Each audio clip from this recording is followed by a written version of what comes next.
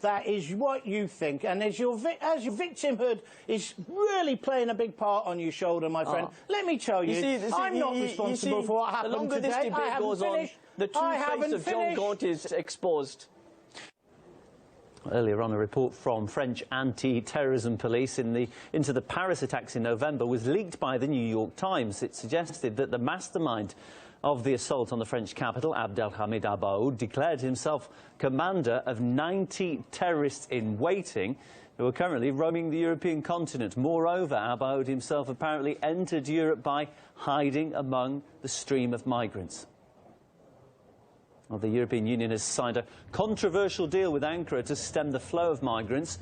However, asylum seekers continue to arrive on Greek shores despite the agreement taking effect last weekend.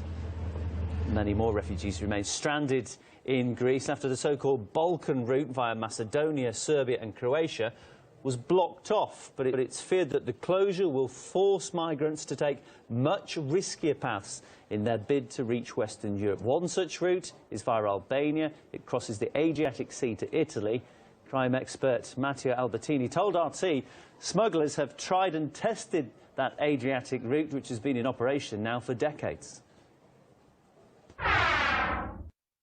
There are no other ways to reach Central Europe from the Middle East with the closure of the coming closure of the Balkan routes than to take this other route from Albania to Italy, since it is not a new route and it was not founded recently. Specifically the Strait of Otranto, which is only 7 kilometers far from Italy to Albania. Those routes have been used for decades by a criminal organized group to cross from Greece, Macedonia, and then Yugoslavia, Albania, and then Italy. I don't doubt that they can recreate and reuse those routes in this period, when the request and the possible of income coming from the moving of thousands and thousands of people from the Middle East is very high. We're talking about more than €1 million. The more European Union will decide not to take any means to control and to direct this flow of migrants and asking refugees, criminal groups and organized mafia will earn much more money. Well, we can know you're live now to get some reaction from a Middle East analyst, Ala Ibrahim. He's a journalist and political analyst joining us live from Damascus. Ala, thanks for joining us on RT International. Good to have you with us today. We've got a quote from the Syrian officials today just about these tragic events in Brussels. They said they were, quote, the inevitable result of wrong policies and a tolerance for terrorism. What's your take on that statement? Well, first I think we should view these statements in the larger context, as the Syrian government has started by paying their condolences and sympathy to the families of the victims, and then they said that these are the results of tolerance towards terrorism. I think the Syrian government has often said, and the Syrian President Bashar al-Assad has said once and again, and I think one of these times was on RT International in an interview when he said that terrorism is not something you play with. Terrorism crosses borders, and terrorism will come back and bite even the people who supported terrorism in the first place. So this is part of the narrative of the Syrian government, and so they believe that the attacks in Brussels, the attacks in Paris and other attacks have all been caused by the situation that the West and regional countries in the Middle East have allowed to be created in Syria, where there is a state of chaos that allowed ISIL to flourish and become the dominant force it is right now in the Middle East. Allah, when deadly terrorist attacks occur in the Middle East, you often hear European countries describing the groups who committed them as moderate rebels, not terrorists. Is that not a very dangerous kind of way to deal with these situations, to distinguish between these groups?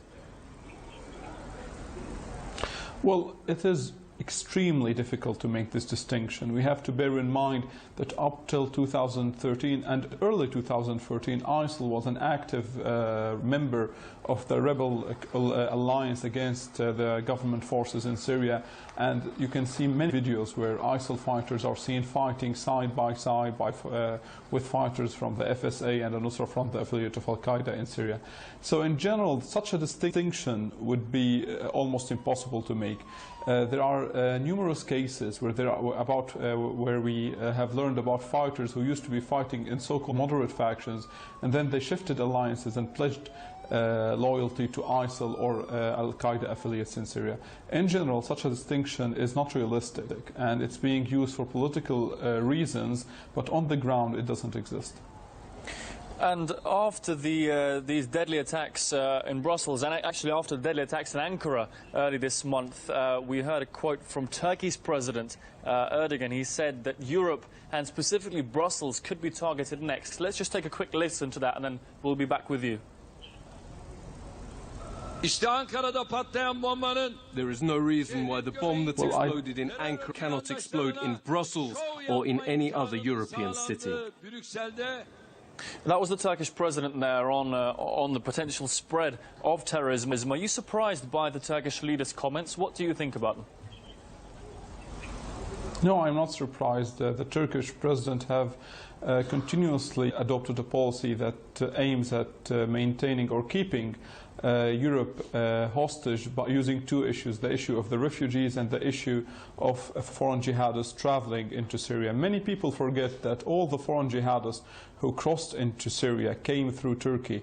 All the supply lines and logistics of ISIL comes through Turkey. All the oil that ISIL extracts from territory it controls in Syria and in Iraq is smuggled and paid into Turkey, and all the weapons that reaches its way to ISIL comes also through Turkey. Turkey is instrumental in the operations of ISIL. So I think when Erdogan speaks about terrorism, when he speaks about radical groups such as ISIL, I think he has a great deal of insight and inside information into such organizations and their future agendas and strategies. One of the criticisms that's been levelled at Erdogan and at Turkey is that they're not doing enough to prevent the terrorists from freely moving across their border with Syria. Do you think that Turkey could do more? And if they're not doing more, why not?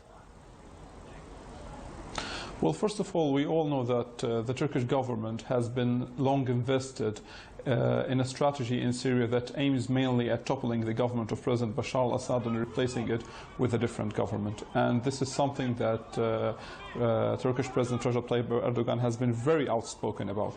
So I don't think the Turks can do more to control the borders, because as long as they are invested in this strategy, as long as they have this announced goal of bringing down the government of President Assad, they need to continue supporting the rebellion in Syria. The rebellion and the armed insurgency against the Syrian government has a backbone and an essential force, and this essential force is, or the core force of it, is the foreign jihadists or jihadists in general, and they are the ones who are able to achieve gains against the Syrian government forces. They are the ones who are capable of controlling territories. They have the administrative and organizational skills to take control of territory and continue to run this part of the parts of the country.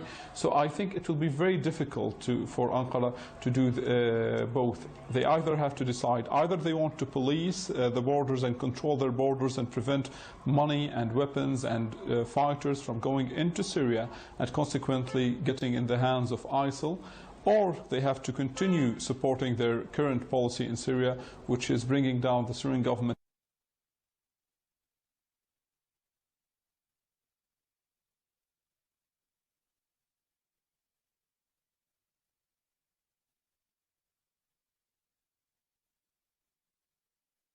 For being with us on RT International.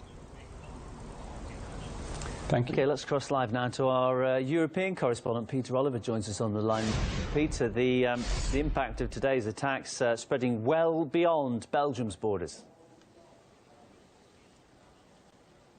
Yes, that's right. Those explosions were set off in Brussels, but they're being felt across Europe. We've seen heightened security put in place at major airports in the UK, as well as here in Germany at Frankfurt International. The German Federal Police confirming that they would be stepping up security protocols there. We're also hearing it at other major transport hubs across Europe that security's been stepped up. In terms of reaction from European leaders, we heard from Donald Tusk, the European Council President, who referred to it as a new low for terrorism. We also heard from the German Chancellor Angela Merkel, who said that these people were a threat trying to take on and destroy the very core values of Europe. Die Täter sind Feinde aller Werte. The perpetrators are enemies of all the values Europe stands for today, and to which we together, as members of the European Union, declare our allegiance, in particular on this day, and with great pride, the values of freedom, democracy, and the peaceful coexistence as confident citizens. Des friedlichen Zusammenlebens. Well, elsewhere in France and in Italy, the Prime Minister of Italy also gave his thoughts on the situation, as well as the President and Prime Minister of France. We're at war. Europe has been repeatedly attacked, and we must be determined to fight terrorism. The threat is even greater today than before the November 13 attacks at the Bataclan and Stade de France. Terrorism has hit Belgium, but it was Europe that was the target, and it's the whole world that's affected. We're facing a global threat which demands a global response. France and Belgium are linked by the horror which we've just shared once more. Belgium has been hit, the capital and the heart of the European Union. Those who fool themselves by saying let's close the borders don't realize that the enemies are already within our cities. European leaders there expressing their concern and calling on everybody to be vigilant ahead of the heightened security situation we face across Europe following these attacks in Brussels. OK, that's RT's correspondent in Berlin. They're bringing us the European reaction. Peter Oliver, many thanks. Well, Philip Claes, he's a Belgian politician and former MEP, thinks it's frightening that more security measures are now allowed to be brought within the Schengen zone, where normally no borders should be proposed. This is actually very frightening. Countries are allowed to secure their borders on short-term basis when there's a huge security threat within the Schengen zone. I mean, the zone where you normally don't have any border controls anymore. But you see that this was actually a crisis situation, and it's very unclear whether the police force have really done what's possible in order to secure the borders right after the terrorist attack, you know, in order to prevent people fleeing to other countries. The other member states will have to take extra measures to beef up their security system wherever they can do it. I mean, airports, metro stations, all the obvious targets for terrorist attacks.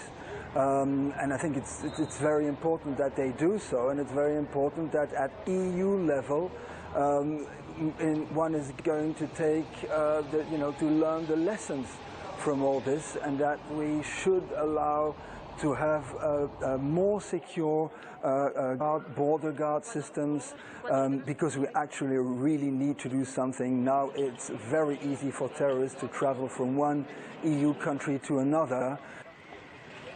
Meanwhile, the US president has given his reaction to the attacks in Brussels. We must be together, regardless of nationality or race or faith, in fighting against the scourge of terrorism. We can and we will defeat those who threaten the safety and security of people all around the world. The U.S. Department of Homeland Security encouraged Americans to report any suspicious activity in their communities, but the department did not give any information as to specific threats they may be watching out for right now. Aside from U.S. officials, presidential candidates have weighed in on the attacks in Brussels. Democratic frontrunner Hillary Clinton said today's attacks will only strengthen our resolve to stand together as allies and defeat terrorism and radical jihadism around the world, end of quote. Republican frontrunner Donald Trump went further and suggested, quote, closing up the borders until we figure out what's going on. He then backtracked a bit on that statement to say he wants better immigration surveillance.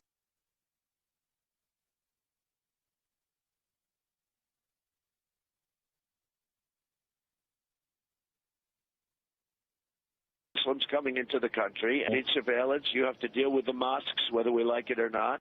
After the San Bernardino attacks, Trump had already called for a quote-unquote temporary ban on Muslims coming to the United States. And after that call, he continued to win Republican primaries. So now Trump claims attacks like the ones in Brussels explain his success in the presidential race. Well, for more on this, we're now joined live by Dr. Max Abrahams, a professor at Boston's Northeastern University and member of the Council of Foreign Relations. Doctor, thanks for joining us on RT. Donald Trump certainly hasn't minced his words, has he, in reaction to these events? He said if he wins, he'll close America's borders. Is that really the solution here? Well, I think that you're quite right. The lead-up to my appearance is absolutely accurate. After the Paris attacks, shortly after that, there were the so-called San Bernardino attacks in California. And what happened politically in America is that the candidates who are most hawkish, those who are most, right-leaning, those who tend to favor a stronger military response, who basically don't play as nice with terrorists, those are the candidates who benefited politically. And so we saw Rubio, and we saw Cruz, and we saw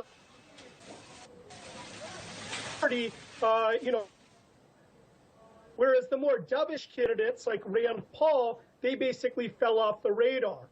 So these kinds of attacks, favor politically really hardline candidates. And Trump comes across as a very tough guy, and so these attacks actually help him. Now, whether the question is it effective to close down the borders? I think that Trump has overreacted a bit. I think that he's painting the threat with too broad of a brush. I think we need to recognize that Muslims aren't the problem across the board, but that really it's a segment of the international Muslim population. So I think that Trump would be wise to scale back some of this rhetoric and say that we're going to have very tough border security. Perhaps we're not going to let in refugees from war-torn countries like Syria, but that other Muslims are definitely welcome in the United States. Now, Max, because of the events today, the events in Paris, and the huge issue with the influx of migrants, I think it's fair to say that there are higher tensions in Europe than in the US, but of course you mentioned the San Bernardino attacks. Just how much is America at risk? Well, I think that there are different terrorism landscapes in the United States compared to in Europe, in the same way that the situation is different in Russia.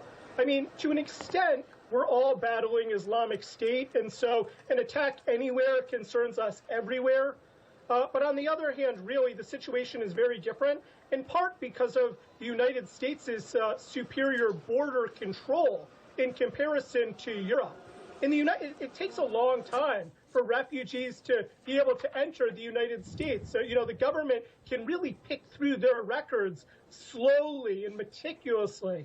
In Europe, that's not the story. You have jihadis who are just flowing back and forth from European capitals to Syria and back. Furthermore, there are just less borders between countries in Europe, and so the jihadists can freely go back and forth. And so there are a lot of terrorist connections between Belgium and France. So the situation is quite different. Furthermore, there are many fewer ISIS supporters in the United States than in Europe. This network that we're talking about, this extended Paris attacks / Belgium network, has over 30 people, 40 people even. In the United States, we just don't have that many ISIS sympathizers. And so these kinds of mass casualty attacks involving multiple assailants, much, much less likely. Just back to the comments made by Trump, and he's not the only one that has said the fight against ISIL must be increased, must be notched up a notch. Could it be argued, though, that foreign policy has resulted in increased threat, increased radicalisation, and etc., or is that not the root cause of what's really going on? Sure. I mean, there are two main schools of thought about what's motivating Islamic State. One is that they're responding to grievances, especially government oppression. According to this narrative, the Iraqi government, the Maliki government is at fault, as well as the Assad government. And then the other school of thought is that terrorists really aren't motivated by grievances, but rather opportunity, that they tend to flock to areas that offer them the best chances to mount operations. I think that I'm much more of a fan of the opportunity explanation than a grievance explanation. You know, Belgium didn't really do anything bad to, to the Sunni community. Islamic State has simply set up shop there precisely because the Belgian government has been so good to them, has basically left them alone for decades, even before the creation of Islamic State. Islamic State is simply flocking to areas where it can thrive, whether it's Libya or Afghanistan or it's Yemen. So I don't think that Islamic State is responding to oppressive government policy or any kinds of foreign policies. Although, sure, Islamic State leaders may say that, that's not genuinely what's motivating their behavior. Many thanks to our guest. That's Dr. Max Abrams speaking there, professor at Boston's Northeastern University. Well, in the immediate aftermath of the attack, some media outlets picked up on this video, which was said to show the moment of the Brussels airport bombing. But it is, in fact, CCTV footage from Moscow's Domodedovo airport. This was rocked by a deadly suicide blast 5 years ago. The mainstream media coverage of the attack back then wasn't exactly along the same lines as the coverage of Brussels, as Daniel Bushell explains. Belgian authorities, must say, have been warning about this for quite some time. I was EU correspondent for RT in 2011, and even back then I was travelling every day on the same metro stations that were hit today to work, and obviously using the airport as well, and there were terror warnings in place. So this has been warned off for some time. In terms of similarities with Domodedovo, very similar in terms of casualties. So there was 37 casualties, 173 people wounded in total. Very similar pictures, as you can see on the screen now. So civilian deaths and horrific pictures of civilian casualties, except one single massive difference. For some reason, Western mainstream media were all about how Russia somehow deserved this, that insurgents from the North Caucasus supposedly causing blowback, quote-unquote, for Russian behaviour against Muslims. Let's have a listen. The Kremlin's been criticised for a heavy-handed approach in those areas, and that's really what sparks the kind of attacks that we have seen in the past. Experts say it's a tactic emblematic of groups fighting against Russia's government from within its borders. The suicide bomber is a woman. One of her family members has been killed in the insurgency. The attack calls into question Russia's ability to safely host major international sports events. Not a single Western media that I've seen has talked about Brussels, for example, the Brussels attacks being some sort of, for example, blowback for EU intervention in the Middle East. And so, you know, you've got to ask the question. I mean, you can't help asking, are there double standards here? I mean, why are Brussels or Paris or California attacks, terror attacks, a tragedy, pure and simple, which they are? But attacks, terror-suicide attacks on Moscow are somehow seen as Russia's fault. We can cross live now to Berlin to talk to Hugh Bronson from the Alternative for Germany party, otherwise known as the AFP. Mr. Bronson, thanks for joining us on RT International today. These attacks are sure to have a big impact on Europe, aren't they? The big question, I suppose, will they divide it or unite it? The German Chancellor, Angela Merkel, has called for unity. What's your take on the situation? Well, of course, there's always a call for unity amongst European leaders. We had the same story after the bombings in London, the bombings in Madrid, the attacks in Paris, and now in Brussels. But the sad reality is, at the end of the day, every government, every state acts in their own interest. And that is not necessarily in the interest of the EU. What the EU has failed to achieve, is proper and decent border controls, and now we're having a problem with mass migration which cannot be controlled. I understand it can't be controlled. So, do you accept, though, that Germany did the right thing, that Frau Merkel did the right thing in helping all these people who were fleeing from conflicts that were killing people in the tens of thousands, that somebody had to step in and it happened to be Germany? Wouldn't you agree she did the right thing? I mean, of course, it is our Christian, it is our humanitarian task and duty to help people who are suffering from civil wars. There is no question about that. Those people in need, they must be helped, they must be sheltered, and they must be given our helping hand.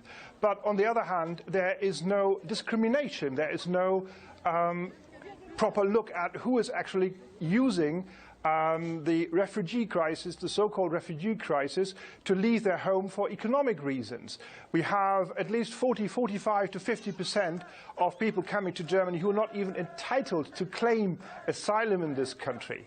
Now, how are we going to deal with these figures? What are we going to do? And in that respect, Merkel has totally failed to install proper controls and proper checkpoints to get some control over this movement. Hugh, I just want to add on, why wasn't this done? Because at the very beginning of this mass migration from the Middle East and also from Africa, people on the street were asking, surely you've got to be wary of terrorists, you know, infiltrating these huge numbers of people. They'll need some kind of selection process. It was obvious to people on the street. Why was it not obvious to the politicians?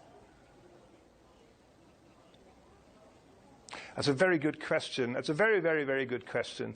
I mean, many people said, especially police officials said, and the intelligence told us, look, you have to be more careful with this. You can't have an open door policy for everyone who is coming to our country. About 300,000 people just disappeared. They didn't even register. Now, why this wasn't done properly, I cannot give a satisfying answer. I really can't. I don't know. To me, this is a major, major failure. The leader of your party, I understand, Mr. Bronson, has said, I'm quoting, if necessary, German police should shoot at migrants who attempt to enter the country illegally from Austria. That's pretty extreme, isn't it? Well, of course it is pretty extreme, and it's totally put out of context. I mean, it's a well-used phrase, put out of context, but in this case it's actually true. This is German law. In German law it says, if necessary, this is the ultimate measure, if necessary. Of course, border guards should use their firearms. Of course, that doesn't mean that people are going to shoot down migrants. It doesn't mean that at all. Every border guard, every police officer, every policeman in Germany is armed. Now, that doesn't mean that he goes around using his gun at random. Of course not. But it is a protective measure. It is something that you have to do if your personal life is threatened and if the security is being breached. Hugh, where do you stand on the calls, and there have been plenty of them in the wake of the recent attacks, to abolish the Schengen free movement system, bearing in mind that you look at people like Salah Abdeslam, who was Brussels-born, so there's always going to be that local inherent threat as well. What's your stance on this? Yes. I mean, let's face the facts. Countries like France, countries like Denmark, they simply ignore the Schengen Agreement if it's necessary. They introduce border controls if they feel their national security is being threatened. And that is a normal and healthy response. Now, why Germany can't do that, why other countries can't do that, I don't know. The idea of the Schengen Agreement is a good one. It means there's freedom of movement, we can move goods, we can move people, you can work in Portugal, you can work in Finland if you like, and you shouldn't have any problems at all. This only works if the outer borders are being controlled. Now, that is not the case. Now, countries like France and other countries say, okay, if our European borders are not being monitored properly, we're going to use our national borders and we introduce border checks. We've seen reports, Mr. Bronson, in the media in great detail about incidents involving migrants. Take the Cologne sex attacks, for example. That received subsequently wide coverage. But yes, the vast yes. majority of these people who come to Europe are peaceful and indeed needing help. Surely they don't deserve to be tarnished with the same brush as criminals yes. and terrorists. Yes, of course, we must distinguish. We must look very careful at who is coming to Europe, who is coming to Germany, who wants to come to Sweden or Austria or any other country, of course. As I said before, there are people who need our help. Syria is in a deep civil war.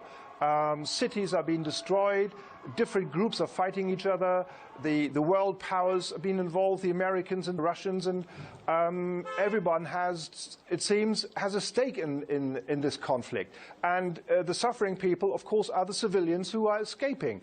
Now, it is our duty to help these people. But on the other hand, we must implement German law. And the German law says, for instance, if an asylum seeker comes from a country which is considered safe, like all 9 border states of Germany, then this person cannot claim asylum in Germany. That means somebody coming from France or from Austria or, let's say, from Poland cannot come to Germany over the regular borders, over the regular border checks and say, I want to claim asylum. You cannot flee through or escape through several countries until you reach your wished destination. That doesn't work. Now, on the one hand, politicians sometimes have to make the unpopular decisions, don't they? They have to make tough decisions to sometimes say protect people, even though the people might not agree with their decisions. But at the same time, parties and governments need to listen to the people of the country, and perhaps that's what your party's been doing, because you have been doing better than expected, it's been said in the polls. So what, in your opinion, do the people want?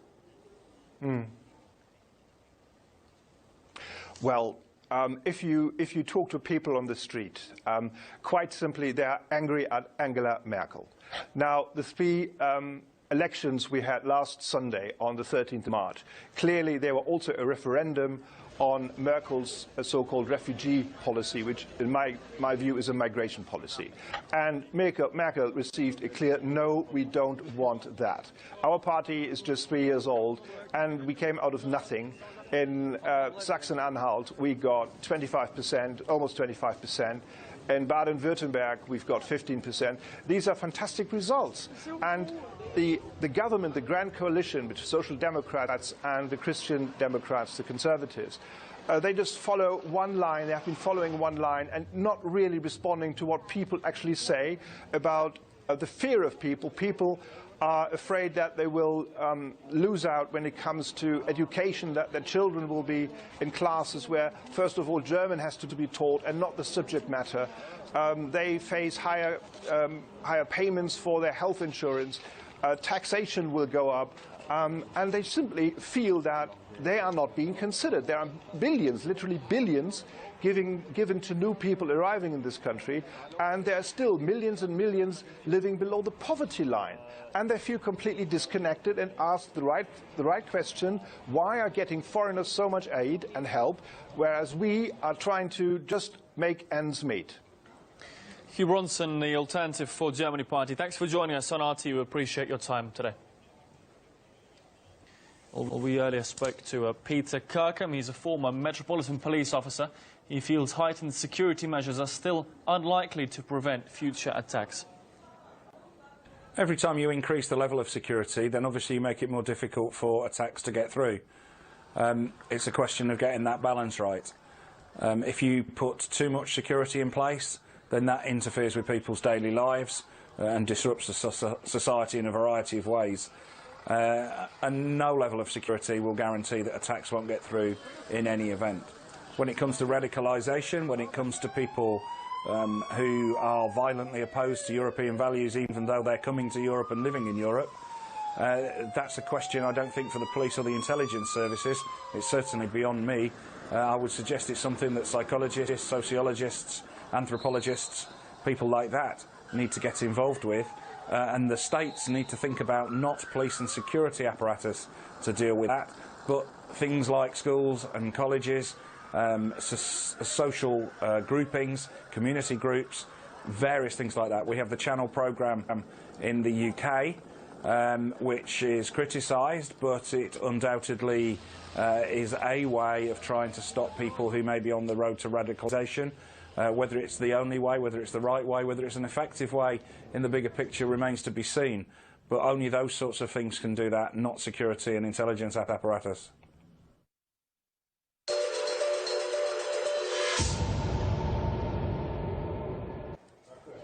Former Ukrainian military pilot Nadezhda Savchenko has been sentenced to 22 years in prison by a Russian court. She was found guilty of killing 2 Russian journalists during the conflict in eastern Ukraine. Savchenko has always denied the charges made against her.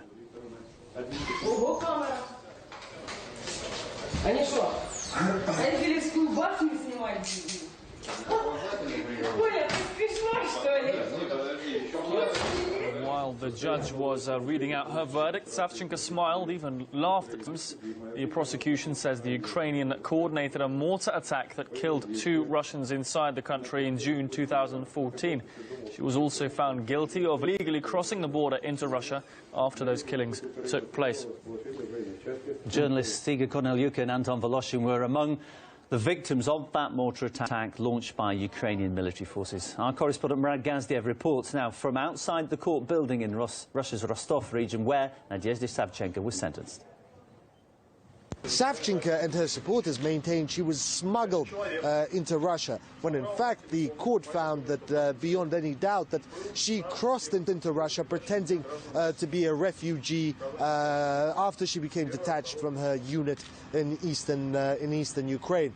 She pretended to be a refugee, but they found on her person a map with grid locations used by spotters. The court session itself was eventful. Her behavior was somewhat erratic, especially towards the end. Yesterday she was shouting homophobic slurs. Today, 5 minutes before the final verdict was to be read, she burst into a song. As Ukrainian speakers, Ukrainians in attendance in the courtroom joined her.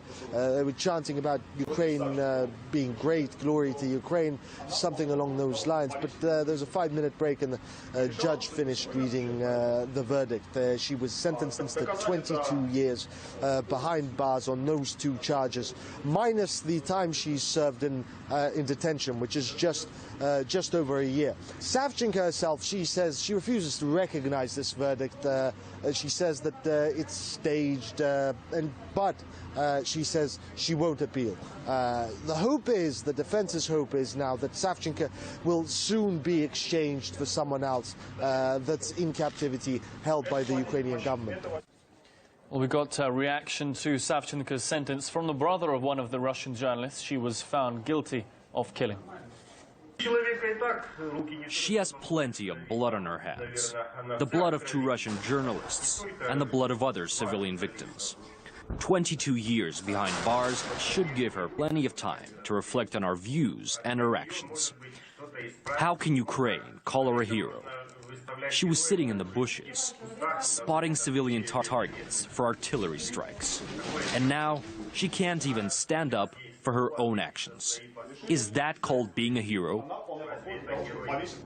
Thanks for staying with us. More news and latest developments on today's attacks in Brussels after a short break.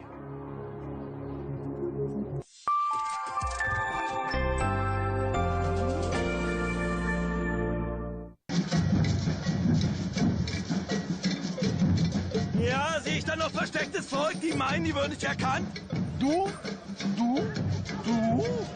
أنا أحب دايما بدي أتعلم بدي ألعب مع الكبار. Die Deutschen, ist ja nicht nur wie die Patrioten, die Nationalisten sagen, sie sterben aus über die lange Zeit gesehen, das ist auch wahr, das kann man ja, jeder kann sich das ausrechnen. The people of Deutschland, they must be happy because we choose this country. Wie man das jetzt so macht, ja? Also wir können auch lustig sein, wir sind nicht nur die bösen Rechten.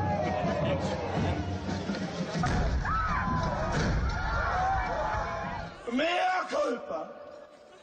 Schande! Schande! Schande! Schande!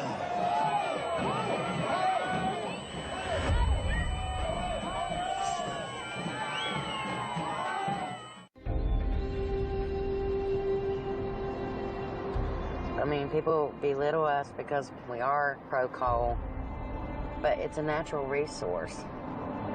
Coal's a reality here. People here have bought into the idea that coal is all there is.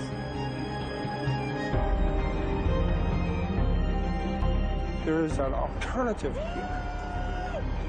There's a future. And the industry is scared to death of that.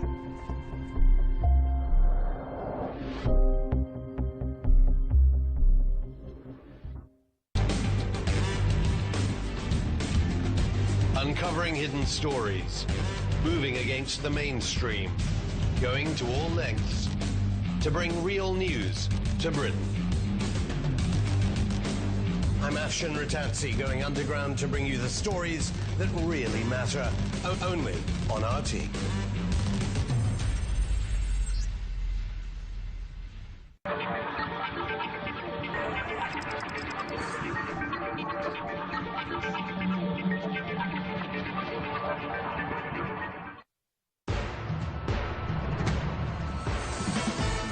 At least 34 people have been killed in bombings in the heart of Europe, with the attacks in Brussels reportedly claimed by Islamic State. An ISIL flag has been found during a raid in the city in the aftermath of the bombings. As security stepped up across Europe, officials say that the border between France and Belgium has been closed, but RT discovers it is still possible to cross. Plus, the hashtag #StopIslam surges to become a top trending topic on social media in the aftermath of the attacks, raising fears of an unprecedented wave of Islamophobia. We'll get reaction from either side of the debate in the UK. Anti-Muslim hatred has risen after July the 7th, after September the 11th, after terrorist atrocities. Really?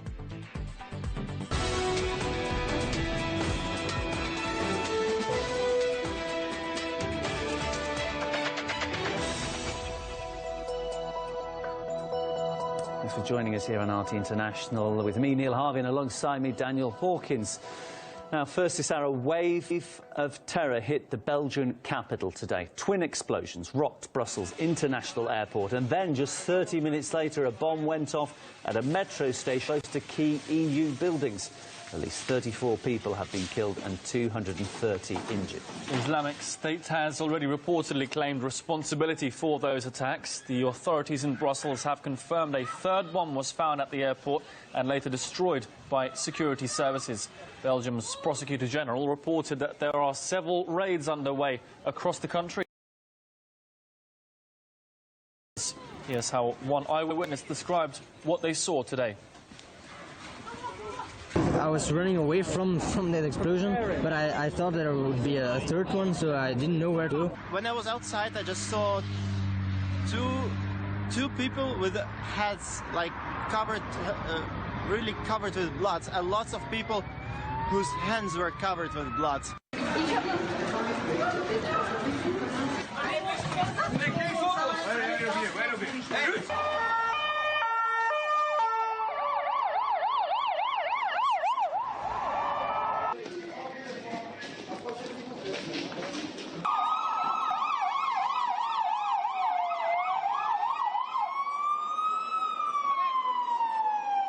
And here on the map we can show you the exact locations of the attacks. Brussels International Airport is a major European hub located 10 kilometres northeast of the capital. The Maalbeek metro station, that serves as the European Parliament and other key EU buildings. Well, we can now show you footage of people being evacuated from the metro train following one of those explosions.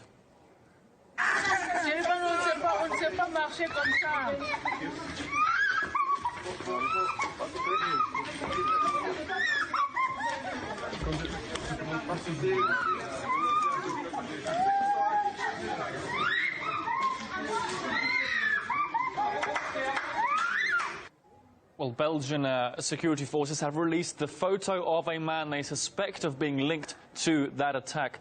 Earlier, a local newspaper published photos of two people which it claims carried out the blasts at the airport. Surveillance cameras captured all three men inside the terminal pushing luggage trolleys before that deadly explosion.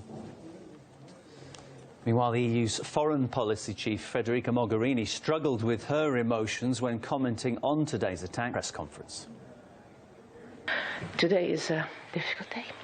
Thank you very much. Thank you very much. Thank you for your kind words. Thank you for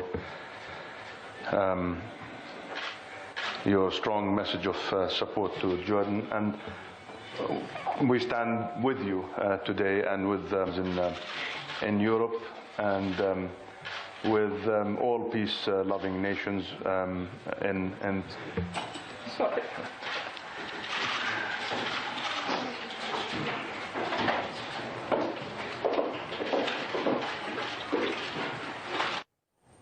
Right, Polly Boyko is in Brussels, just next to the metro station attack today. She joins us live now from there. Polly, good to see you there. It's not exactly a day the people of Brussels were expecting, was it? Give us some sense of what it's like in the city tonight. Well, it's pretty eerie here outside the headquarters of the European Commission. The city's on lockdown, and we know that police raids are ongoing. This is very much an ongoing situation. We've just had reports that police have reportedly arrested 3 people linked to today's attacks. And there have been raids carried out in a northern suburb of Brussels called Schaerbeek.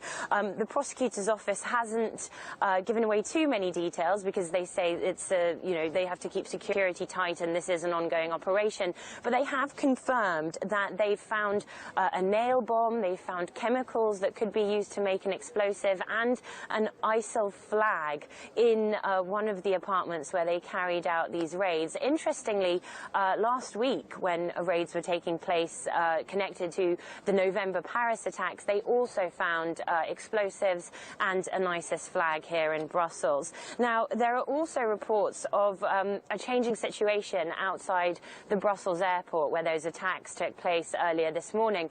The security there had been somewhat relaxed after an initial security sweep in the afternoon, but now it's back to full on. We're hearing reports that there's been a suspicious package found there and security's been jacked up once again. So an eerie atmosphere here, really. The European headquarters here, they've been evacuated. People have been told to stay home. It's the top terror alert for this city. It's really on lockdown, apart from the journalists and the occasional security and police cars whizzing through the city. It's like a ghost town, really. And I understand security is on high alert, not only there in Brussels, but across Europe, in fact. Has it been difficult to get from London to Brussels when you just arrived there? Yeah, well, we were presented with this challenge this morning when we heard the news and we learned that we needed to be in Brussels. The airports had already stopped flights to and from Brussels. The Eurostar had cancelled its trains into Brussels, so we were left with one option, and that was to drive. And we were concerned that it would be difficult because we'd heard that Belgium had sealed off its borders. There were reports that perhaps people weren't being allowed through. But I have to say, we took the Eurotunnel. We take it quite often. Security was pretty much normal. We were checked by British officials twice. They looked at our passports. The French waved us through. We made it into continental Europe quite easily, and from there on in we saw a couple of signs saying that there could be traffic getting into Belgium, but there was absolutely none. It was an empty motorway, and there were no security checks at the border on that particular road leading from France's northern coast into Belgium towards Brussels.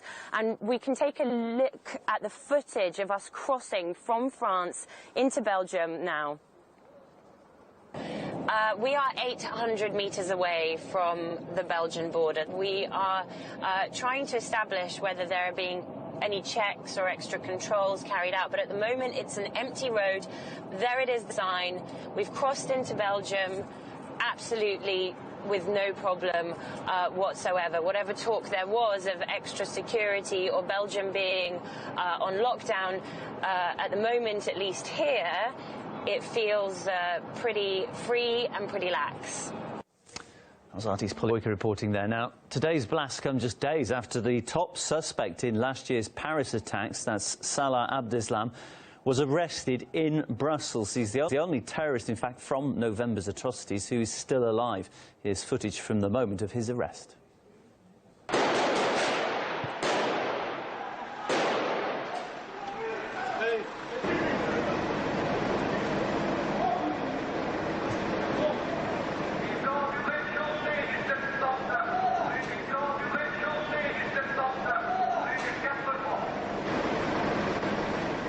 Abdeslam had managed to evade authorities for over 4 months since those attacks. He is now in custody in Belgium. He's awaiting extradition to France, where he is expected to stand trial for terror offences.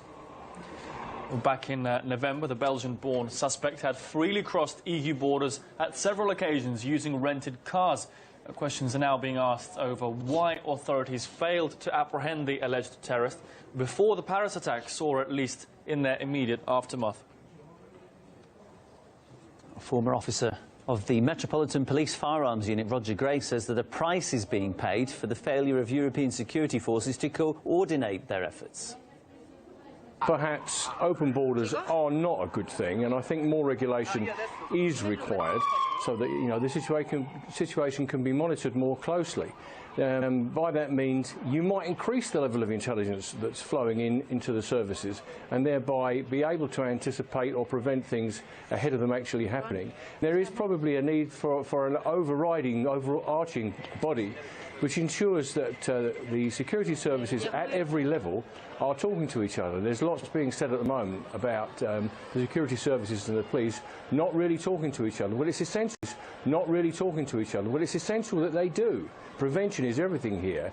You know, looking to deal with the incident capably when it occurs will never provide us with an answer. The only way of doing this, you know, is technical monitoring, it's deep intelligence, it's informers, and perhaps what we could pick up from the borders if we were more rigid about who crosses them. Well, to get the reaction from across the Atlantic, let's now bring in Fran Salvato. He's an executive director and director of terrorism research for basicsproject.org. Mr. Salvato, thanks for joining us on RT International. We've heard reaction from across the channel, the presidential hopeful Donald Trump. He said if he wins, he'll close America's borders. Is that really the solution to this crisis?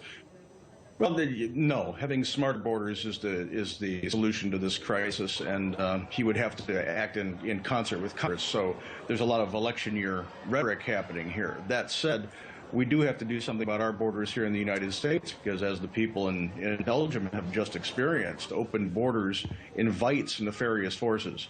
So we'll see what happens if Mr. Trump wins, but the election is still always off here. Of course, events like today's and in Paris in November, they breed fear among the population.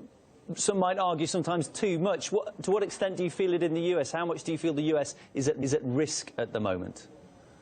Well, whenever something like this hits the media, it always cuts to the bone in the populace. So the questions about national security arise again, and they get a little bit more intense. That said, since 9/11, they've done a fairly good job, the media here and also a lot of the educational organizations that we have in the form of think tanks have done a very good job of trying to educate the people on what exactly the threat is, understanding that it's a small amount of people within the Islamic culture that are executing these things helps people to put it into perspective. That said, when we do experience it,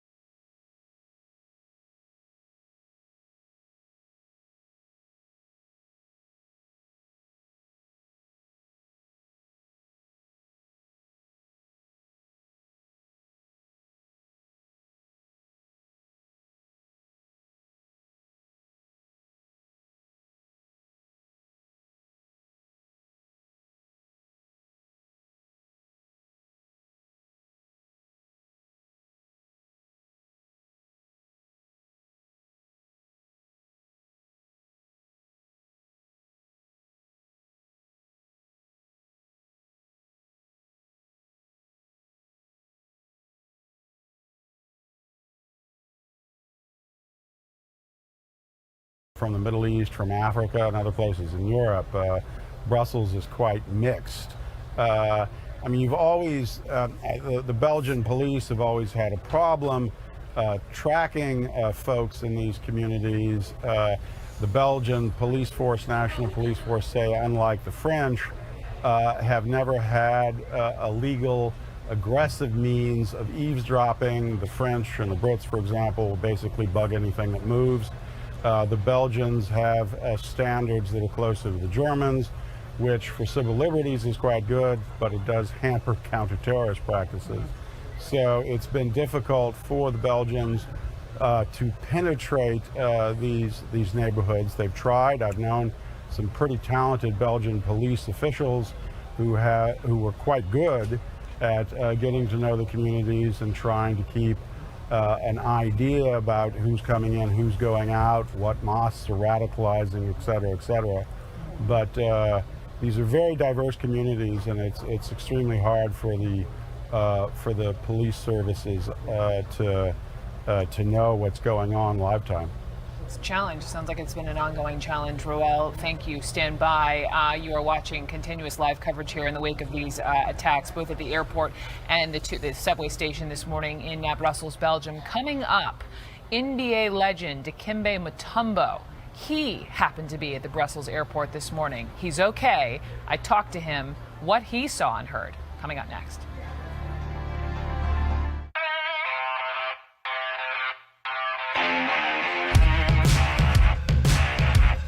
No matter the event or occasion, we've got the designers to help you perfect the look. Soup and sandwich, and clean and real, and inside jokes, and school night. Good, clean food pairs well with anything. Try the Clean Pairings menu at Panera. Food as it should be. This Saturday isn't like last Saturday. Bulk from Boxed won't only save you money, it will save Saturday. Boxed, bulk size shopping delivered, easy with no membership fees. Falls are the #1 cause of injury to senior citizens. Acorn Stairlifts has a solution.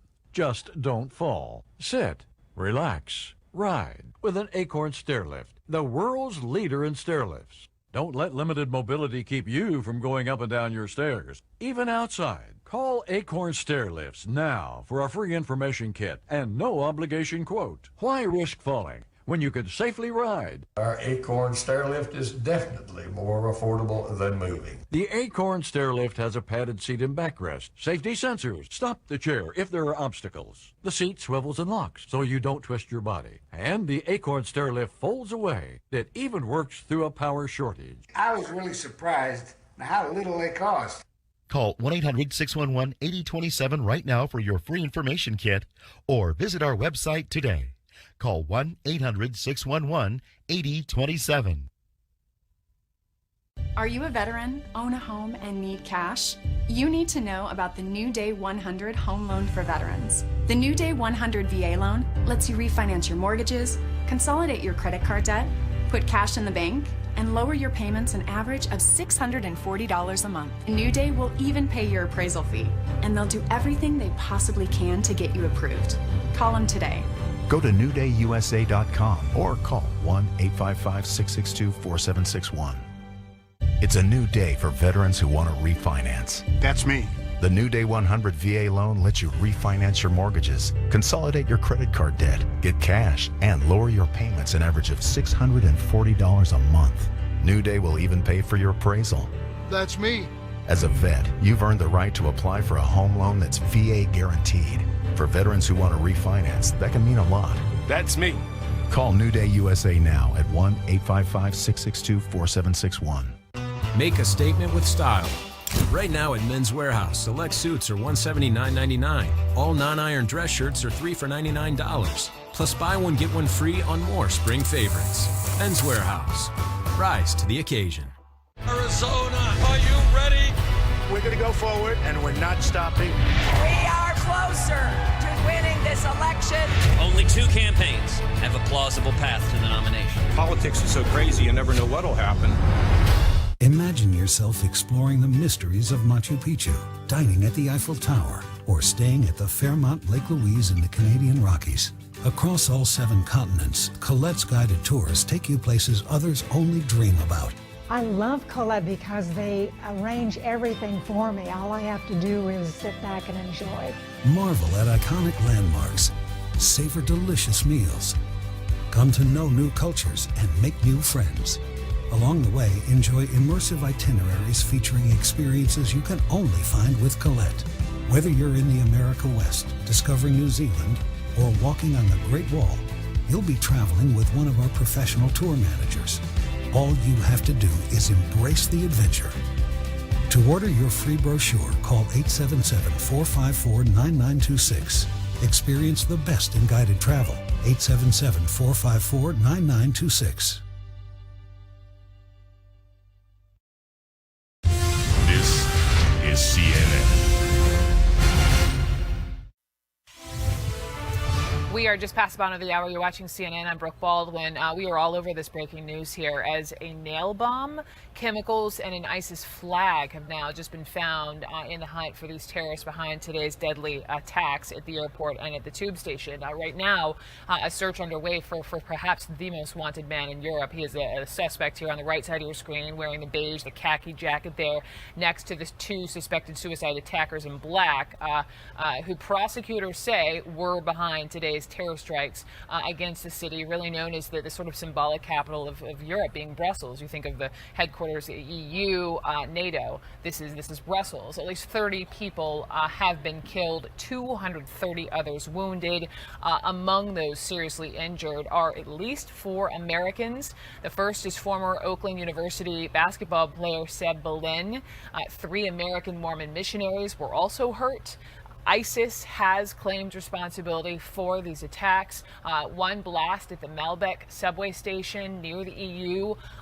You can see just the damage caused by these blasts, these explosions there. The 2 other explosions happening just about an hour before at the huge international Brussels airport.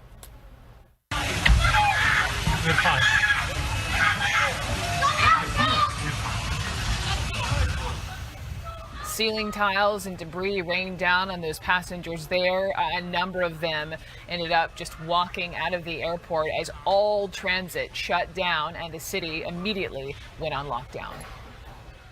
I heard an explosion and all the ceilings is going down. And then I just go under the sink, and then the second explosion went, and then everything is black. And I see, when I go out, I see a lot of people with blood. And I just run out of the airport. Yeah, and all the building there is like, it's like a chaos there. What was you feeling at that moment? I'm so scared. I feel like it's the end of the world. Well, among some of the survivors of today's attacks, NBA legend Dikembe Mutombo. He happened to be en route from visiting his hospital in Congo through Brussels back to his home in the U.S. when he heard the explosions. I talked to him just a little while ago.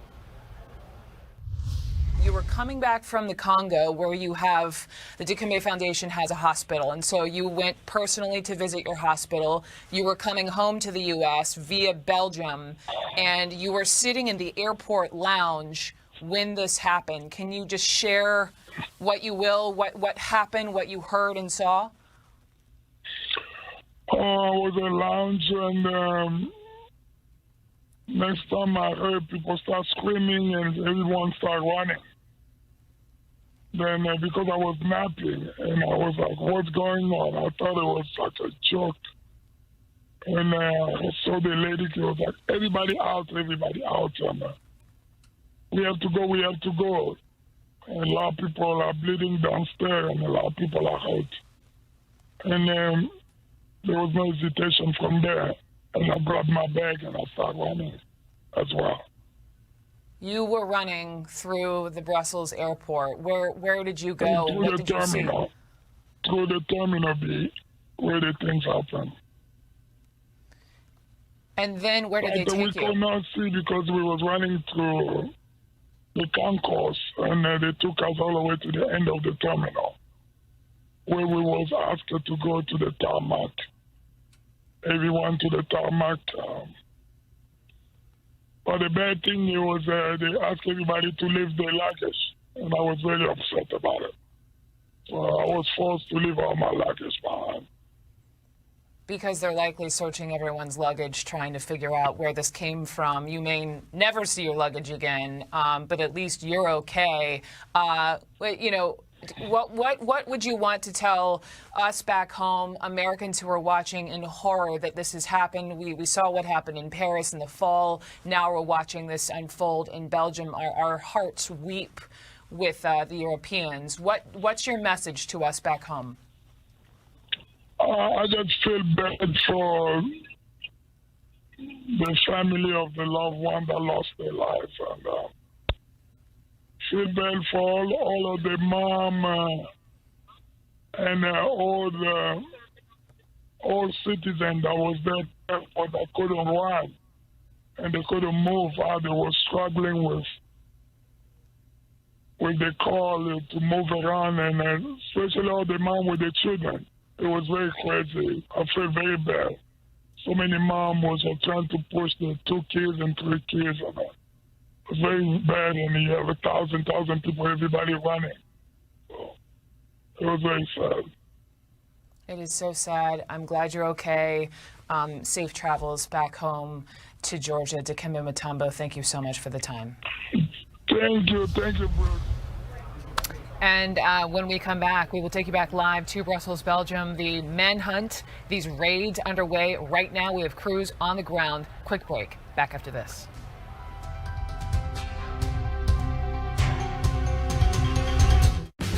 At the Joseph A. Bank stock-up sale, buy one, get 2 free on all suits and sport coats. Plus, buy one, get 1 free on all dress shirts, ties, sports shirts, pants, and more. Only at Joseph A. Bank. You want to lose weight? Here's some things you should know. Lose up to 3 times more body fat in 1 month than dieting on your own.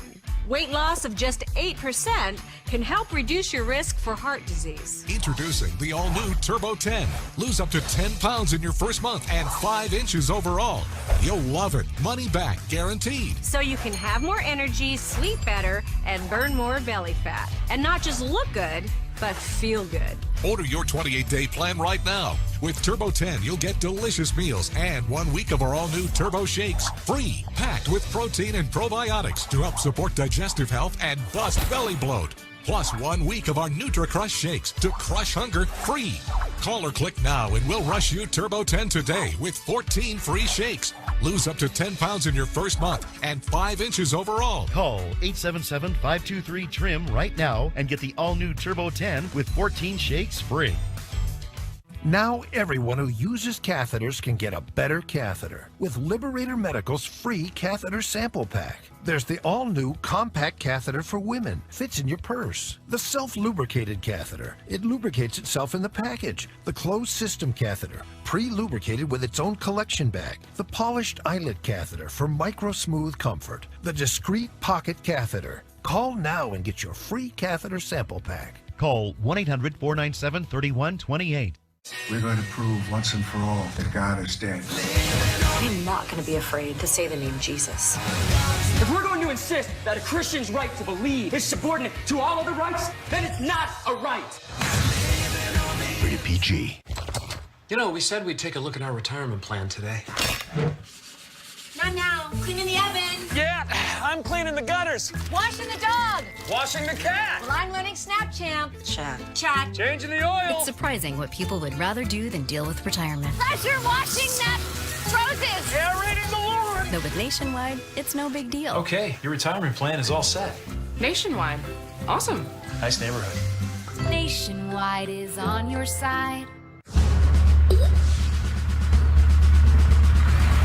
From 2 stories to 20. From ready apps to emergency response. From your community to a nationwide network. The cleanup specialists at 1-800-SERVE-PRO. Everything under your roof, everyone under ours. Helping to make fire and water damage like it never even happened. If you have moderate to severe rheumatoid arthritis like me, and you're talking to your rheumatologist about a biologic, this is Humira. This is Humira helping to relieve my pain and protect my joints from further damage. This is Humira giving me new perspective. Doctors have been prescribing Humira for 10 years. Humira works for many adults. It targets and helps to block a specific source of inflammation that contributes to RA symptoms. Humira can lower your ability to fight infections, including tuberculosis. Serious, sometimes fatal infections and cancers, including lymphoma, have happened, as have blood, liver, and nervous system problems, serious allergic reactions, and new or worsening heart failure. Before treatment, get tested for TB. Tell your doctor if you've been to areas where certain fungal infections are common, and if you've had TB, hepatitis B, are prone to infections, or have flu-like symptoms or sores. Don't start Humira if you have an infection. Talk to your doctor and visit Humira.com. This is Humira at work. Have you had a fever, cough, blocked nose, body aches, or fatigue for less than 2 days? You may be eligible for a research study evaluating the safety and effectiveness of an investigational flu medication. Qualified participants must be between 18 and 64 years of age, have symptoms of the flu for less than 2 days, and meet additional study criteria. Participants will receive study-related care and medication at no charge. For more information, call 1-877-864-4376. Closed captioning brought to you by MeSoBook.com. People who have been diagnosed with mesothelioma have many questions. That's why we offer this free book. Call 1-800-400-5415. I can't explain. It looked like war. It's unbelievable. It's unbelievable. It's really hard. I'm an old firefighter. I have almost 45 years of service, and it's the first time I see something so terrible. I saw many injuries. I saw people dead. I saw everything broken. It's just terrible.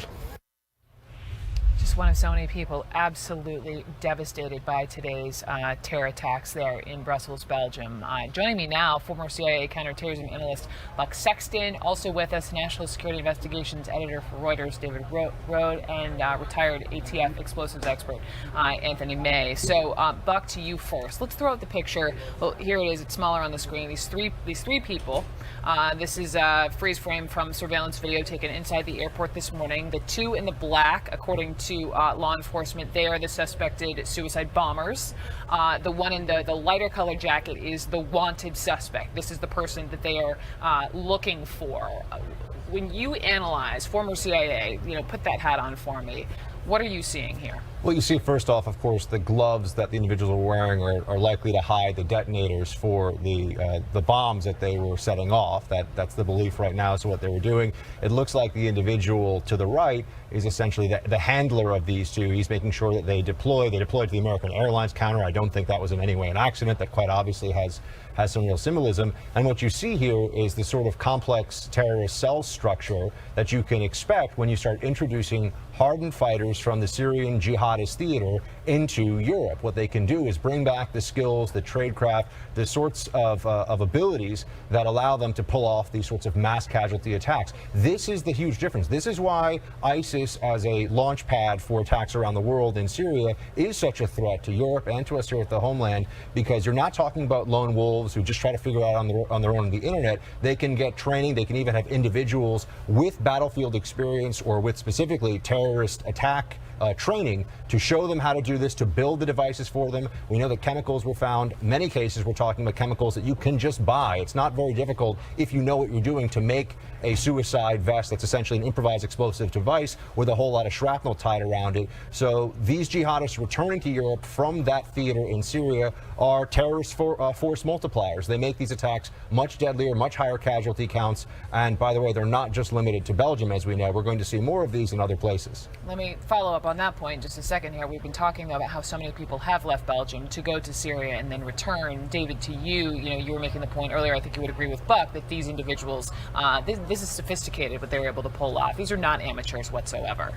Yeah, I mean, for 4 months, the Belgian police have been looking for the one 4 months since Paris happened. Yes, so Paris happens, they've been looking for that one, the logistics coordinator. They finally get him earlier this week. So how were they able to build these 3 bombs, move around, recruit the 2 suicide bombers without any detection by Belgian law enforcement. There's been criticism of the Belgians, but it's not just a problem in the United States and around the world engaged in, but they only have to be right once, everyone knows, or they only have to get it right once. We have to get it right all the time. I think one of the big concerns now is the recognition that with these migrant flows, however somebody feels about the politics of that, with the migrant flows into Europe, even if it had not been ISIS's idea in the first place to use that for the infiltration, the refugees coming from Syria and elsewhere in the Muslim world, from Iraq and elsewhere too, even if that had not been an initial impulse, it certainly has been recently. They recognize that there's nothing but gain for them to use the refugee flow to drive a larger wedge between the Muslim world and the West. By even having just a handful of terrorist attacks like this that occur, it means now that everyone has to put additional scrutiny on those flows. You create tremendous political problems. And as for the security services, we were just talking about this before. I would not want to be right now part of the German domestic intelligence service. I would not want that job. This is going to be very difficult, trying to make sure that what we're seeing in Belgium does not happen elsewhere across Europe, because unfortunately it is likely that there'll be more of these kinds of attacks, and not just in Belgium. It's just that right now Belgium is the place where we've seen the most active cell and the most recent attacks. Let's hope you're wrong. I hope so. Buck Sexton, thank you. David Rode, thank you. Anthony May, thank you. Meantime, the U.S. presidential candidates quickly condemning these attacks this morning in Brussels, offering their ideas and what they think can be done to stop these terrorists. You will hear from them next.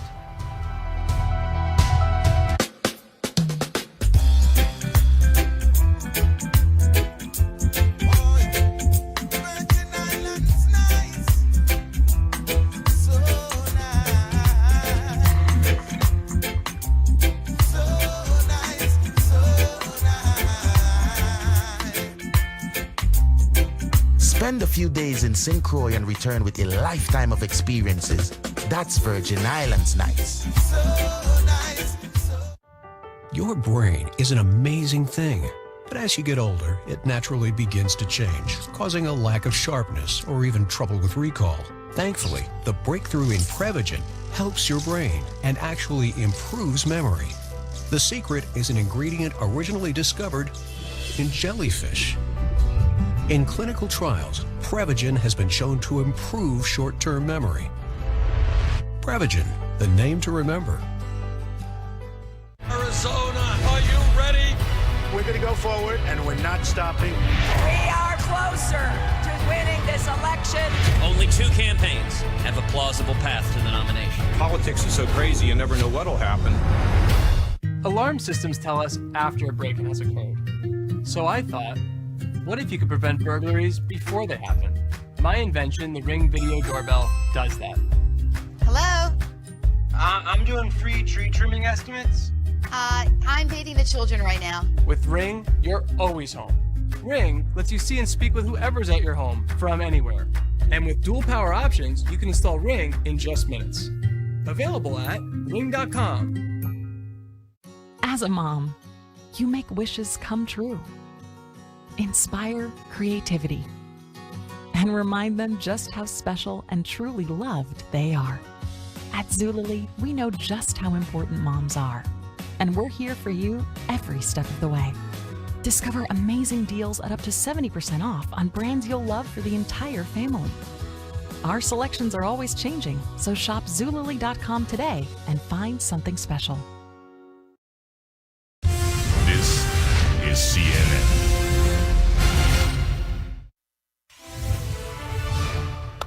All right, so I believe we have some sound from some of these. Organization, ISIS, waging a cowardly attack and killing dozens of innocent people in Brussels and wounding many, many more.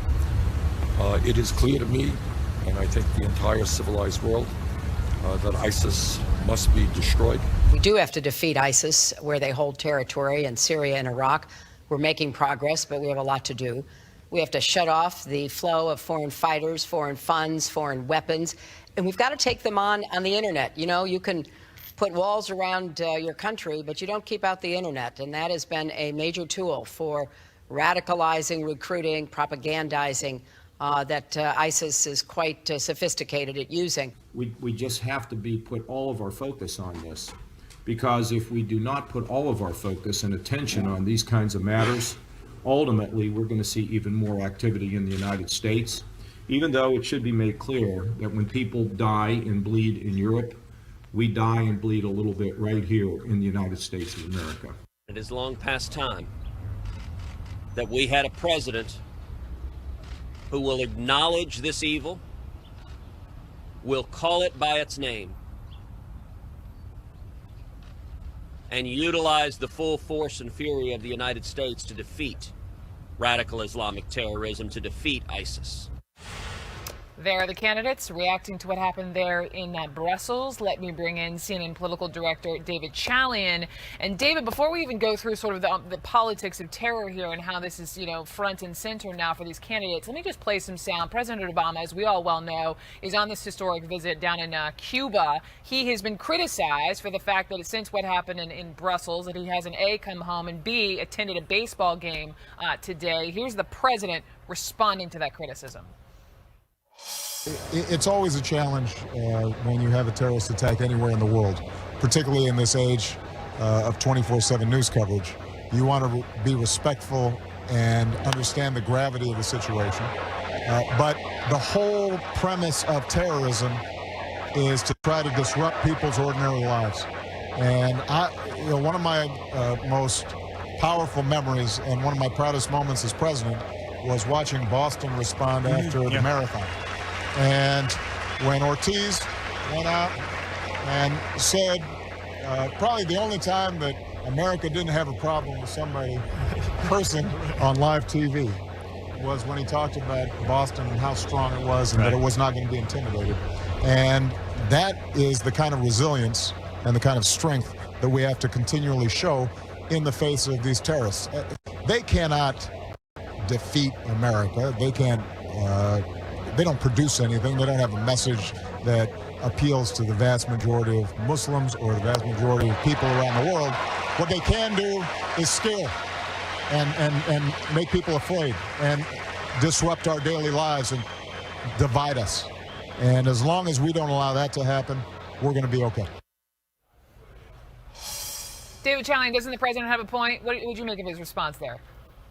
Well, clearly he's trying to frame this the best way that he can, that you don't give in to the terrorist desire to disrupt life as you planned it. John Kasich, the Republican presidential candidate, clearly said that if he was president today, he'd be on a plane back to Cuba and he would not be at a baseball game. So clearly there's some political debate about the president's activities. But also, Brooke, there's just a clear contrast in all of that sound you played of all the presidential candidates and how they respond to a moment like this in real time. This is not a test you study for, right? This is a real moment as a presidential candidate with a real live circumstance, a real live 3 a.m. phone call, if you will. And each one of them responded somewhat differently, allowing the voters to sort of assess how they would react if they were in the big chair in that Oval Office. I am sure we will be hearing much more from these different men and women who would all like to be the next commander-in-chief. As you know, we've heard from them before at a lot of our own CNN debates about how they would take on the terrorists. To your point, this is real-life terrorism. This is the phone call at 3 o'clock in the morning. I'm sure we'll be hearing from all of them much more on the trail, and especially in the wake of today being a big day for a couple of states around the country. David Chalian, thank you so much, and thank you so much for being with me here. I'm Brooke Baldwin. Keep it right here. Continuous breaking coverage with Anderson Cooper starts right now. This is CNN Breaking News. Good fight.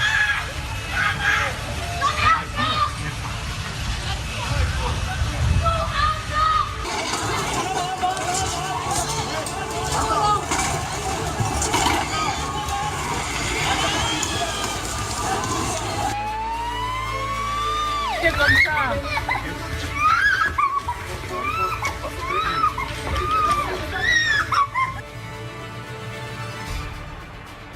Two separate ISIS attacks timed an hour apart kill 30 people and injure at least 230 others. And now a massive global manhunt is underway for the man in this picture. An ongoing raid in Schaerbeek, Belgium.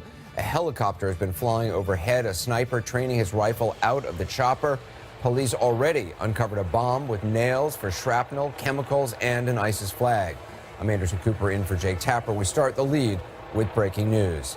This is a still taken from surveillance video inside the Brussels airport. Now, the Belgian prosecutor says these are the men who unleashed terror on the city. The two men on the left, according to the prosecutor, were probably suicide bombers. Now, European police asking for help identifying the man on the right in a hat and a light-colored jacket. They think he survived the attack. CNN is working at sources on both sides of the Atlantic right now, but I want to start with Fred Plankton and Latika Schubert in Brussels. Fred, you are in a suburb of Brussels. There's been a flurry of police activity, raids in just the past hour. What's been going on?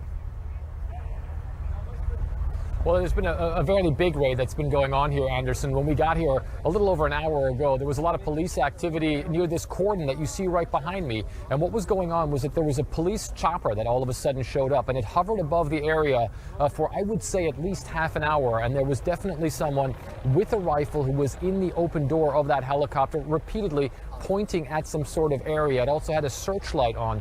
What we've also seen is a lot of police vehicles going into the cordon, a lot of them going out. The military here has been around as well. The latest that we have from the authorities here, Anderson, that is apparently they have recovered some chemicals, some explosives, some nails, as well as an ISIS flag. So clearly the raid here has netted something. It's unclear whether anybody has been taken into custody, but also the entire area inside the cordon has been emptied of people. They've taken all the civilians that were inside into buses, taken them all out. They've been waiting out here for hours as they conduct these search operations inside. You can see behind me, there still are a lot of cops around. There still is a lot of activity with police vehicles going in and out of that area right now. All right, Fred Plankton, thanks very much. I want to bring in Latika Schubert, who is at the Brussels airport, the scene of the start of the terror attacks earlier this morning. All of this comes just 4 days, Latika, after the capture of one of the world's most wanted men outside the same city, Salah Abdeslam.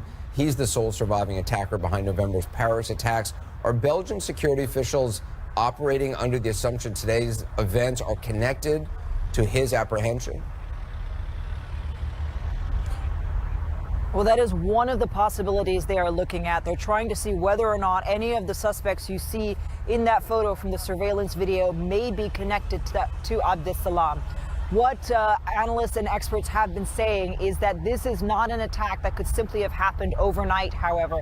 This is something, especially with the types of explosives being used, must have taken a lot of planning. So this has gone at least several weeks, possibly months of planning in the works, then to build the kinds of bombs that were used in both the airport attack and the metro station attack.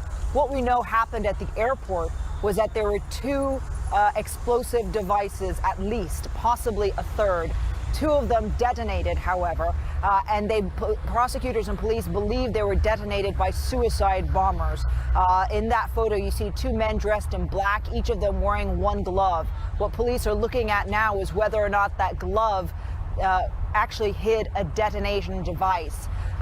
So this is the line of investigation that police are looking at, trying to identify the men in those photos, but also specifically what kind of explosives, what kind of detonation device was used. That will tell them a lot about who was the man who actually made these bombs. Also, what sort of explosive and whether it does have any connection to any of the suicide vests that were used in the Paris attacks. Latika, I want to bring in our CNN Justice correspondent Pamela Brown, who's joining me in Washington. She has the latest on the investigation. What are you hearing? Well, I can tell you, speaking of the bombs, that right now the residue from those bombs is being tested in a laboratory, and also authorities are trying to identify the man in the white jacket we saw in that picture. The belief is that there are more people connected to that man's network, and the concern right now is to prevent follow-on attacks. This airport surveillance picture shows 3 men suspected in the terror attacks in Brussels today. Belgian officials say the 2 men in black carried out the suicide attack at the airport, and they believe the black gloves they're wearing on their left hands may have been to conceal the detonators. Right now, a massive manhunt is underway for the man in the white jacket on the right. The first explosion ripped through the crowded Brussels airport at 8 a.m., sending people running for their lives. The halls of the terminal filled with smoke. Terrified passengers dropped to the floor and huddled together. I heard an explosion. I thought it was the first bomb. Minutes later, a second blast inside the airport. I hear an explosion and all the ceilings is going down. And then I just go under the sink, and then the second explosion went, and then everything is black. An hour later, just a few miles away at the Blowback metro station in the heart of Brussels, a third explosion. The tunnel filled with smoke as passengers trying to find their way through the dark to safety. I can't explain. It looked like war. It's unbelievable. It's unbelievable. It's really hard. Brussels is put on lockdown.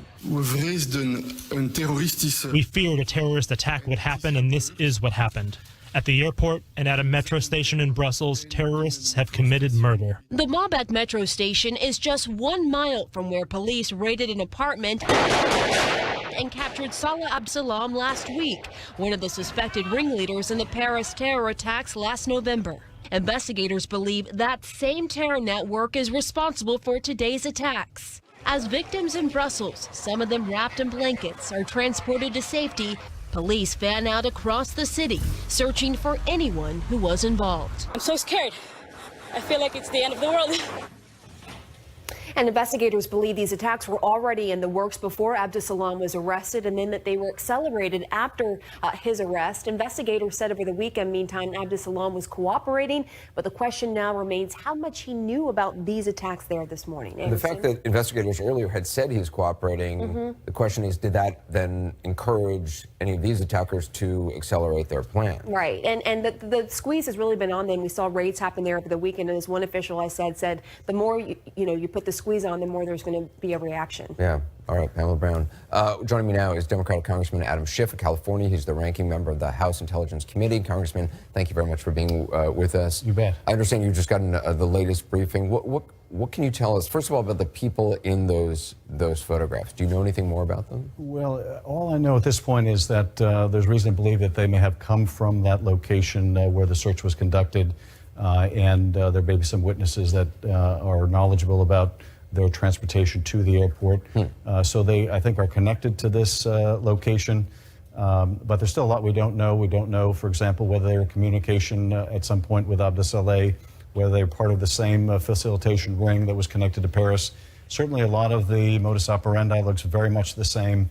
The nature of the targets, the nature of the potentially the explosives. But again, we're still waiting for a lot of the specifics. So the neighborhood that's being searched right now, it's believed at least one or more of the people in that photograph at the airport came from that neighborhood. Well, it's certainly believed, I think, that the attackers may very well have come from that location. I don't know that they know for sure that it's connected to the people in the photograph, although that photograph, given that you have the two people with the one glove, certainly looks like there's reason to believe that they may have been implicated.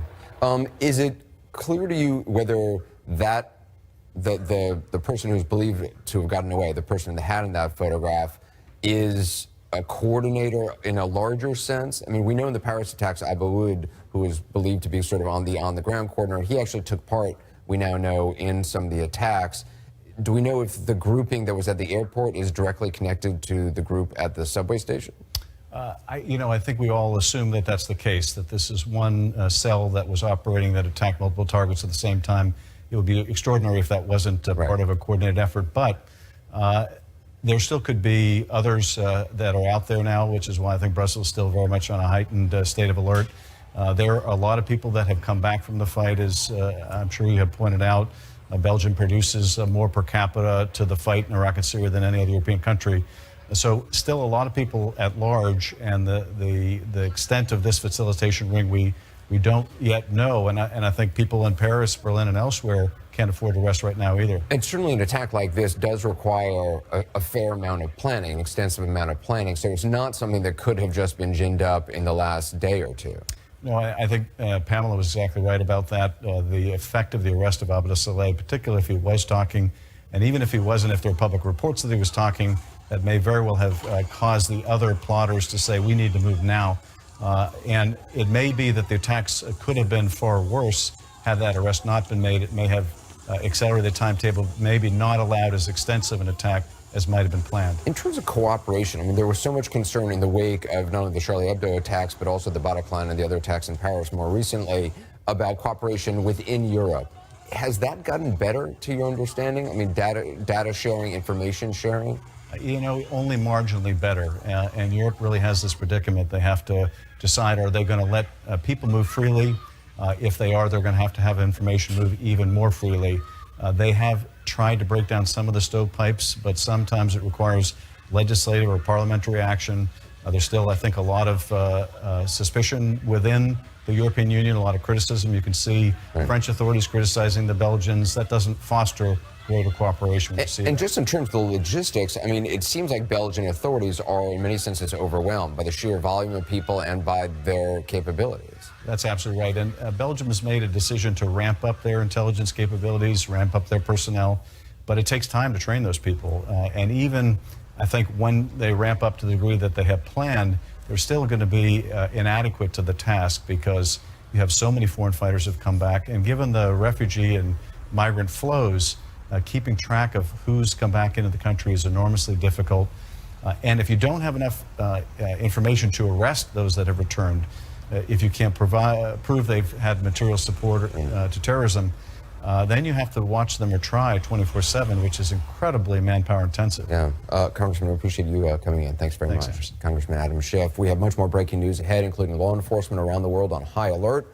What's being done here in the United States to protect soft targets like the ones attacked in Belgium, all of that and more ahead.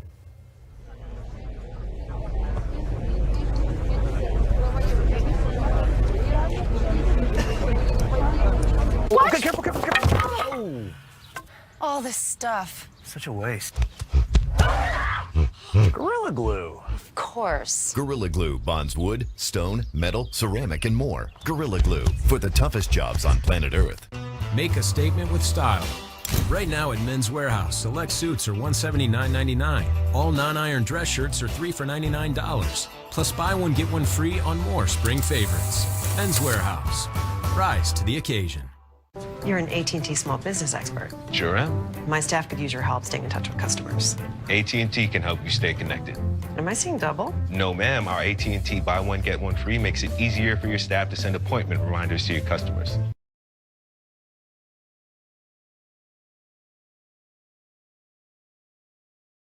And share promotions on social media?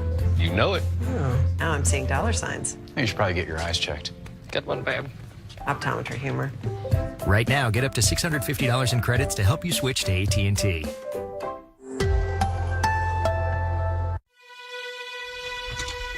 I am the ghost of cookies past. Residue. That's so gross. Well, you didn't use Pam. So it looks like you're stuck with me. Bargain brand cooking spray leaves annoying residue. That's why there's Pam. Soup and sandwich. And clean and real. And inside jokes. And school night. Good, clean food pairs well with anything. Try the Clean Pairings menu at Panera. Food as it should be. From residential to commercial. From large loss to emergency response. Whenever damage strikes, call on the cleanup team that's faster to any size disaster at 1-800-SERVE-PRO, like it never even happened. True Green presents The Yardleys. Hello? You did? You really? Ding dong. Oh, the pizza's here. Hey, come on in. Whoa! Lose the sneakers, pal. Kind of a thing. This is more than a lawn. This is a True Green lawn. Live life outside with True Green, America's #1 lawn care company. Spring is on. Start your True Green lawn plan today. Bye now. True Green. Live life outside. Since Phil started taking Osteo-Biflex, he's noticing a real difference in his joint comfort, as well as heightened levels of abject humiliation in his son. In just 7 days, your joint comfort can be your kid's discomfort. Osteo-Biflex, made to move. Meet Shelley. She can make a Labradoodle look like, well, either one. And she's a marketer. All it took was constant contact. Thanks to Shelley's emails, all her clients have wagging tails. Try it free at ConstantContact.com. Well, this is what I call helpfulness. You have a car accident on a holiday weekend, and your insurance company still gets right to work on the claim. You call for a quote, and they're asking all the right questions and explaining things that nobody else explained.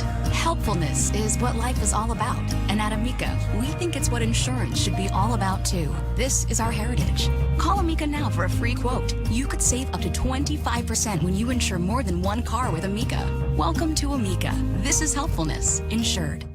Welcome to HelloFresh. Every week we create the most delicious step-by-step recipes, source the freshest ingredients in just the right quantities, and deliver them in an insulated box straight to your door. Order your box today online at HelloFresh.com.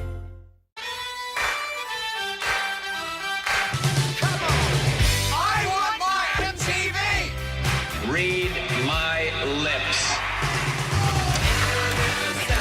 The 80s starts March 31st at 9 on CNN. This is CNN Breaking News. And welcome back to The Lead. I'm Anderson Cooper in for Jake Tapper. We have breaking news just into CNN. 2 senior U.S. officials tell CNN they believe today's deadly terror attacks in Belgium are tied to the Paris terror cell that massacred 130 people last year. The same network which Salah Abdeslam was a part of. Abdeslam was arrested, as you may know, just this past Friday after months of being on the run. The terror attack in Brussels is also raising the alarm here at home. Local, state, and federal law enforcement officials stepping up security measures at transportation hubs and landmark sites. Let's get right to CNN's Renee Marsh live at Reagan National Airport in Washington. In Brussels, Renee, the attack happened in the departure area before anybody actually went through security. It's traditionally the most vulnerable part of an airport. Authorities have been worried about this kind of attack, obviously, for a long time. That's right, Anderson. After these Brussels attacks, it really is a deadly reminder of just how difficult it is to protect these so-called soft targets. We're talking about areas outside of the security checkpoints, airport entrances like where I am, train stations. And although the federal government is saying there is no credible threat, the security response that we've seen throughout the day clearly shows that the attacks overseas has stoked some increased concerns for the U.S. transit system. This scene in Europe has led to this scene in the United States. New York is adding police and National Guard with heavy weapons to locations around the city. High visibility anti-terrorist patrols can be seen in the subway system where officers are checking bags for explosives. And the city's 3 major airports have seen stepped up security. Expect to see extraordinary NYPD presence out over the coming days as a sign of our readiness to protect people at all times.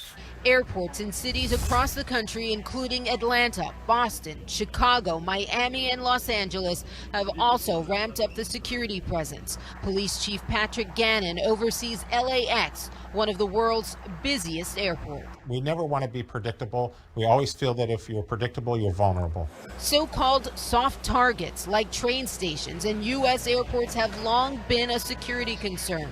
Areas like passenger drop-off, airline ticket counters, baggage claim, and all other areas before the security checkpoint are potentially susceptible. We employ our own intel analysts that provide us with airport-specific and transportation system-specific information that helps us in our daily deployment of our officers. The canines that are stationed here are trained. I think they're the best in the country. In the nation's capital, bomb-sniffing dogs and SWAT can be seen on patrol. Amtrak police are conducting random bag checks, an ongoing show of force around the country. And we just got word that TSA will deploy what's called Viper teams to major airports across the country. These are specialized teams using everything from canines to advanced screening technology to further enhance security that's already in place. So they're all taking this very seriously. Anderson? Yeah, understandable. Renee Marsh, thanks very much. Let's get right to our panel of terrorism experts now to talk more about what they're learning about these attacks. Senior editor at the Daily Beast, Michael Weiss, who co-wrote the book ISIS Inside the Army of Terror, CNN national security analyst Julia Kayyem, and CNN national security commentator Mike Rogers, who's the former chairman of the House Intelligence Committee. Chairman Rogers, let's start with you. If, in fact, it's true now that what we're hearing from some U.S. officials that this is linked to the cell that was involved in the Paris terror attacks, that's an extraordinary development. The fact that after months of a massive manhunt in Belgium, even in France, that a cell was able to be operational and carry out another deadly attack. Absolutely. So they weren't able to penetrate the electronics of the cell's communication. That's a very important factor. The very fact that the 9 districts in Belgium, these 9 different police districts, don't cooperate very well. They don't have good information sharing, don't even have the same language in some cases. made it very, very easy for a group of individuals who wanted to protect the people around them to do just that. So these cells, and my fear here is they're looking for one person.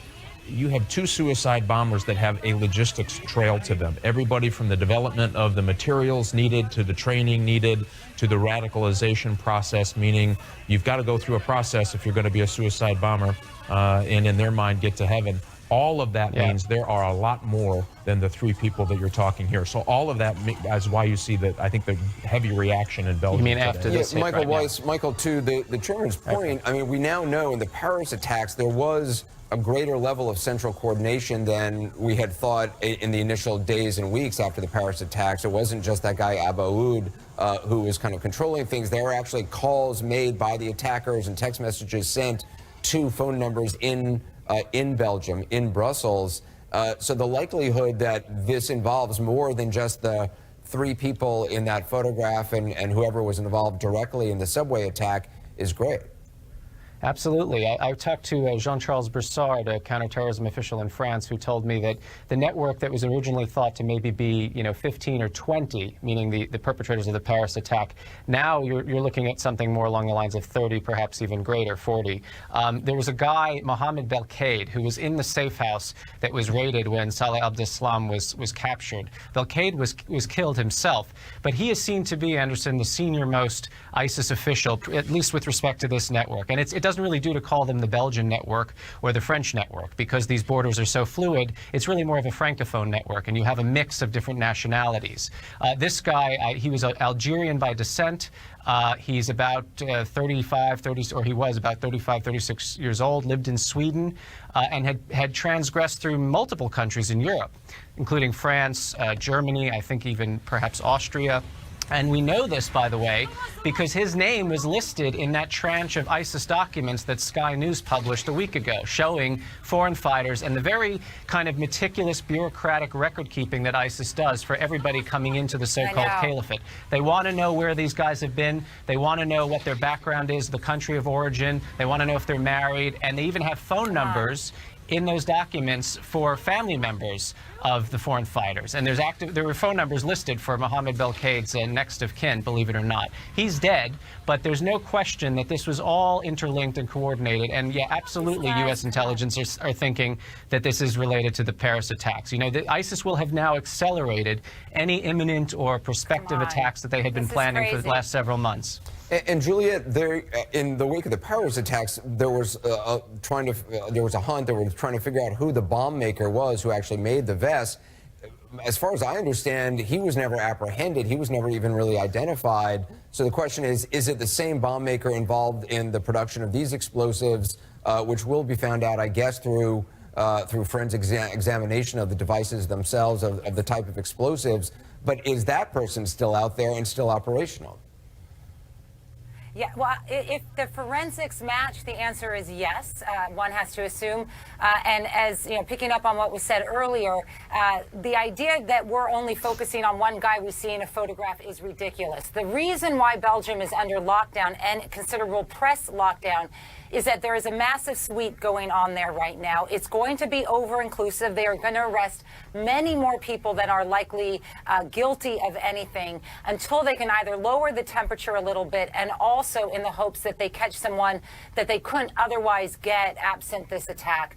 And that's what's going to unfold. And you hope that you can get one bomb maker, but obviously the apparatus that planned Paris, that planned Belgium today, and that also kept people hidden for that 4-month gap in between is an extensive apparatus. And that's why the U.S. has to respond, because you don't know where that apparatus is. People are nervous here in the United States. What they're seeing are well-honed plans. These are the ratcheting up of the Homeland Security apparatus that I was a part of on the local, state, and federal level.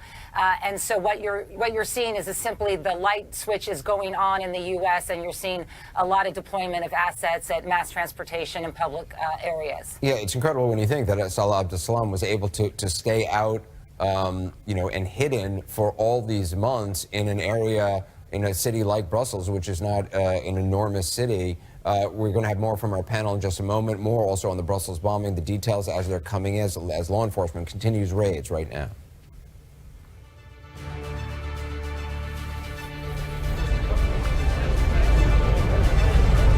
This is the decisive second. This is where a new adventure begins. This is the moment. This is your time. Tissot, official timekeeper of the NBA. Introducing Bai. It's good for you and still tastes awesome. It doesn't make any sense. It's like naming your twins rock and roll because it's fun to yell, rock and roll!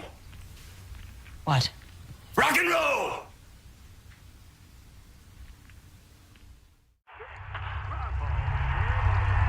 With heart failure, danger is always on the rise. Symptoms worsen because your heart isn't pumping well. About 50% of people die within 5 years of getting diagnosed. But there's something you can do.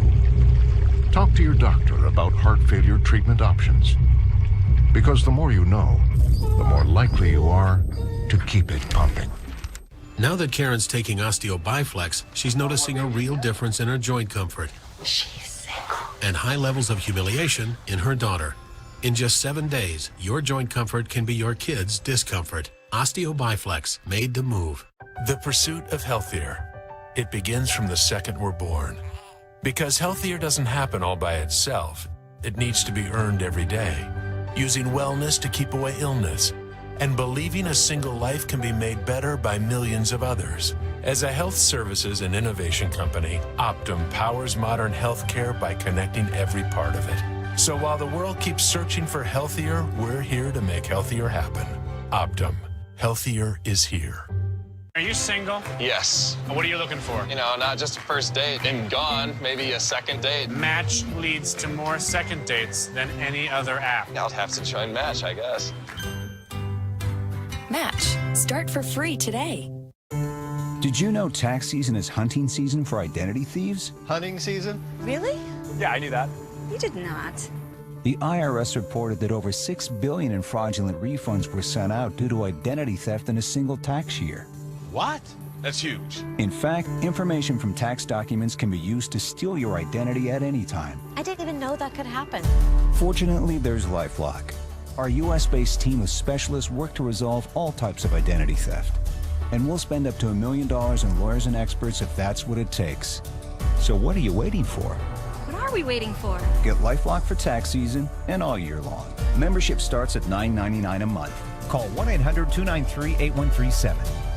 Or go to lifelock.com and use promo code TAX60 to get 60 days risk-free. Act now and get a free document shredder. Go to lifelock.com now and use promo code TAX60. LifeLock.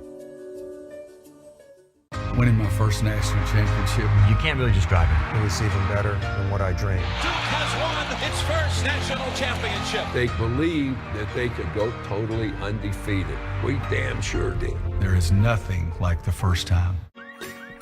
What if there was a way to prevent break-ins before they occur?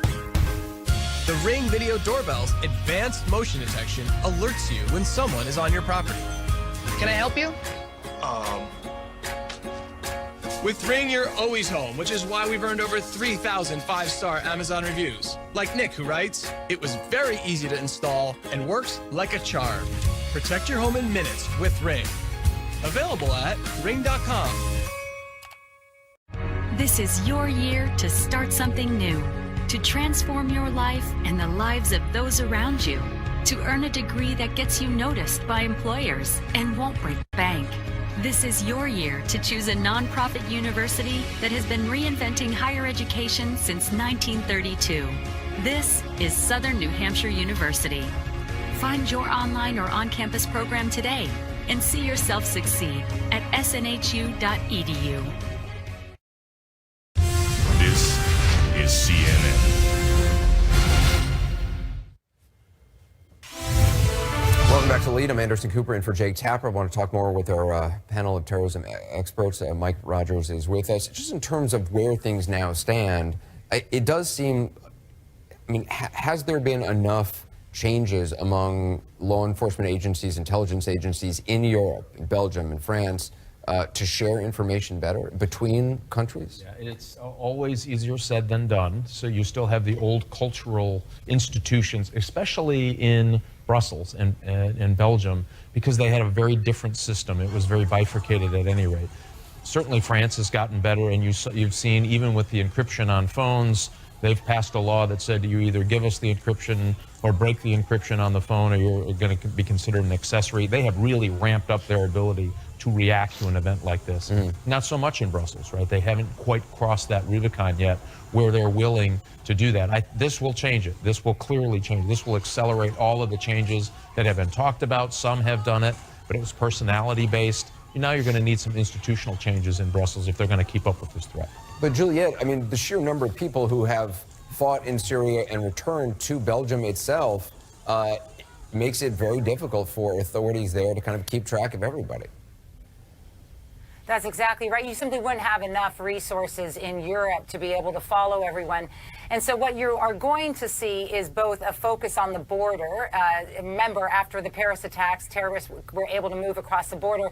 And what you're already starting to hear in the United States, and Secretary Jay Johnson just did a briefing on this, is a greater focus on the visa waiver program as it relates to people from Belgium. In other words, just because you have a visa does not mean you're now going to automatically allowed to come to the United States from Belgium. There's going to be a further review. We saw this debate play out in December as well, but you're going to see that focus because we simply don't know now the numbers that we are dealing with and whether they want to travel to other countries in Europe and then certainly to the United States. I have to take another short break. Stick around. We're going to have more with our panel in a moment.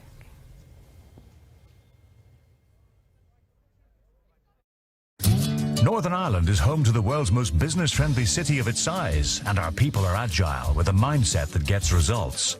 That's why 80% of new investors reinvest here. Northern Ireland, altogether more. Make a statement with style.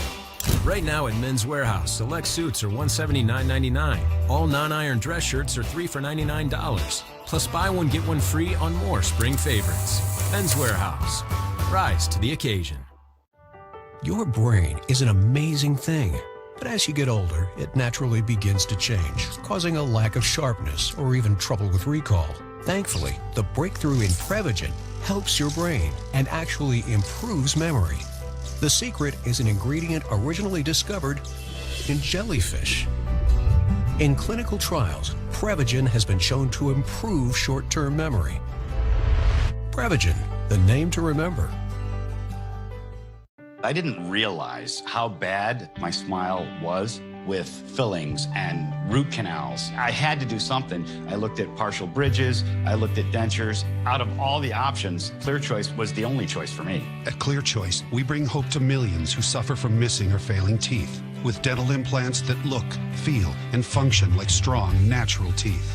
All the specialists with all the technology they need are in one spot. That makes delivering this 21st century world-class dentistry very easy to do, and we do it in one day. I can laugh, people crack a joke, and I smile. It was a life-changing thing. Call today to schedule your free comprehensive consultation, an ICAT 3D imaging scan. We'll even talk financing options while you're here. They not only helped to rebuild my smile, but helped me to rebuild my self-confidence. They really set me free. I mean, look at this smile. At Clear Choice, you're about to discover what you've been missing all these years. Call Clear Choice today. You pay your car insurance premium like clockwork, month after month, year after year. Then one night you hydroplane into a ditch. Yeah. Surprise, your insurance company tells you to pay up again. Why pay for insurance if you have to pay even more for using it? If you have Liberty Mutual Deductible Fund, you could pay no deductible at all. Sign up to immediately lower your deductible by $100 and keep lowering it $100 annually until it's gone. Then continue to earn that $100 every year. There's no limit to how much you can earn, and this savings applies to every vehicle on your policy. Call 1-888-865-2166 to learn more. Switch to Liberty Mutual and you could save up to $509. Call Liberty Mutual for a free quote today at 1-888-865-2166. See car insurance in a whole new light. Liberty Mutual Insurance. If you have moderate to severe rheumatoid arthritis like me, and you're talking to a rheumatologist about a biologic, this is Humira. This is Humira helping to relieve my pain and protect my joints from further damage. This is Humira helping me reach for more. Doctors have been prescribing Humira for more than 10 years. Humira works for many adults. It targets and helps to block a specific source of inflammation that contributes to RA symptoms. Humira can lower your ability to fight infections, including tuberculosis. Serious, sometimes fatal infections and cancers, including lymphoma, have happened, as have blood, liver, and nervous system problems, serious allergic reactions, and new or worsening heart failure. Before treatment, get tested for TB. Tell your doctor if you've been to areas where certain fungal infections are common, and if you've had TB, hepatitis B, are prone to infections, or have flu-like symptoms or sores. Don't start Humira if you have an infection. Talk to your doctor and visit Humira.com. This is Humira at Work. Closed captioning brought to you by MeSoBook.com. People who have been diagnosed with mesothelioma have many questions. That's why we offer this free book. Call 1-800-400-5415. Welcome back to The Lead. The deadly explosions that ripped through the heart of Brussels already becoming a big issue on the campaign trail. All 5 presidential candidates are reacting today, with Donald Trump saying, quote, "This is just the beginning," and Ted Cruz calling for law enforcement to, quote, "patrol and secure Muslim neighborhoods in the United States." I want to bring in CNN correspondent Sunlen Sirfati. Sunlen, in the wake of the attacks, the candidates were quick to respond and also criticize. That's absolutely right, Anderson. And, for each of these candidates, this is a real chance for each of them to show how they would lead in the same sort of situation. And what we saw is a real contrast among them in their approach and how they potentially would respond as president. The terror attacks in Brussels turning into a commander-in-chief test for the 2016 candidates. But we stand today with the people of Brussels. Well, today, of course, is a sad day for the entire civilized world. Many of the presidential hopefuls expressing sympathy for the victims and their families, but varying in their responses to how to confront the threat from ISIS and other terrorist groups. Democrat Hillary Clinton calling for increased surveillance in the U.S. in an interview with CNN's Wolf Blitzer. We have to also toughen, as you say, soft targets with, greater police presence. There is no getting around that. Her rival Bernie Sanders also talking up the idea of bolstering intelligence gathering. We need to have significantly improved intelligence, and that intelligence cannot just be done within the United States. Donald Trump offering a typically blunt assessment. Brussels is a total mess. It is a city that used to be one of the finest, one of the most beautiful, and one of the safest cities in the world, and now it's a catastrophic, very dangerous city where the police have very little control. Ted Cruz repeating his calls for the U.S. to stop accepting Syrian refugees, even going as far as to say police need more power to, quote, patrol and secure Muslim neighborhoods before they become radicalized. We need to immediately halt the president's ill-advised plan to bring in tens of thousands of Syrian Muslim refugees. While Trump doubles down on his proposal to temporarily ban Muslims from entering the country. I would close up our borders to people until we figure out what is going on. Clinton today rejecting that approach and raising questions about Trump's temperament. We need steady, strong, smart minds and hands in the White House. Trump's GOP rivals also looking to draw contrasts. Cruz and John Kasich both touting stronger ties with NATO after Trump said Monday the U.S. should rethink its involvement with the alliance. The day after Donald Trump called for America weakening NATO, withdrawing from NATO, we see Brussels. I would make every effort I could to strengthen the NATO alliance.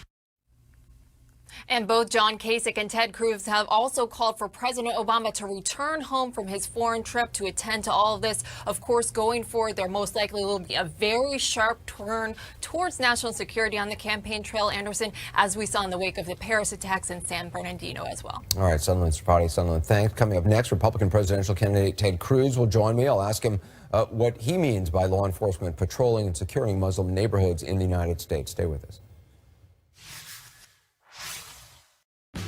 At the Joseph A. Bank stock-up sale, buy one, get two free on all suits and sport coats. Plus, buy one, get one free on all dress shirts, ties, sports shirts, pants, and more.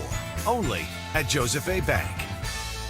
Growing up, we were German. We danced in a German dance group. I wore lederhosen. When I first got on Ancestry, I was really surprised that I wasn't finding all of these Germans in my tree. I decided to have my DNA tested through Ancestry DNA. The big surprise was we're not German at all. 52% of my DNA comes from Scotland and Ireland. So I traded in my lederhosen for a kilt. Ancestry has many paths to discovering your story. Get started for free at Ancestry.com.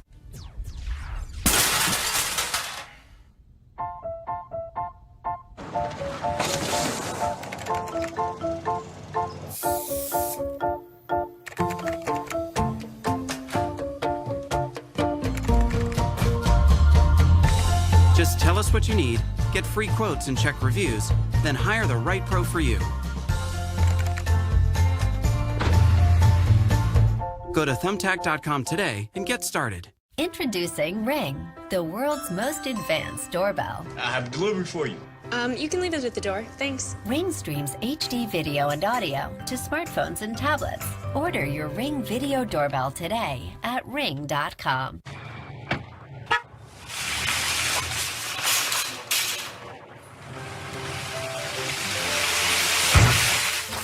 That was unexpected, but you always know exactly what to expect when you have Amica Auto Insurance. Personal attention and great service every time you call. Call for a free quote now. You can save up to 15% when you combine auto and home insurance with Amica. Remember, the unexpected can always happen.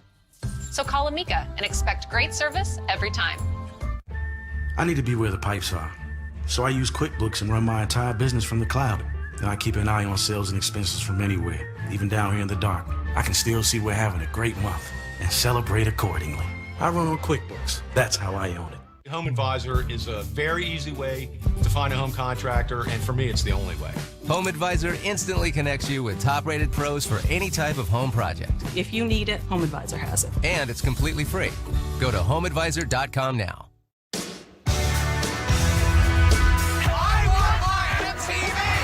Tear down this wall.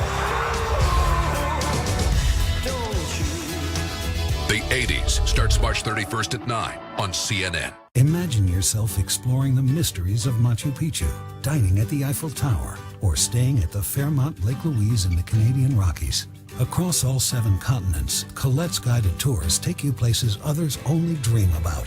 I love Colette because they arrange everything for me. All I have to do is sit back and enjoy. Marvel at iconic landmarks, savor delicious meals, come to know new cultures and make new friends. Along the way, enjoy immersive itineraries featuring experiences you can only find with Colette.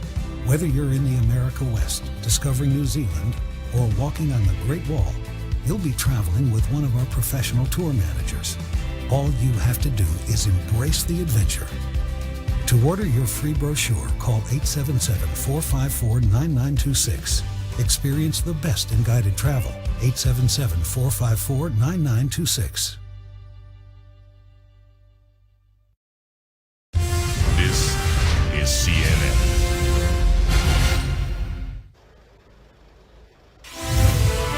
Welcome back to The Lead. I'm Anderson Cooper in for Jake Tapper. There's the scene live in Brussels, Belgium. People gathering to pay their respects, to pause, moments of silence, people showing solidarity in the face of terror. Also at the White House, the flag has been lowered to half staff out of respect for the terror attacks that we have witnessed earlier today in Brussels, Belgium.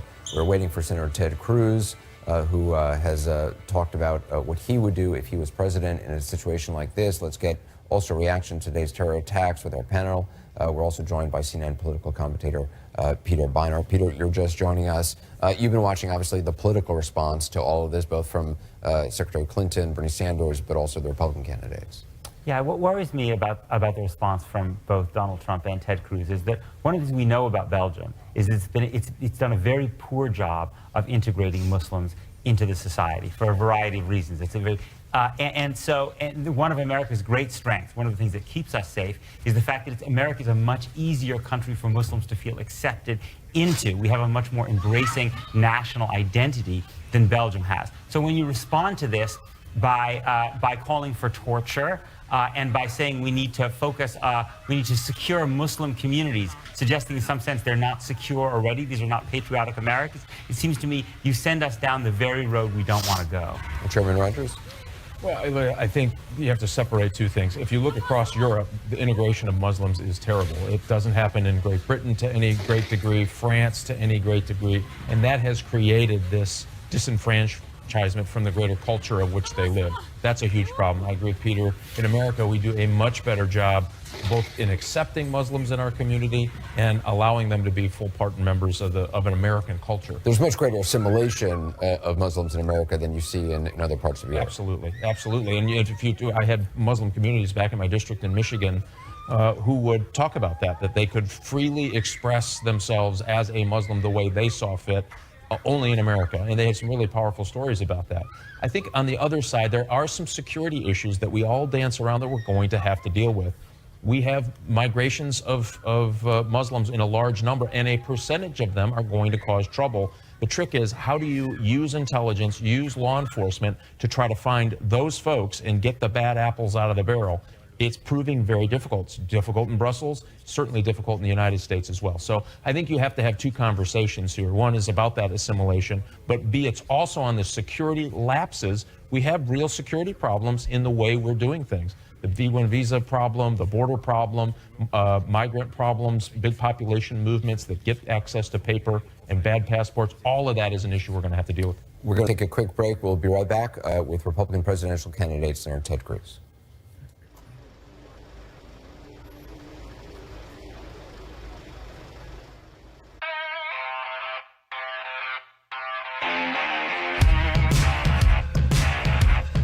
No matter the event or occasion, we've got the designers to help you perfect the look.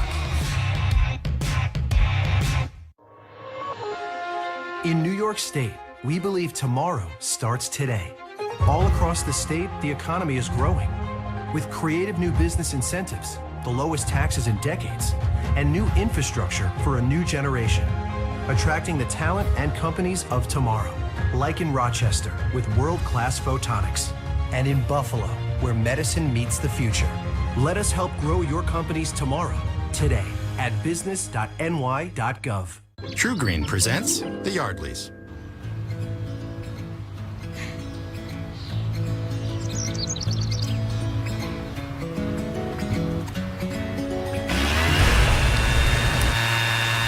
Dad! Sorry. This is more than a lawn.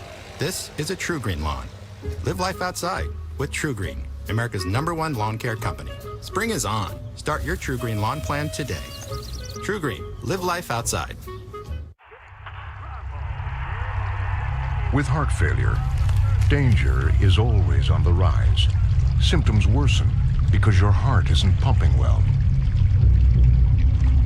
About 50% of people die within 5 years of getting diagnosed. But there's something you can do. Talk to your doctor about heart failure treatment options. Because the more you know, the more likely you are to keep it pumping. Verizon is the #1 network in America. I know you're thinking they all claim stuff like that. Yeah, but some of them stretch the truth a little bit. Like this. Faster, more reliable, and better coverage than ever. And it shows the coverage there. Oh, hold on. Oh, map is not a depiction of coverage. What's the point?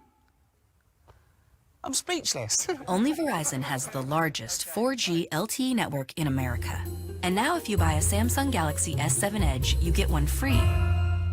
Have you ever tried Match? I haven't. I have the app here. Tell me if there's anybody you're looking for. I found 2. Found 3. How long have you had the phone? 5 seconds. Imagine what could happen in 5 minutes. That'd be insane. Stephanie joined Match. When will you? Start for free today.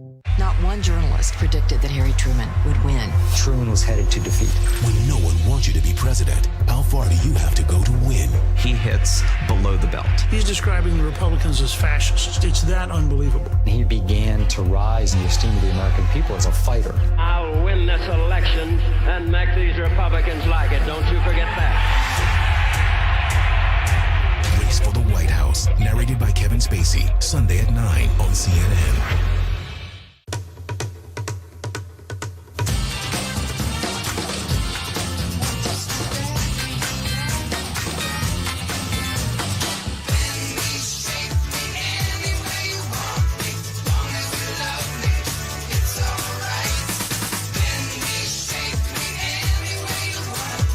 shape the best sleep of your life. Sleep Number beds with Sleep IQ technology adjust any way you want it. The bed that moves you, only at a Sleep Number store.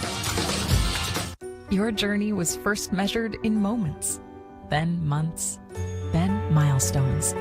And every step along the way, you found your stride, your style, and your strength. At Zulily, we understand how important the little moments of a mom's life are, because moms are at the heart of what we do, and we're with you every step of the way. Find great deals, inspiration, and something new to celebrate, always at amazing prices. Shop Zulily.com. The Situation Room with Wolf Blitzer. Up next on CNN.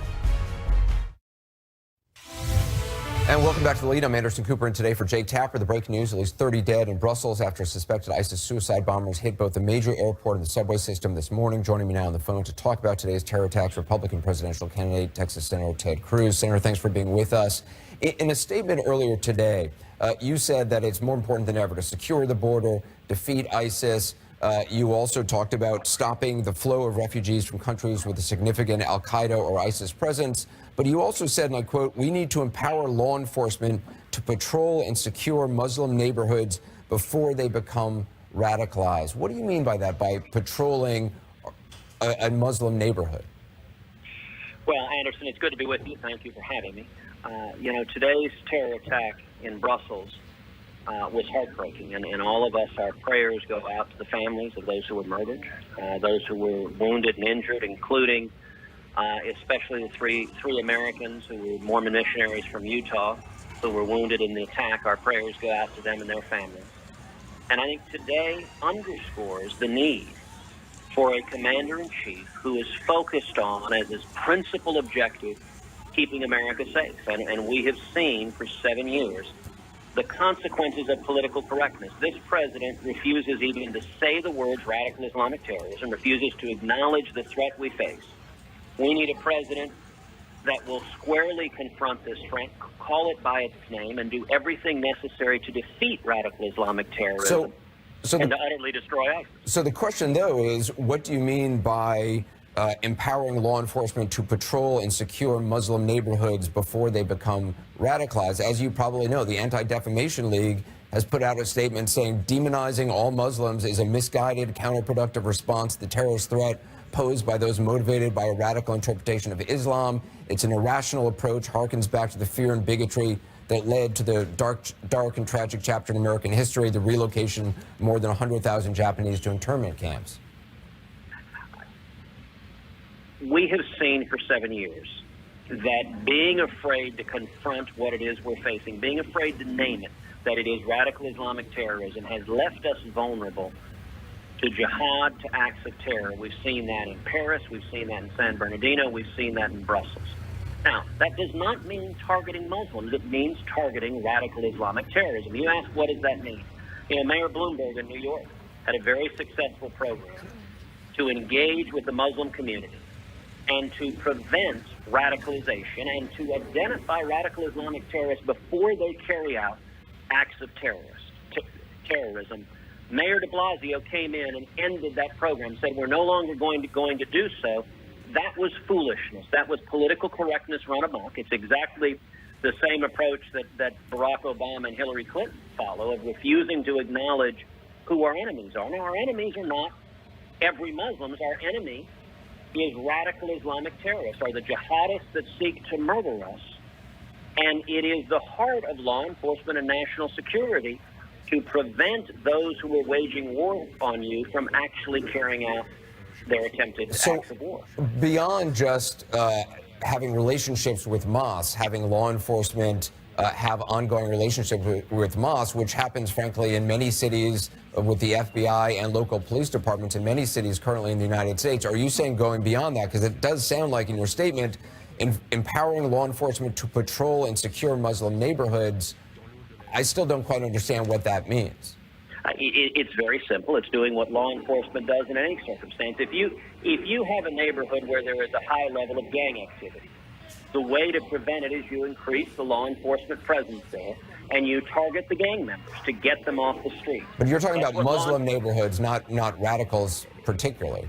I am talking about any area where there is a higher incidence of radical Islamic terrorism. If you look at Europe, Europe's failed immigration laws have allowed a massive influx of radical Islamic terrorists into Europe, and they are now in isolated neighborhoods where radicalism festers. It festers and grows, and sadly that leads directly to the kind of attack we saw in Brussels, to the attacks we've seen in Paris.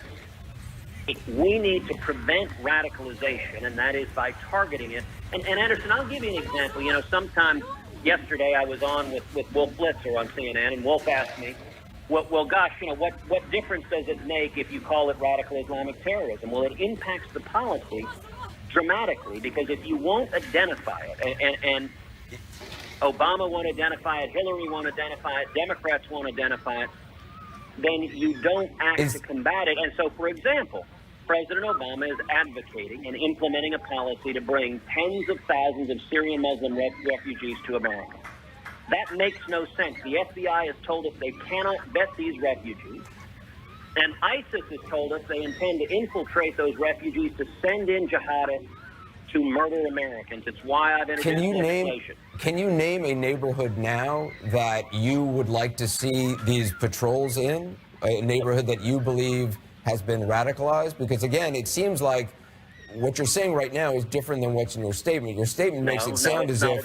Okay, but so is there a neighborhood now that law enforcement currently is not doing what you suggest or would like to see? Listen, a classic example was Mayor Michael Bloomberg's successful program cooperating with the Muslim community to target and prevent radical Islamic terrorism. And Mayor Bill de Blasio, afraid of being labeled politically incorrect, ended that program, said, no, we're not going to do this anymore. And that is foolishness. It's the same foolishness that governs Barack Obama. After every one of these attacks, he goes on national televised address and lectures Americans on Islamophobia. We need a president instead that targets the bad guys. And I'll give you another example of the consequences. But one of the points, though, that many make in the United States, even law enforcement makes, is that it's critical not only that Muslim communities in the United States assimilate and feel part of the fabric of the United States, and to a great degree do already, much more so certainly than we're seeing in Belgium or other countries in Europe, but that they are on the front lines of this, and the information often has to come from them. And we have seen many cases where Muslim families or Muslim community leaders have come forward to identify potential trouble spots in their communities. Do you worry about alienating more people than you're actually discovering? Anderson, of course, we should be working with the Muslim community to target radical Islamic terrorism, to prevent radicalization. That is entirely consistent with active and proactive law enforcement.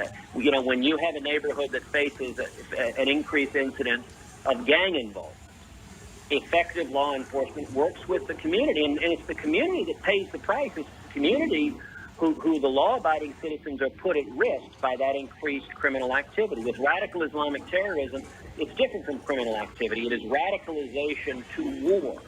They are waging jihad, and these are not isolated lone wolves, as the Obama administration insists.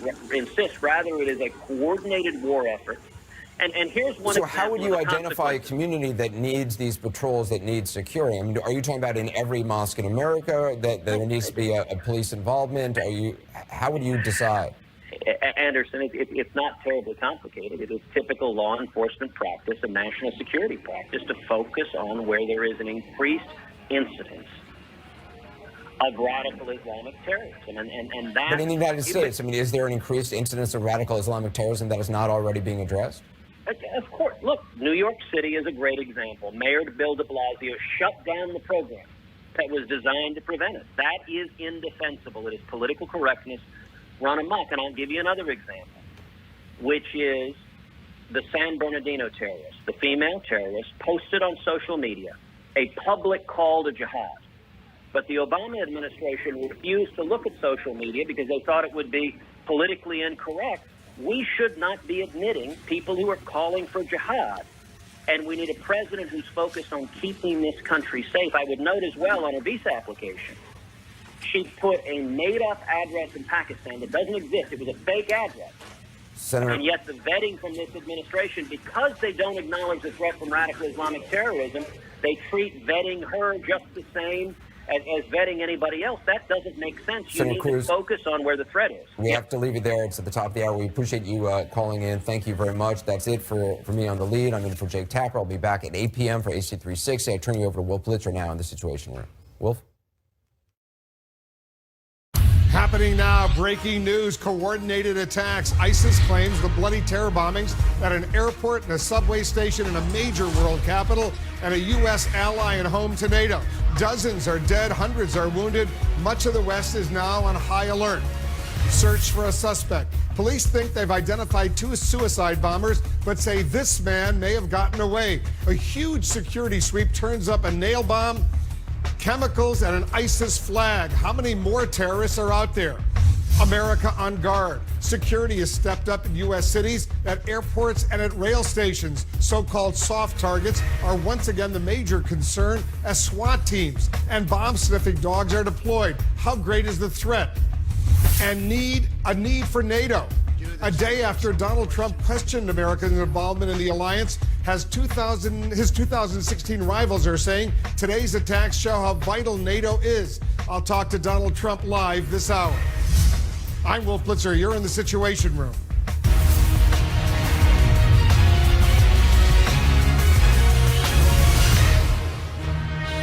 This is CNN Breaking News. The breaking news, ISIS claiming responsibility for the horrific attacks which killed at least 30 people and wounded 230 others in Belgium, a U.S. ally and home to NATO headquarters. The terror group says it carried out the bombings at the Brussels International Airport and at a metro station, and it's warning of worse to come.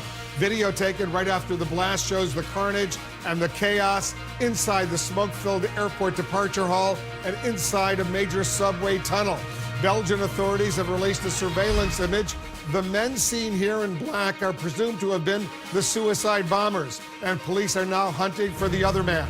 Massive security sweeps are underway across Belgium, and police say a nail bomb and ISIS flag were found in a search of one of the homes.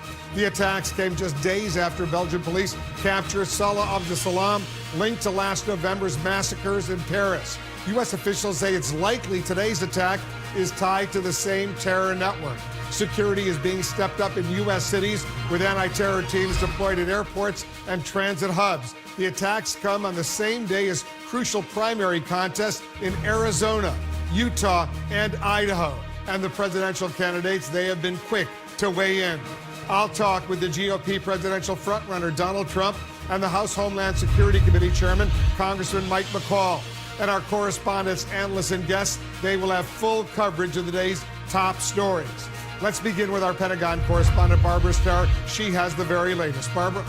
Wolf, good evening. Just a few minutes ago, the Pentagon revealed a U.S. Air Force lieutenant colonel and his family were injured in the airport attacks in Brussels. Tonight, as you say, security sweeps across Brussels, all of Europe on edge. Terror striking at the heart of Europe. Devastating explosions at Brussels airport. Police spending hours searching for this man seen in light clothes on surveillance with 2 others dressed in black who are thought to have committed the suicide attacks. The blasts happened outside security checkpoints for ticketed passengers and near the airline check-in counters. The second explosion was there, which was, in my eyes, much more powerful than the first one, which blew out the windows and a lot of smoke, and there was some panic. And then, about an hour later, Brussels subway attack near the headquarters of the European Union. Authorities across Europe have been on edge since the Belgian raid that captured Salah Abdeslam, suspected of taking part in the November 2015 terror attacks in Paris. We feared a terrorist attack would happen, and this is what happened. As Belgian security services moved across Brussels looking for more suspects, a chilling discovery.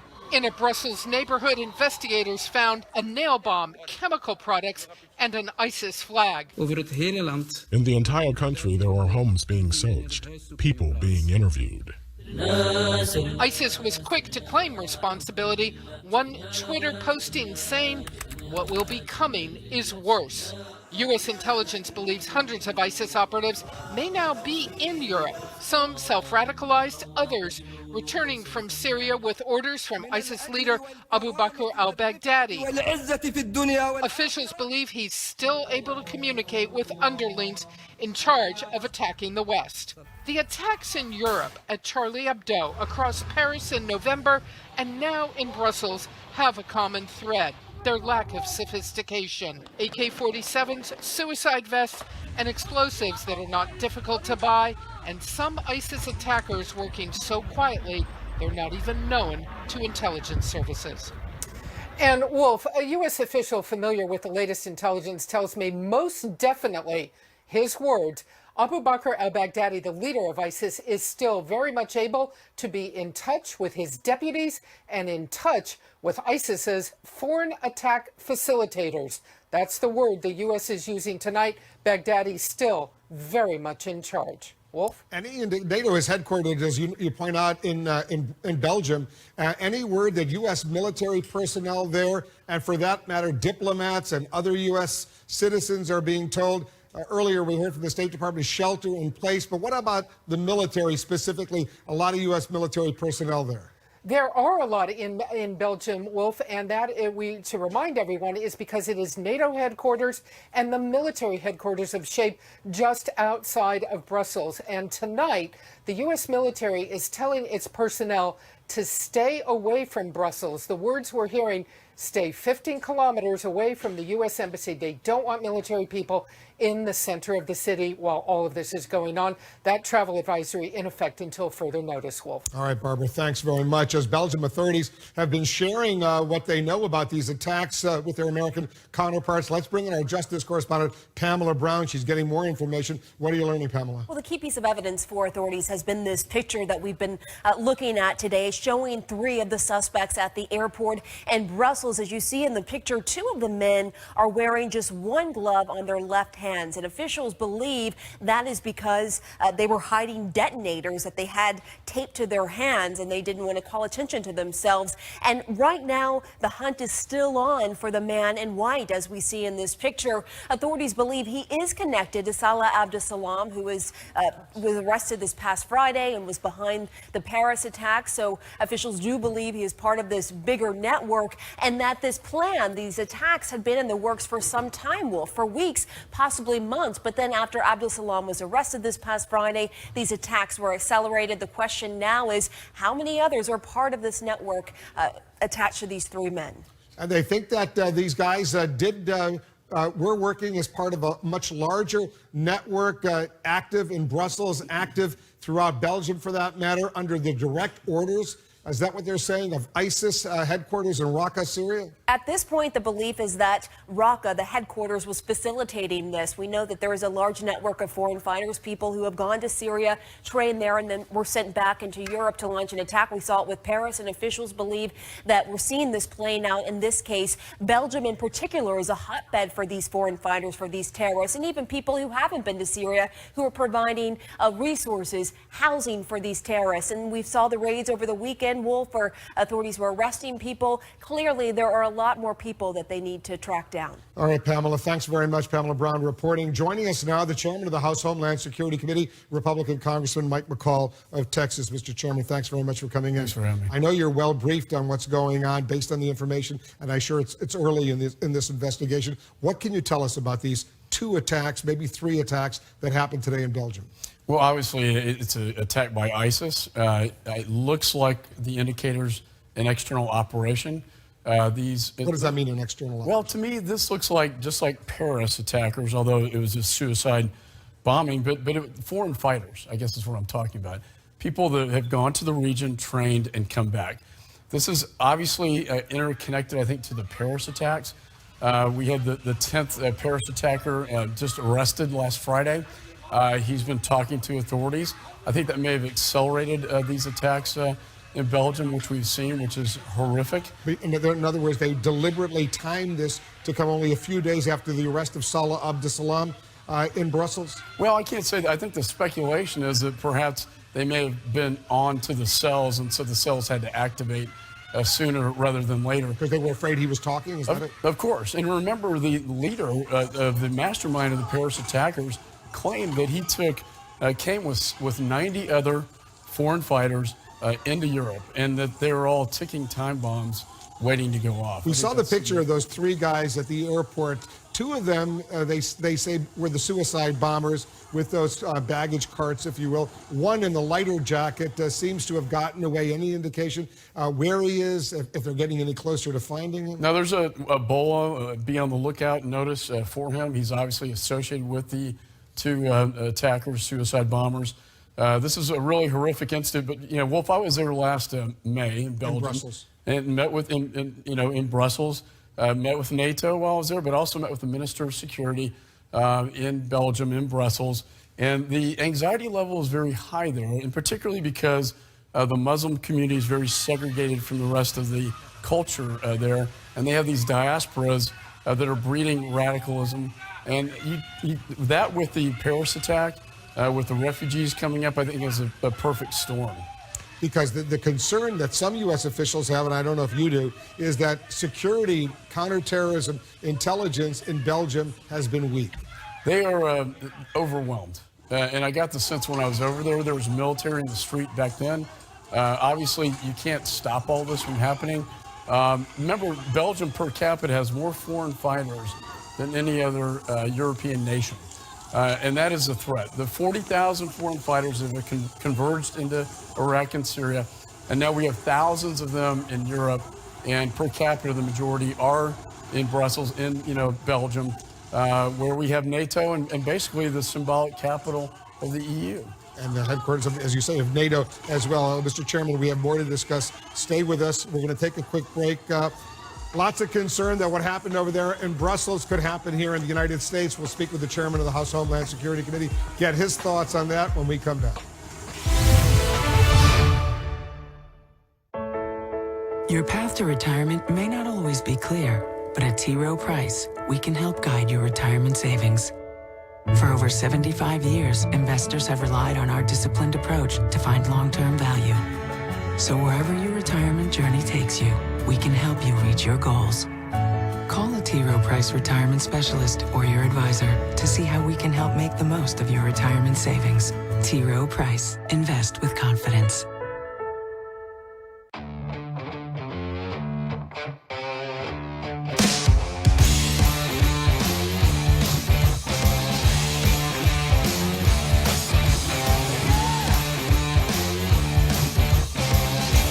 Well, this is what I call helpfulness. You have a car accident on a holiday weekend, and your insurance company still gets right to work on the claim. You call for a quote, and they're asking all the right questions and explaining things that nobody else explained. Helpfulness is what life is all about. And at Amica, we think it's what insurance should be all about, too. This is our heritage. Call Amica now for a free quote. You could save up to 25% when you insure more than one car with Amica. Welcome to Amica. This is helpfulness. Insured. Are you missing out on life because you're putting off neck or back surgery? Call Laser Spine Institute, the leader in minimally invasive spine surgery, to learn how a less than 1-inch incision can have you up and walking within a few hours of surgery, free from chronic back pain, and with no hospital stay and no lengthy recovery. If you or a loved one have been diagnosed with spinal stenosis, bulging or herniated disc, sciatica, or other chronic conditions, call today for your no-cost MRI review. There were times my boss would send me home because I was in excruciating pain. Going to Laser Spine Institute, I go in, I have the procedure, and walk out a changed person, good to go back to work. I can't tell you how much happier I am. It's changed my life completely. If you've been told you might need neck or back surgery, call 1-855-414-BACK now for your no-cost MRI review. Laser Spine Institute, a less than 1-inch incision, a lifetime of standing tall. Where do you meet men? Through friends. How's that going? Terribly. What are they doing wrong? I don't know that they're doing anything wrong. I just don't know that it's the right people for me. Did you know? Match first dates lead to 6 times as many second dates as setups by your friends. Those are good odds. Do you want to look at some people on Match? We can do that. What's up, Brandon? Southern gentleman with good values. I like that. So who knows who the right people for you are? Probably me. Jackie joined Match. When will you? Start for free today. Make a statement with style. Right now at Men's Warehouse, select suits are $179.99. All non-iron dress shirts are 3 for $99. Plus buy one, get one free on more spring favorites. Men's Warehouse. Rise to the occasion. Pets know what they want, and so do we. That's why you'll find real meat and wholesome veggies in delicious Rachel Ray Nutrish recipes. Rachel Ray Nutrish. Guys, I said I'd be back. Real recipes, real ingredients, real good. Are you a veteran, own a home, and need cash? You need to know about the New Day 100 Home Loan for Veterans. The New Day 100 VA loan lets you refinance your mortgages, consolidate your credit card debt, put cash in the bank, and lower your payments an average of $640 a month. New Day will even pay your appraisal fee, and they'll do everything they possibly can to get you approved. Call them today. Go to newdayusa.com or call 1-855-429-4861.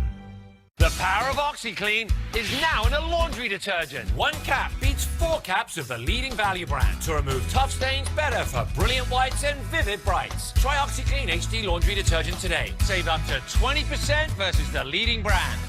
Closed captioning brought to you by MeSoBook.com. People who have been diagnosed with mesothelioma have many questions. That's why we offer this free book. Call 1-800-400-5415.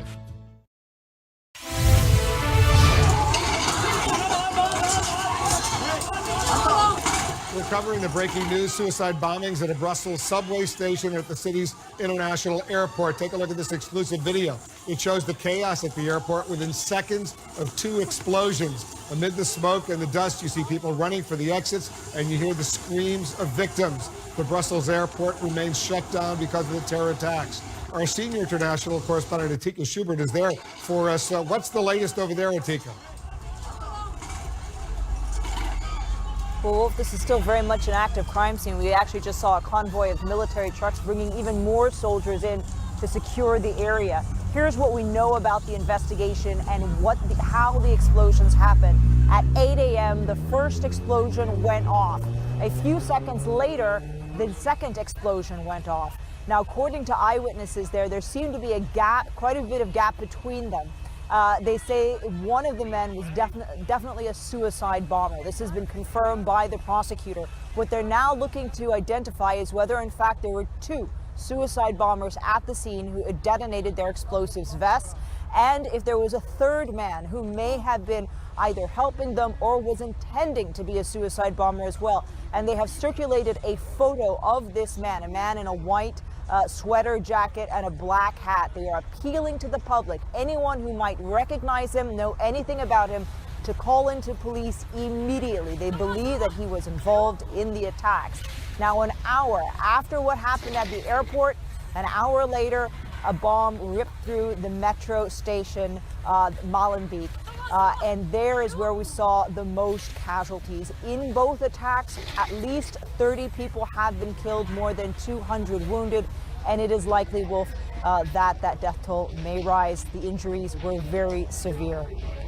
All right, Atika, thanks very much. Atika Schubert's at the airport in Brussels. We're back with the chairman of the House Homeland Security Committee, Republican Congressman Mike McCall of Texas. It wasn't that long ago that Lieutenant General Vincent Stewart, he's the director of the DIA, the Defense Intelligence Agency, he told Congress that ISIS, quote, would probably conduct additional attacks in Europe and attempt to direct attacks on the U.S. homeland this year in 2016. You're the chairman of the Homeland Security Committee. What are you bracing for? Well, I think Europe has been wide open. This really comes as no surprise, unfortunately. And I think he's right. You know, I think Europe, given the security gaps, we have legislation out of my committee to address some of this. ISIS, in a video last week, called for Paris-style attacks in the United States. And from my perspective, that's one of our greatest fears. I've talked to the FBI, to Homeland Security officials. We are ramping up security in the United States, but also looking at visa applicants, looking at visa waiver applicants, and looking at travel manifests on the airplanes to try to come into the United States. We know there are ISIS investigations, ISIS-related investigations in all 50 states right now, but is there any specific terror plot that you know of that the U.S. is working on? Well, when I talked to the FBI and Homeland, they said there's no specific incredible threat in the United States, but you have to factor in the idea that they can communicate now in what's called dark space, in encrypted space. as the Paris-style attacks occurred, they had end-to-end encrypted apps where we couldn't see what they were saying. That's why we couldn't stop it from happening. That is, when I talk to federal law enforcement, that's our greatest concern here in the homeland, is that they could be here. And we know that there are terrorists in Raqqa communicating with individuals in the United States. We just can't see what they're saying.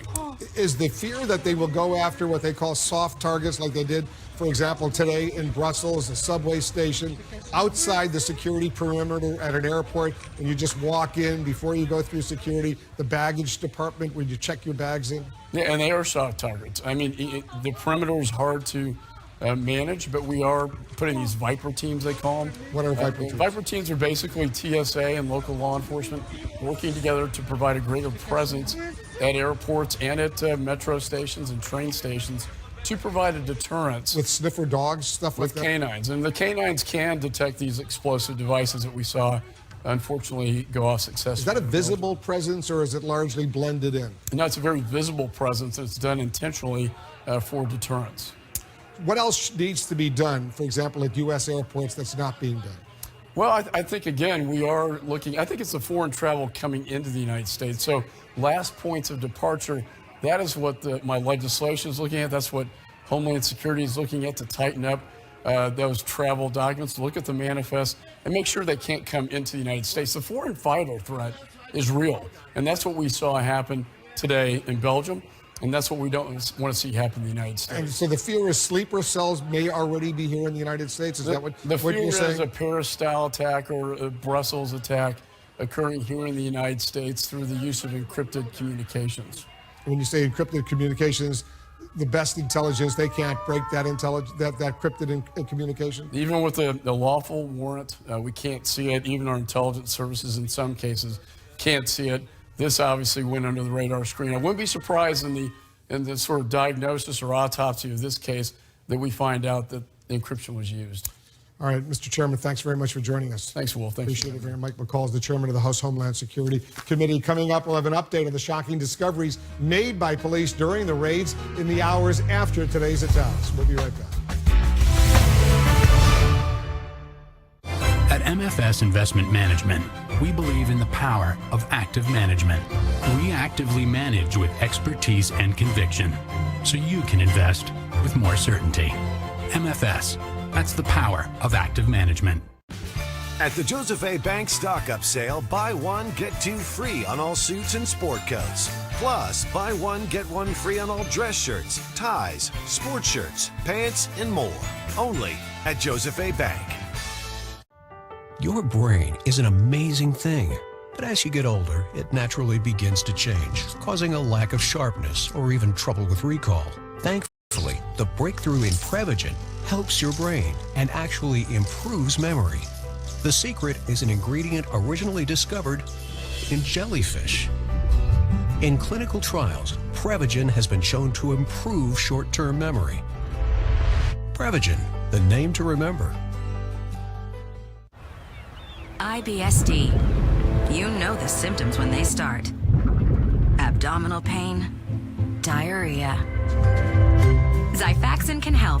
Prescription Xifaxan is a 2-week treatment that can provide you with 6 to 24 weeks of relief from your IBSD symptoms. Specifically, relief from diarrhea and abdominal pain associated with IBSD. Do not use Xifaxan if you have a history of sensitivity to rifaximin, rifamycin antibiotic agents, or any components of Xifaxan. Tell your doctor right away if your diarrhea worsens while taking Xifaxan, as this may be a sign of a serious or even fatal condition. Tell your doctor if you have liver disease or are taking other medications, because these may increase the amount of Xifaxan in your body. Tell your doctor if you are pregnant, plan on becoming pregnant, or are nursing. The most common side effects are nausea and an increase in liver enzymes.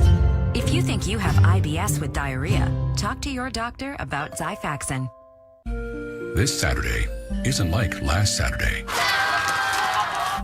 Bulk from Boxed won't only save you money, it will save Saturday. Boxed, bulk size shopping delivered, easy with no membership fees. If you've been diagnosed with mesothelioma, you'll want information and answers.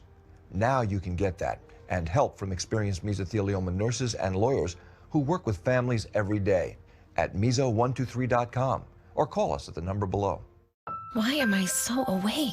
Did you know your brain has a wake system and a sleep system? Science suggests when you have insomnia, the neurotransmitters in your wake system may be too strong, which may be preventing you from getting the sleep you need. Talk to your doctor about ways to manage your insomnia. From bees to business expenses, I'm in charge of it all. So I've been snapping photos of my receipts and keeping track of them in QuickBooks.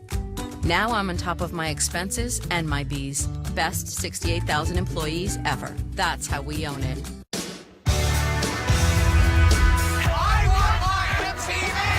Tear down this wall. The 80s starts March 31st at 9 on CNN. If your credit card debt is out of control, if you're in over your head in monthly payments, there's a secret the credit card companies don't want you to know. If you have more than $5,000 in credit card debt, you have the right to settle that debt for a fraction of what you owe. That's bad news for the credit card companies, but it's great news for you. We're Credit Associates, and we're offering you free information on how to virtually eliminate your credit card debt with a monthly payment you can afford. To see how much you could save, call now. 1-800-507-3965. Don't declare bankruptcy. Don't consolidate. Give us 10 minutes and we could save you thousands. After all, we depend on your success and offer a guarantee so there's no risk. Credit Associates. Live better, debt-free. Find out how easy it is by calling now. For the secret the credit card companies don't want you to know, call Credit Associates now and see how much money you could save for free. Call 1-800-507-3965. This is CNN. This hour's breaking news, the hunt for suspects behind today's deadly terror attacks at the airport and at a subway station in Brussels, Belgium. Our senior international correspondent Fred Pleitgen is at the site of a police raid that took place after today's suicide bombings. Fred's joining us now live. What's the latest on the investigation, Fred, and the manhunt? Hi, Wolf. Yeah, I'm in the northeastern Brussels district of Schaerbeek, and there was a big police operation that is actually still ongoing here. The latest that we have from the authorities is that they say that somewhere in this district, they've discovered chemicals, they've discovered nails, and they also say they've discovered what appears to be an ISIS flag. And also, to put this in perspective, Wolf, this very district that we're standing in right now was also the site of a bomb-making factory that was used for the Paris attacks last November. We saw chopper that was in the air with a door open with a sniper hanging out of that chopper, taking aim at some sort of building or something else. It also had a searchlight on as well.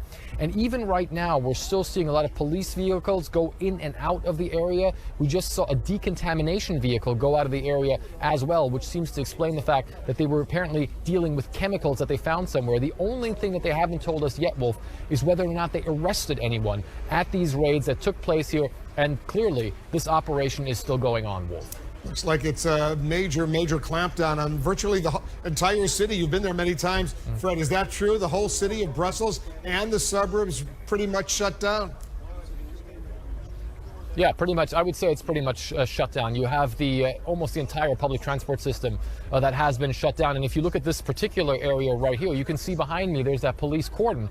Well, that's not just to keep vehicles out. That's actually also to keep the residents out as well. Many of them have been told to leave their houses. There were special buses that were put in place from the public transport company to bus people out of this neighborhood. There's a lot of people who are standing outside here now who for 6-7 hours have not been able to get back to their houses. So the city is really one that is on lockdown. There's a little bit of traffic on the street, but not very much. But certainly they are taking the security situation very, very seriously here in Brussels and really being careful to make sure they don't miss anything. All right, good luck over there. Fred Pleitgen, be careful yourself. Thanks very much. After today's terror attacks, Donald Trump has renewed his call for at least a temporary ban on entry of Muslim Syrian refugees into the United States. I'll speak live with the Republican presidential frontrunner right after this. Make a statement with style. Right now at Men's Warehouse, select suits are $179.99. All non-iron dress shirts are $3 for $99. Plus buy one, get one free on more spring favorites. Men's Warehouse. Rise to the occasion. The power of OxyClean is now in a laundry detergent. 1 cap beats 4 caps of the leading value brand to remove tough stains better for brilliant whites and vivid brights. Try OxyClean HD laundry detergent today. Save up to 20% versus the leading brand. Out on the town or in for the night, AT&T helps keep everyone connected. Right now at AT&T, buy the new Samsung Galaxy S7 and get one free. No matter how you hang out, share every minute of it. Buy one water-resistant Samsung Galaxy S7 and get one free. And right now, get up to $650 in credits per line to help you switch to AT&T. I look back with great satisfaction on my 32 years on active duty. I understand the veteran mentality. These are people who have served, they've been in leadership positions, they're willing to put their life on the line if necessary, and they come to us and they say, I need some financial help at this point in time. They're not looking for a handout, they're looking for a little hand up. My team at New Day USA is going to do everything we possibly can to make sure that veteran gets that loan. Call 1-855-280-5853. It's a new day for veterans who want to refinance. That's me.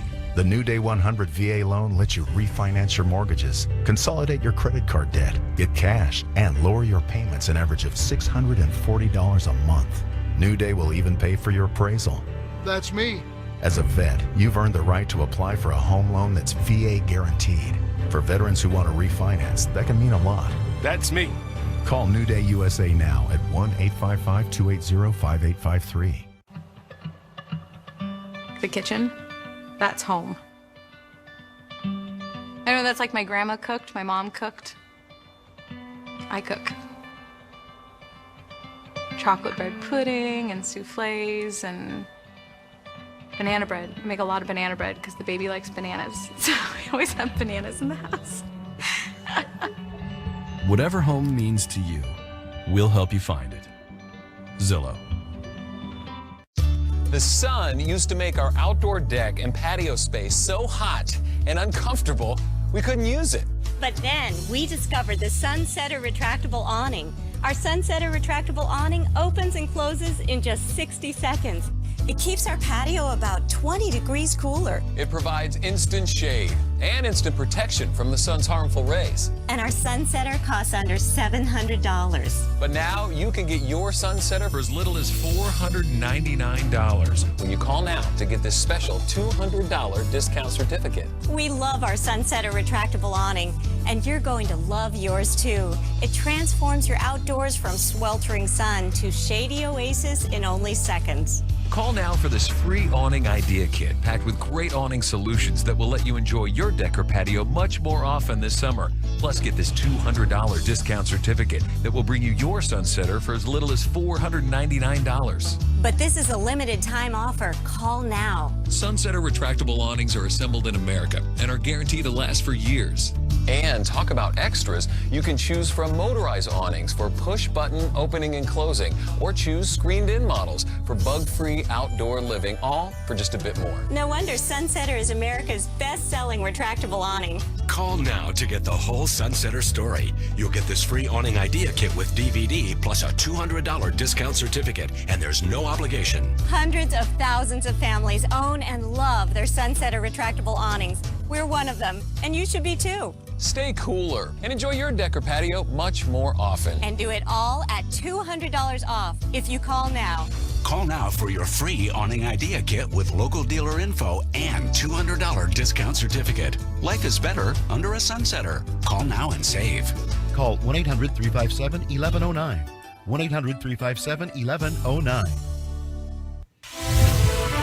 Today's terror bombings in Belgium are a grim backdrop as voters in Arizona and Utah, plus Democrats in Idaho, are casting ballots or caucusing to choose their party's presidential nominees. Joining us on the phone right now is Republican presidential frontrunner Donald Trump. Mr. Trump, thanks very much for joining us. I want to talk to you about the terror attacks in Brussels today. If you were president of the United States, what steps would you take right now to prevent these kinds of attacks from happening here in the United States? Well, I'd immediately strengthen our borders, as I've been talking about for a long period of time, and I would be very, very strong on visas, and I'd be very, very probably end a lot of them, and I'd be very strong, and especially coming from certain parts of the world, which, as you know, I've spoken about, and I've been criticized in some circles for, and I've been praised in other circles for. But this is a problem. Radical Islamic terrorism is a major problem, and we have a president that won't even mention the term, won't mention the words.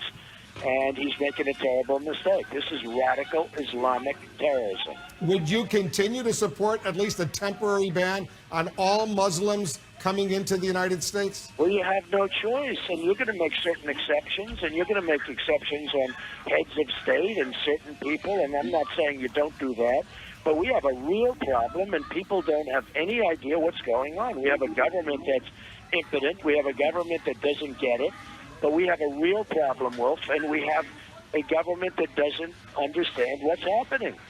You're from New York City, where there are at least three major airports, the most trafficked train station in the country. Should there be added layers? I know security is always high in New York, especially after 9/11, but should there be added levels of security put in place right now? For example, at airport baggage claim centers, train stations, other places.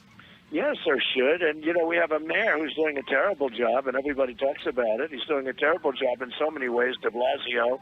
He's a disaster as a mayor and probably will be challenged. I can't imagine that he gets away with this, but he knocked out surveillance and so many other things. You know, we had the finest surveillance of the whole radical Islam situation that there is, they say, in the world, the New York City Police Department, which is an amazing department. And he knocked it out. He took it down, and he knocked it out, and that was a terrible mistake. What if you do have this temporary ban, though, on Muslims coming into the United States? Don't you understand? At least a lot of the law enforcement authorities say you need the cooperation of Muslims to find the radical Muslims, the jihadists, and without their cooperation, it could potentially get a whole lot worse. Well, let me tell you a little secret. So the man that was caught the other day, this lowlife that was caught the other day, he was guarded by people that knew, the community knew he was there. Everybody knew he was there. He was seen shopping in grocery stores, and they have pictures of him shopping in grocery stores. His community knew he was there. There are probably many, many people that knew him, and they never turned him in. And that's part of the problem. They don't turn him in. Maybe they're going by Sharia law, which is what they want to start off with. But we have a real problem, Wolf, and unless we solve the problem, we can't continue to be the stupid people. You look at what's going on in Germany. You look at what's going on even in a part of Sweden, where they're having problems like they never thought possible. Sweden never had problems like this, where a group came in and now all of a sudden they have a section. So we can be nice about it and we can be politically correct about it, but we're being fools, okay? We're being absolute fools. There's something going on, and unless we get to the bottom of it, we're going to have to be very vigilant. We're going to have to be very strong, or we're not going to have a country left either. You look at what's going on in Brussels. You know, Brussels was one of the most beautiful places, okay? And everybody talked about it, and nobody talks about Brussels anymore. In fact, on a lot of the news reports, I guess a few months ago, I talked about how bad Brussels were. And then 6-7 months ago, I talked about how bad Brussels was. And I got a little heat over it. And now they're all saying Trump was right. Brussels is a disaster. They have areas of Brussels, the police won't even go into those areas. They're so dangerous and so radicalized. I'm just saying, we have to be smart and we have to be vigilant. If you were president, Mr. Trump, what would you do? How would you question Salah Abdeslam, one of the ringleaders of the Paris attacks, who was arrested the other day in Brussels? Well, that's the man I'm talking about, and he was arrested in an area that everybody knew he was there, but they didn't turn him in. The Muslim community did not turn him in, and they should have turned him in. And right now we have a lot of people, and a lot of people think he may have led this attack. He may have been the one that did the attack, or it was done in retribution. And what I would do is I think we have to change our law on the waterboarding thing, where they could chop off heads and they can drown people in cages and heavy steel cages, and we can't waterboard. So we have to change our laws, and we have to be able to fight at least on an almost equal basis. We have laws that we have to obey in terms of torture. They have no laws whatsoever that they have to obey. So would you start torturing him right away, or would you see if he would cooperate and share information? Because Belgian police say he has been talking. Well, he may be talking, but he'll talk a lot faster with the torture. If he would have talked, you might not have had to blow up all these people dead and all these people horribly wounded, because he probably knew about it. I would be willing to bet that he knew about this bombing that took place today. So we have to be smart. I mean, it's hard to believe. We can't waterboard. which is whether, look, nothing's nice about it, but it's your minimal form of torture. We can't waterboard and they can chop off heads. Because they argue, the people who passed the law say waterboarding is torture. And you say you would even go further than waterboarding? Is that right? Absolutely. How far would you go? Well, I'd go further. I'd listen to the military people, but I'd go further. The military people don't want. The military people say they oppose torture, I disagree. and it's not part of the U.S. Military Code of Conduct. I don't believe they do. I don't believe it. I don't believe it. I think they're told to say that politically. I think that they believe in it 100%. You talk to General Patton from years ago. You talk to General Douglas MacArthur. I will guarantee you, these were real generals, and I guarantee you they would be laughing. Well, right now they're crying, and right now they're spinning in their graves as they watch this stupidity go on. Because I just want to interrupt Mr. Trump. I just want to point out it was the CIA who was engaged in the waterboarding after 9/11. The U.S. military deliberately said they didn't want to have any part of the waterboarding because it wasn't part of their military code of conduct. That's why it was left to civilians working at the CIA with the authorization of the Justice Department, of course, and the Bush administration. Well, with the authorization, it was probably a political decision, not a real decision. It wasn't probably, in my opinion, it wasn't a military decision. It was a political decision, and it continues to be a political decision. And the problem that we have, Wolf, it's a very big problem. We're fighting by different sets of rules. They're fighting with no rules, no regulations, no anything. They can blow people up in shopping centers. They can have bombs that are so vicious with the nails and the glass and all of the things come spewing out, blinding and destroying people and killing people, and yet we have rules and regulations. We can't waterboard because it's a little bit on the tough side. Well, they say we have to get smart, Will. They point out that it's a violation of international law to engage in torture, and the U.S. has signed on to these various international treaties banning torture. Well, I would say that the eggheads that came up with this international law should turn on their television and watch CNN right now, because I'm looking at scenes on CNN right now as I'm speaking to you that are absolutely atrocious. And I would be willing to bet, when I'm seeing all the bodies laying all over the floor, including young, beautiful children laying dead on the floor, I would say if they watch that, maybe, just maybe, they'll approve waterboarding and other things. As you know, Ted Cruz suggested today the U.S. should step up its involvement going into Muslim neighborhoods, as he described it, looking for potential terrorists. Is that something you would support?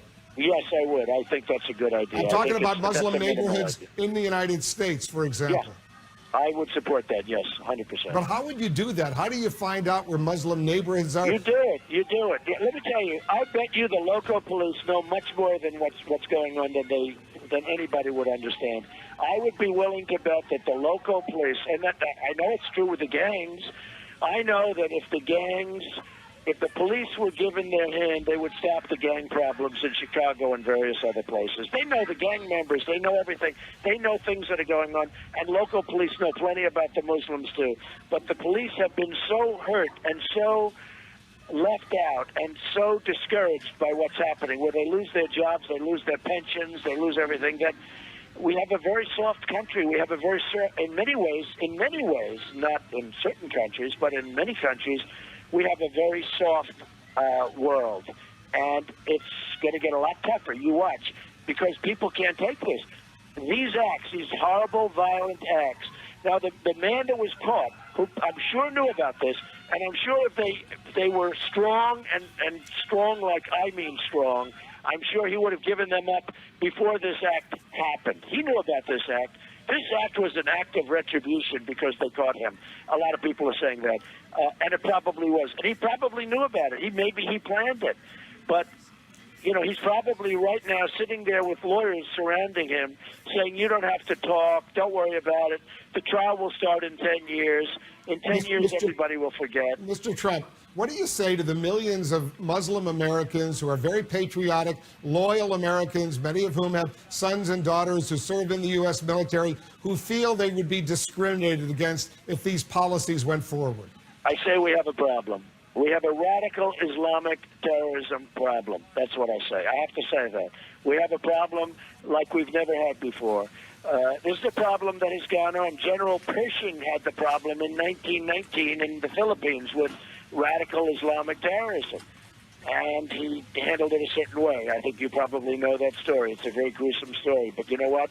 The problem didn't exist for 48 years after that happened. So we have to be a lot tougher than we are. Right now, they look at us as weak, soft, stupid people. Look at the scene on CNN right now, all the bodies all over the floor, and we're worried about waterboarding. Mr. Trump, I know you got to go, but thanks very much for joining us. We'll continue these conversations down the road. Thank you very much, Will. Donald Trump joining us. Let's bring in our experts. We'll get some reaction to what we just heard. Our CNN counterterrorism analyst, Phil Mudd, is a former CIA official. Our CNN terrorism analyst, Paul Cruikshank, is with us. Our national security commentator, Mike Rogers. He's the former Republican chairman of the House Intelligence Committee, and former Democratic Congresswoman Jane Harman is with us as well. She served on the Intelligence, Armed Services, and Homeland Security Committee. She's now president and CEO of the Wilson Center. In fact, guys, stand by. I want to take a quick break. We have a lot to assess. We'll be right back.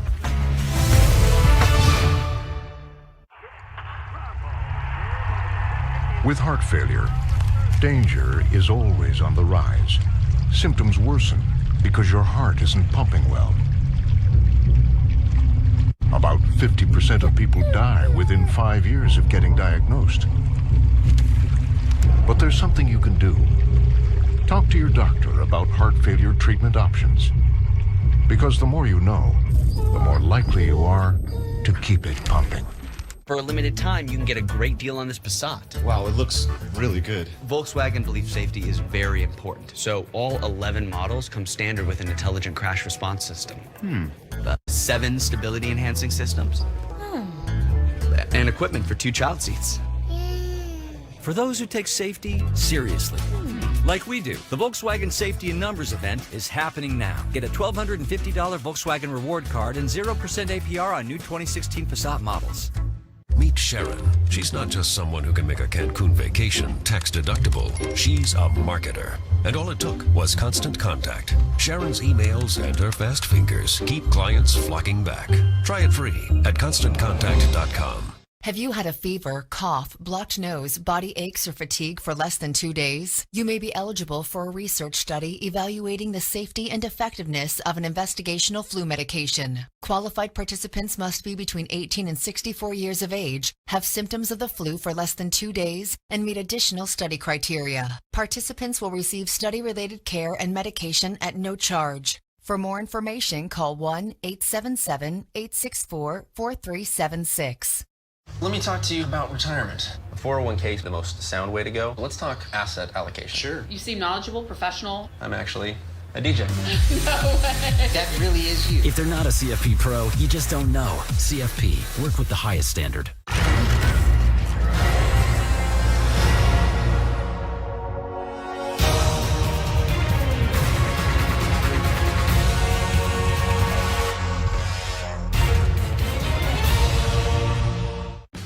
At the Joseph A. Bank stock-up sale, buy one, get two free on all suits and sport coats. Plus, buy one, get one free on all dress shirts, ties, sport shirts, pants, and more. Only at Joseph A. Bank.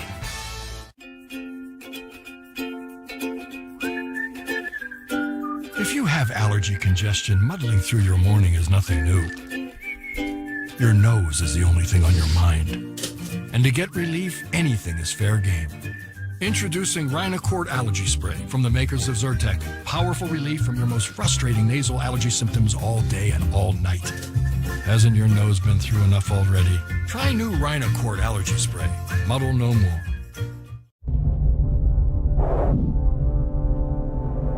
Some stories are bigger than 140 characters.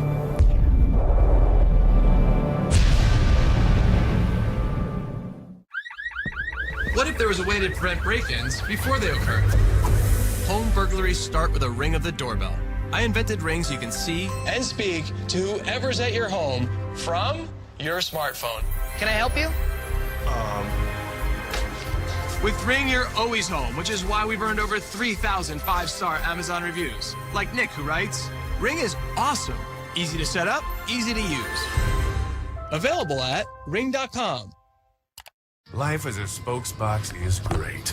People love me for saving them over $500,000 when they switched to Progressive. So I'm dabbling in new ventures. It was board game night with the Dalai Lama. Great guy, terrible player. Go paperless, don't stress, girl. I got the discounts that you need. Safe drive. It's a balancing act, but I gotta give the people what they want. More box. Any words for the critics? What can I say? Critty's gonna neg. What? This is CNN.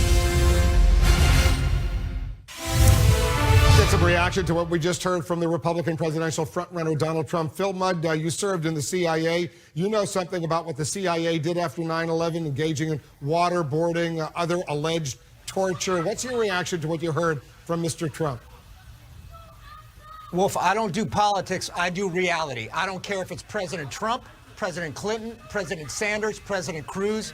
2 points. Number one, torture is unconstitutional and it violates federal law. You cannot be the President of the United States and ask a federal agency to commit an act of torture. Number two and final. Well, let me interrupt for a moment, Phil. The Justice Department during the Bush administration authorized the CIA to engage in waterboarding. Is that torture? They said in 2002 it was not. I can tell you from talking to my friends and from being in the chair, if you went back in 2017, if the president asked the question, the Department of Justice will say waterboarding is torture. People in my business will not do it, Wolf. Go ahead. What's the second point you were going to make? My second point is it's unconstitutional, but the final point was the Department of Justice, if you decide that you think it is constitutional, they have to pass judgment. The Department of Justice in 2016 or under a new president in 2017 is not where they were 15 years ago. They'll say you can't do it. Mike Rogers, you heard Mr. Trump say he would go a step further than waterboarding, engage in even more torture to get information from these terrorists. Yeah, I think what, if it were to be President Trump would realize there are enhanced interrogation techniques that only the president can authorize up to excluding waterboarding. And that has been maintained in the law. So there are options for a president if they want to go further. I think it's, if someone's cooperating, I'm an FBI trained interrogator, the last thing you want to do is intercede with anything that will disrupt that trust, confidence, and rapport building that you get with somebody that can cooperate. So, I mean, I think he was looking at the scenes, he reacted emotionally. I think like a lot of Americans are reacting emotionally to these scenes, saying, yeah, maybe he's right. The law is very clear on this, that at a certain point, you can no longer use enhanced interrogation techniques, again, up to, but excluding waterboarding. Jane Harmon, what was your reaction to what we heard from Mr. Trump? Well, I remember the history, and I don't believe that the waterboarding we did worked. But more important, there was a memo in the Justice Department, it took Congress years to get it, drafted by John Yoo, that said anything other than death or imminent organ failure did not constitute torture. Congress was appalled to learn about that memo, and so were some others in the Justice Department, and we passed a law basically codifying the Army Field Manual, which does not permit waterboarding. And I believe that building trust, as Senator John McCain, who was subject to these procedures, believes that building trust is a much more effective way to get the truth from a detainee than causing that person to say anything just to get you to stop treating him in some fashion. You've spent a lot of time, Paul, in Brussels. You're from there. You were born there. Is Mr. Trump correct when he says there are certain neighborhoods in Belgium where even the police are afraid to go? No, the police can go anywhere in Brussels. It's a Western capital, the capital of Europe. But it's certainly true there are neighborhoods where there is a lot of extremism.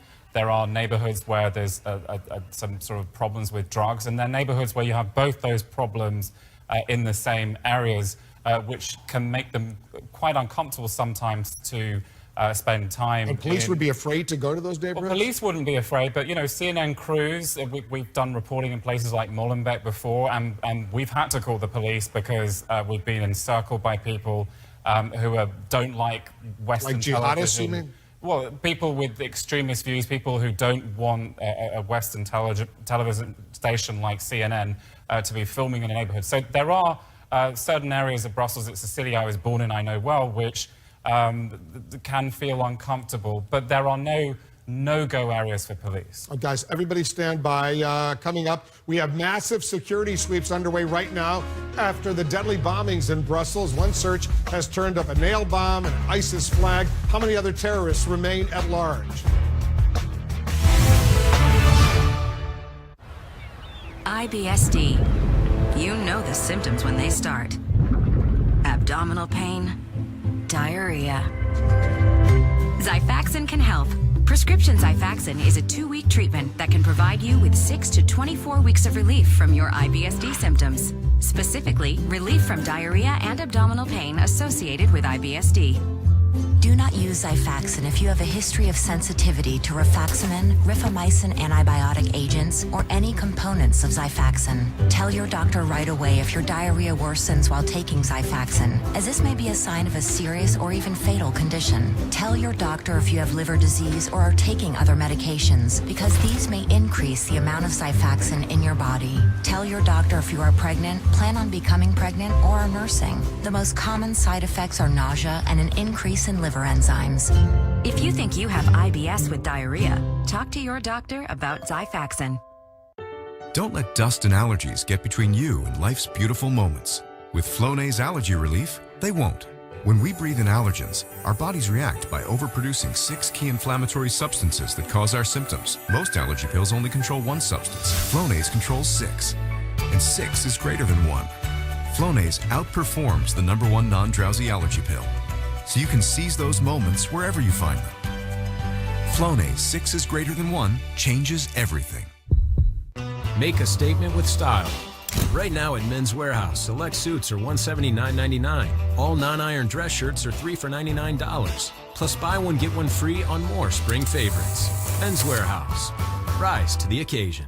At MFS Investment Management, we believe in the power of active management. We actively manage with expertise and conviction, so you can invest with more certainty. MFS, that's the power of active management. These people behind me, they'll have life insurance through work, a great short-term benefit. But is it enough? A lot of employer-provided life insurance policies only cover up to a year's salary. Not enough to pay off mortgages or send kids to college, the things life insurance is meant for. That's where SelectQuote comes in. SelectQuote is your personal life insurance guide.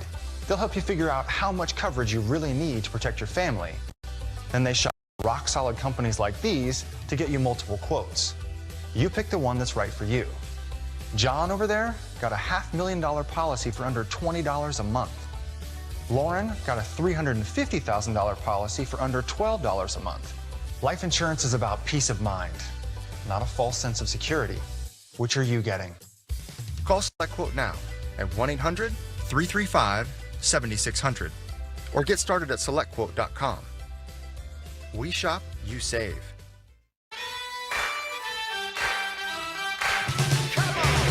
I want my MTV! Read my lips. The 80s starts March 31st at 9 on CNN. Attention Medicare beneficiaries. If you are on Medicare and struggling to afford the out-of-pocket costs, there is coverage available that includes dental, vision, and prescription drugs. There are benefits with 0 copays and 0 deductibles. You are allowed to update your coverage. Call the Medicare Coverage Helpline now. If you have Medicare Part A, B, or a Medicare Advantage plan, call the Medicare Coverage Helpline to update your coverage. Free call, free advice, no obligation. You may be taking new medications or need dental or vision care, or the copays and deductibles are hard to afford. All of this is costing you more than you thought it would. There is a solution. You can call and update your coverage. The call and the advice are free. Call now. The Medicare Coverage Helpline. Free call, free advice, no obligation. Make sure you have all you deserve and update your coverage. Call the Medicare Coverage Helpline now. Call 1-800-417-3640. That's 1-800-417-3640. Call now to update your plan. This is CNN. Happening now, breaking news, transit terror attacks. Terrorist strike at the heart of a major European capital with coordinated bombings targeting an airport and a subway station. Dozens of people are dead, hundreds are injured, and more attacks imminent.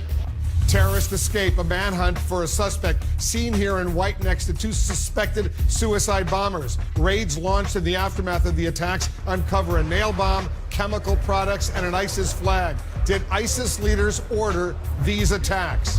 This signals the deadly new attacks coming just days after the arrest of a key suspect in the Paris massacre, raising concern about other terrorist investigators may have overlooked. Was this a revenge attack? Were there missed signals? And America on alert. Heightened security and new precautions as law enforcement moves to protect potential targets here in the United States. President Obama being briefed on the crisis as federal officials deploy special teams to U.S. airports. Isn't enough, though, to stop potential terror strikes. We want to welcome our viewers in the United States and around the world. I'm Wolf Blitzer. You're in the Situation Room.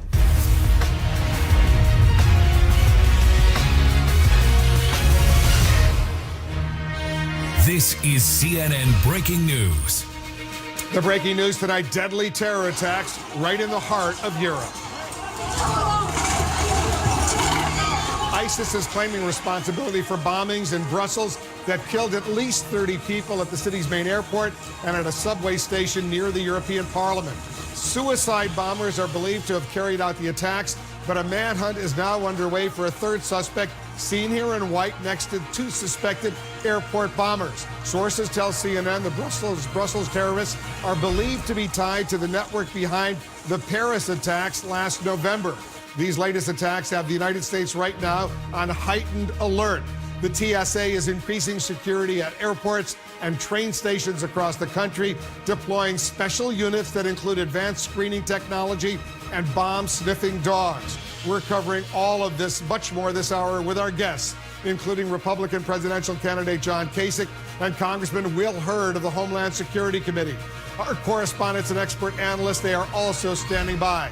Let's get right to our justice correspondent, Pamela Brown. She begins our breaking news coverage this hour. Pamela, these are devastating strikes right in the heart of Europe. What's the latest? That's right, and counterterrorism officials say this is the new normal in Europe. We've learned authorities raided a home believed to be connected to the attackers based on a tip, and officials have not ruled out this being an isolated incident.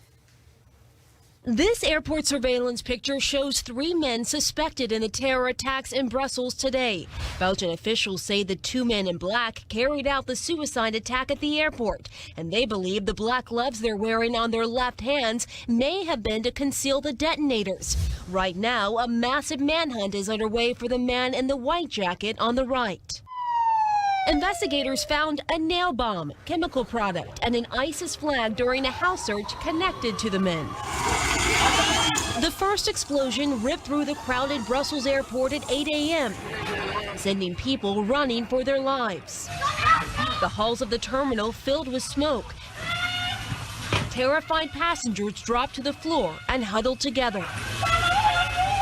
I heard an explosion. That was the first one. Minutes later, a second blast inside the airport. I hear an explosion, and all the ceilings is going down. And then I just go under the sink, and then the second explosion went, and then everything is black. An hour later, just a few miles away at the Blowback metro station in the heart of Brussels, a third explosion. The tunnel filled with smoke as passengers trying to find their way through the dark to safety. I can't explain. It looked like war. It's unbelievable. It's unbelievable. It's really hard. Brussels is put on lockdown. We feared a terrorist attack would happen, and this is what happened. At the airport and at a metro station in Brussels, terrorists have committed murder. The Blowback metro station is a short distance from where police raided an apartment and captured Salah Abdeslam last week, one of the suspected ringleaders in the Paris terror attacks last November. Investigators believe that same terror network is responsible for today's attacks. As victims in Brussels, some of them wrapped in blankets, are transported to safety, police fan out across the city, searching for anyone who was involved. I'm so scared. I feel like it's the end of the world. And investigators believe these attacks were already in the works before Abdulsalam was arrested, and then they were accelerated after his arrest last Friday. Investigators said over the weekend that Abdulsalam was cooperating, but the question remains how much he knew about these attacks. There this morning. Wolf. Pamela Brown, thanks very much. We're also learning new details about the police raids that have been unfolding in the wake of the terror attacks. Our senior international correspondent, Fred Pleitgen, is in Brussels for us tonight. Fred, what's the latest where you are?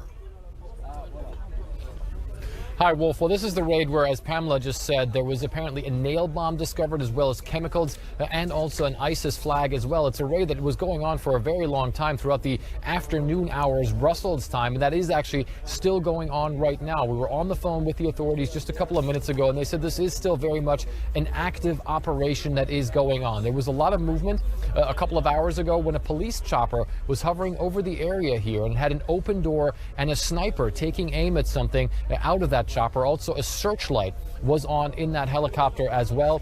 Since then, that chopper has left. However, there is still a lot of movement here on the ground. We've seen a lot of police vehicles going in and out of that area. The most recent thing that we've seen was a decontamination vehicle that went out of here. Of course, we were saying that one of the things that was found was chemicals inside. Possibly that was the reason why that decontamination unit was on the scene here. But again, it's clear what they found here so far. It's not clear whether or not anybody's taken into custody yet. We have been on the phone with the authorities literally just a couple of minutes ago, Wolf, and they have not confirmed to us that anybody was arrested at this site or whether they might have found an empty apartment with these chemicals and that nail bomb as well, Wolf. Massive manhunt underway right now throughout Belgium, not only in Brussels. All right, thanks very much for that, Fred Pleitgen. We're also getting some new information right now about the investigation into the Brussels terror bombings. Our justice reporter, Evan Perez, is working with sources. Evan, what are you hearing?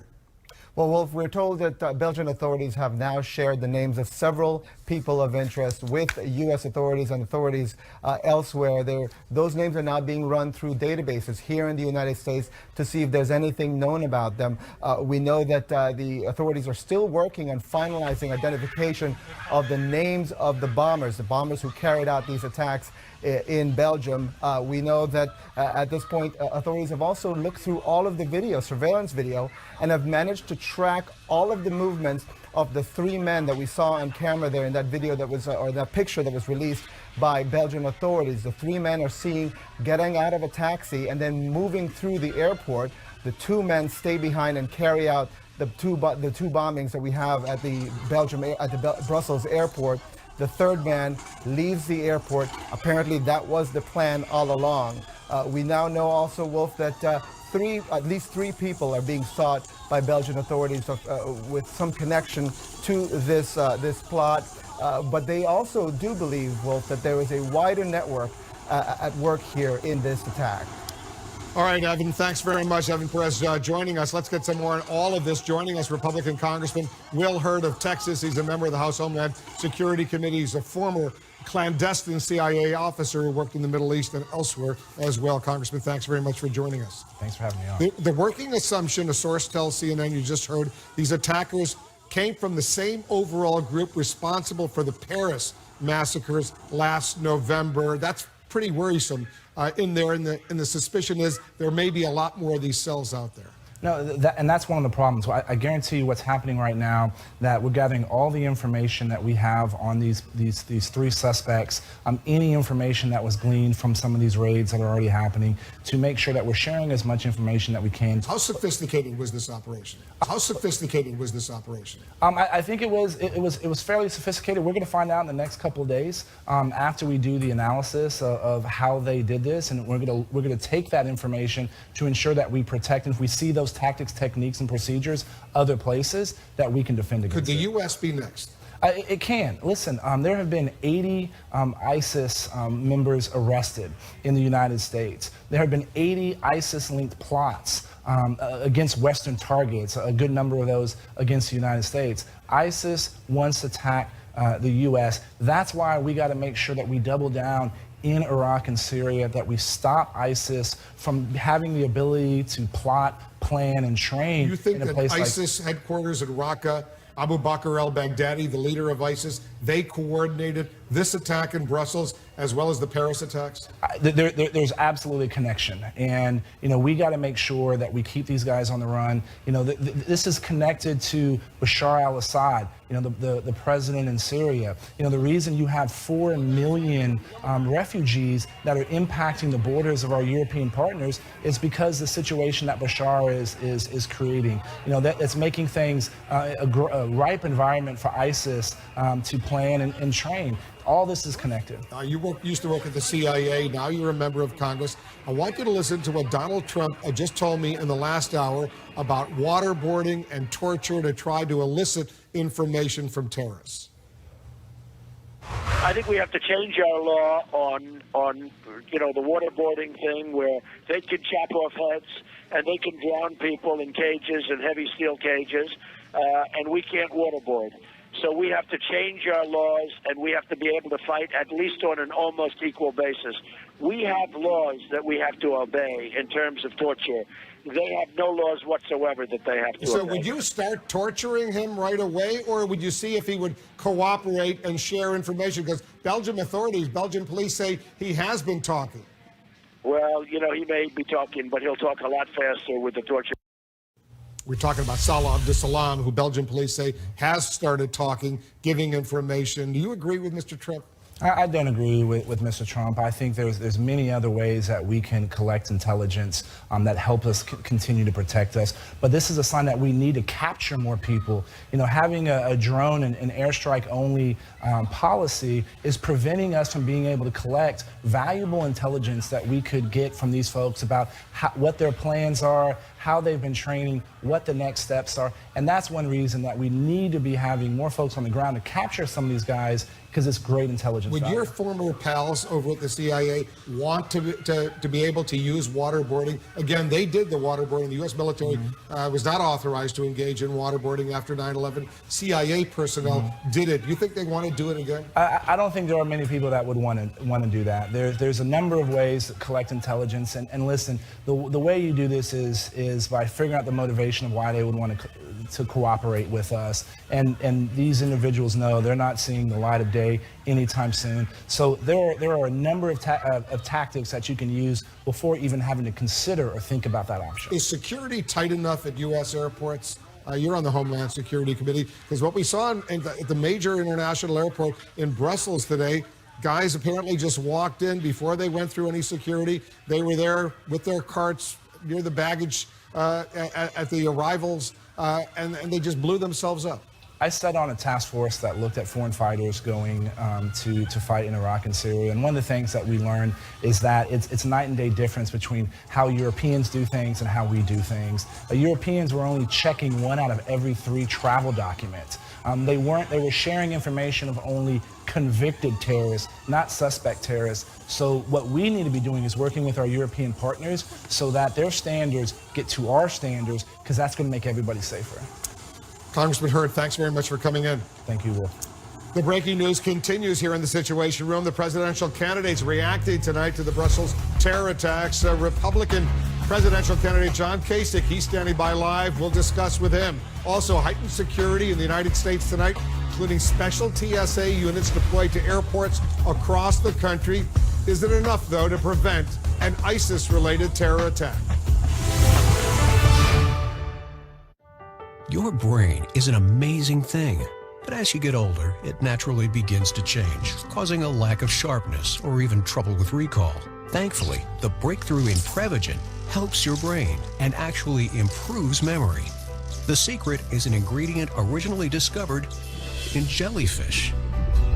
In clinical trials, Prevagen has been shown to improve short-term memory. Prevagen, the name to remember. Meet Frank. Frank has a to-do list. A very long to-do list. So Frank uses Thumbtack to get things done. Just tell Thumbtack what you're looking for, and we'll send quotes from up to 5 available qualified professionals. Then you pick the pro who's right for you. From plumbers and painters to DJs and trainers, hire skilled professionals for absolutely everything. Visit Thumbtack.com today and get it done. These are the hands that plow the data, dig up clues, create opportunity, and weave messages that lead to sales. These are the hands of Pitney Bowes, the craftsman of commerce. These are the hands that drive commerce, that build business across borders. These are the hands of Pitney Bowes, the craftsman of commerce. How do you know when you've had a successful first date? You want to go on a second date? Match leads to more second dates than any other dating app. I could see myself downloading it. Jackie joined Match. When will you? Start for free today. Why am I so awake? Did you know your brain has a wake system and a sleep system? Science suggests when you have insomnia, the neurotransmitters in your wake system may be too strong, which may be preventing you from getting the sleep you need. Talk to your doctor about ways to manage your insomnia. I didn't realize how bad my smile was with fillings and root canals. I had to do something. I looked at partial bridges, I looked at dentures. Out of all the options, Clear Choice was the only choice for me. At Clear Choice, we bring hope to millions who suffer from missing or failing teeth with dental implants that look, feel, and function like strong, natural teeth. All the specialists with all the technology they need are in one spot. That makes delivering this 21st century world-class dentistry very easy to do, and we do it in one day. I can laugh, people crack a joke, and I smile. It was a life-changing thing. Call today to schedule your free comprehensive consultation and ICAT 3D imaging scan. We'll even talk financing options while you're here. They not only helped to rebuild my smile, but helped me to rebuild my self-confidence. They really set me free. I mean, look at this smile. At Clear Choice, you're about to discover what you've been missing all these years. Call Clear Choice today. We all know some of life's most important financial decisions are made right here at the kitchen table. Well, if you're a veteran, own a home, and need cash, calling New Day USA could be one of the best decisions you'll ever make. With our military service, veterans like us have earned a valuable VA benefit, the right to apply for a VA home loan. The New Day 100 loan for veterans lets you refinance your mortgages, consolidate your credit card debt, get cash, and lower your payments an average of $640 a month. And New Day will even pay your appraisal fee. And since the New Day 100 lets you borrow up to 100% of your home's value, that can mean a lot more money for you and your family. At New Day, they look at your total financial picture, not just your credit score. So call New Day USA. They'll do everything they possibly can to get you approved. Go to newdayusa.com or call New Day USA now at 1-855-515-2465. Closed captioning brought to you by MeSoBook.com. People who have been diagnosed with mesothelioma have many questions. That's why we offer this free book. Call 1-800-400-5415. Republican and Democratic presidential candidates, they are reacting tonight to the terror attacks in Brussels that killed at least 30 people and injured almost 300 others. Sources telling CNN the bombings are believed to be tied to the same terror network behind the Paris massacre last November. Let's get some more. Joining us, Republican presidential candidate, the Ohio governor, John Kasich. Governor, thanks very much for joining us. Lots to discuss. I want to quickly get your reaction to what we just heard from Donald Trump. He says, bring back waterboarding and other forms of torture to question these terrorists who are out there. Your reaction? Well, the intelligence experts don't believe that is the answer. They do believe there are proper techniques to get information. And the fact is, what we really need is we need a much more coordinated intelligence worldwide.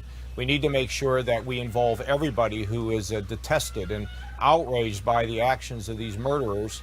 And that will include also people in the Muslim community who find this as abhorrent as we do. And we need to have better intelligence coordinated worldwide. And, you know, frankly, Wolf, if I were president, I would have come home from Cuba.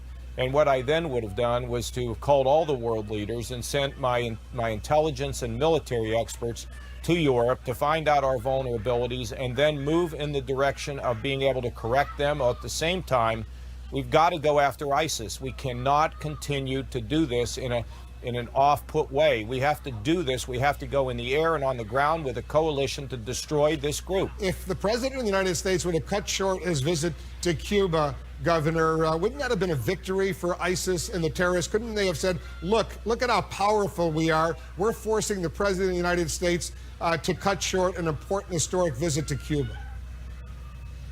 No, I think we have to take this very seriously. This is an attack on Western civilization, an attack on, in the heart of Europe. When you go to Brussels, you are attacking the very heart of Europe. And I think the president should have come back and come back now and begin to talk to the leaders of Europe. We're all in this together. You know, when people in Europe bleed and die, a little bit of us bleeds and dies as well. This is a serious matter. It needs to be taken seriously. These Islamist extremists need to be destroyed. And we're not going to be, we shouldn't be playing some sort of a political game here. We need to be very focused, very determined, very calm, and absolutely be willing to take action. Senator Cruz says that police throughout the United States should start special patrols in what he calls Muslim neighborhoods looking for terrorists. You agree with him on that? No, I don't think we should be patrolling Muslim neighborhoods, and I don't even know how you would do it. And secondly, let's face facts that we need help and we need intelligence from everybody. And there are people in the Muslim community who will give us that kind of intelligence. We're also going to need Muslims to be part of our coalition to destroy ISIS. The wrong approach right now is to create a situation where we polarize people who are really on our side. So we've got to be cool, calm, and collected. And look, I spent 18 years on the Armed Services Committee. I understand how much of this works. And we don't need to be alienating people who can be partners in us being able to destroy these vicious murderers. So I take it you also disagree with Mr. Trump, who just a little while ago told me he still believes there should at least be a temporary ban on Muslims coming into the United States. Look, the fact is that we need to make sure that our visa program is good. The visa waiver program should be examined. But I don't know how you're going to have some religious test. The fact is that if we have the kind of intelligence that we need, the effective intelligence, along with our counterterrorism task force and giving them the tools and the resources they need, that is the best way for us to proceed. To start having a religious test isn't going to work. In fact, it can backfire. And frankly, just yesterday, Mr. Trump said that we ought to sort of reduce our activity around NATO. We need to strengthen NATO. We need to strengthen the Western countries.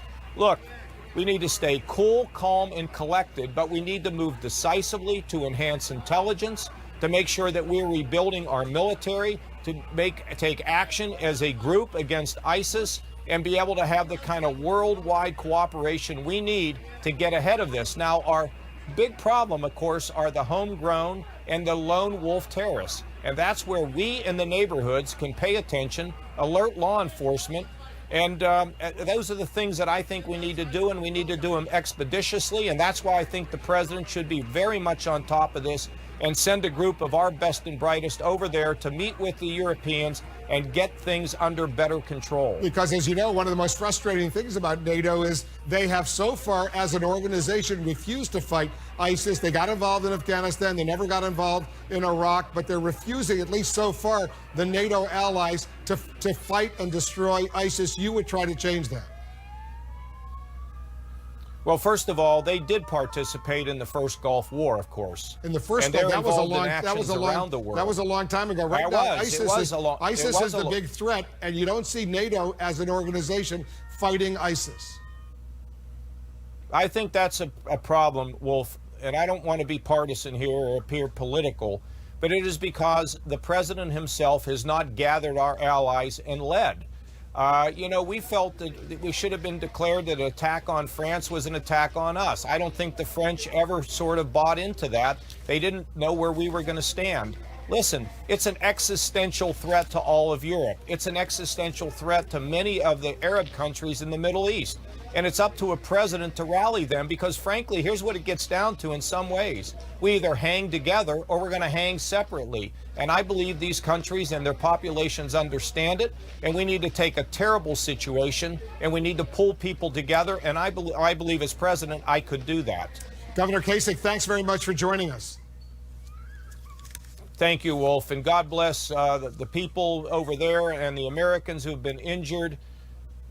we'll rise and we will stop these people. Thank you very much, John Kasich of Ohio. We'll have more on the breaking news coming up. We're getting new details right now of the investigation into the terror attacks in Brussels. Are they connected to the arrest just a few days ago of a prime suspect in the Paris attacks? And how vulnerable are U.S. airports and subway stations right now? We're taking a closer look at new security measures being put in place tonight.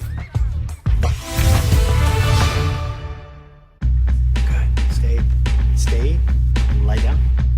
I'd like to take this time. Roll over. Roll over. Almost. Roll over. Good. It took Joel Silverman years to become a master dog trainer. Roll over. Good job. But only a few commands to master depositing checks at Chase ATMs. Technology designed for you, so you can easily master the way you bank. When your type 2 diabetes numbers aren't moving in the right direction, it can be a burden. But what if you could wake up to lower blood sugar?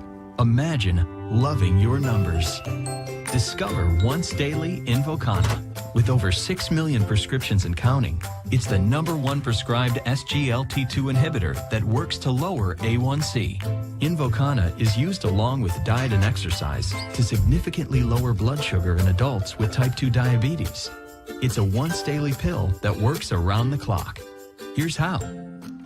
Invokana reduces the amount of sugar allowed back into the body through the kidneys and sends some sugar out through the process of urination. And while it's not for weight loss, it may help you lose weight. Invokana can cause important side effects, including dehydration, which may cause you to feel dizzy, faint, lightheaded, or weak, especially when you stand up. Other side effects may include kidney problems, genital yeast infections, urinary tract infections, changes in urination, high potassium in the blood, increases in cholesterol, or risk of bone fracture. Do not take Invokana if you have severe kidney problems or are on dialysis. Stop taking and call your doctor right away if you experience symptoms such as rash, swelling, or difficulty breathing or swallowing. Tell your doctor about any medical conditions, medications you are taking, and if you have kidney or liver problems. Using Invokana with a sulfonylurea or insulin may increase risk of low blood sugar. Imagine life with a lower A1C. Are you loving your numbers?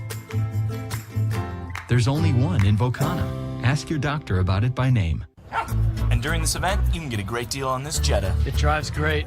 Volkswagen believes safety is very important, so all 11 models come standard with an intelligent crash response system. And 7 stability-enhancing systems. For more confidence on road trips. For those who take safety seriously, like we do, the Volkswagen Safety in Numbers event. Hurry in and get a $1,000 Volkswagen reward card when you purchase or lease select new 2015 or 2016 Volkswagen models. You're an AT&T small business expert. Sure am. My staff could use your help staying in touch with customers. AT&T can help you stay connected. Am I seeing double? No, ma'am. Our AT&T buy one, get one free makes it easier for your staff to send appointment reminders to your customers. And share promotions on social media? You know it. Now I'm seeing dollar signs. You should probably get your eyes checked. Good one, babe. Optometry humor. Right now, get up to $650 in credits to help you switch to AT&T. Join the adventure as some of the world's most amazing places battle the forces of change. Hold on to the wonders of today. The Wonder List, Sundays at 10 on CNN. USA Today and Time Magazine named the Ring Video Doorbell top gadget. Why? Because with Ring, you're always home. You can see and speak to whoever's at your home from your smartphone. And with over 4,000 5-star Amazon reviews and an incredibly simple self-install process, Ring is the smartest, most cost-effective way to protect and monitor your home. Get peace of mind and protect your home with Ring. Available at ring.com. Hi, I'm Dylan Radican. The world is brimming with possibilities. That keeps me busy. My latest invention may be able to feed and sustain communities around the world. My team and I are always on the go, meeting new people and seeing new places. I produce films that I really care about. It's an honor to speak to audiences around the world. When people come together, meaningful work gets done. How do I do all this? Well, that part's easy. Hotelplanner.com.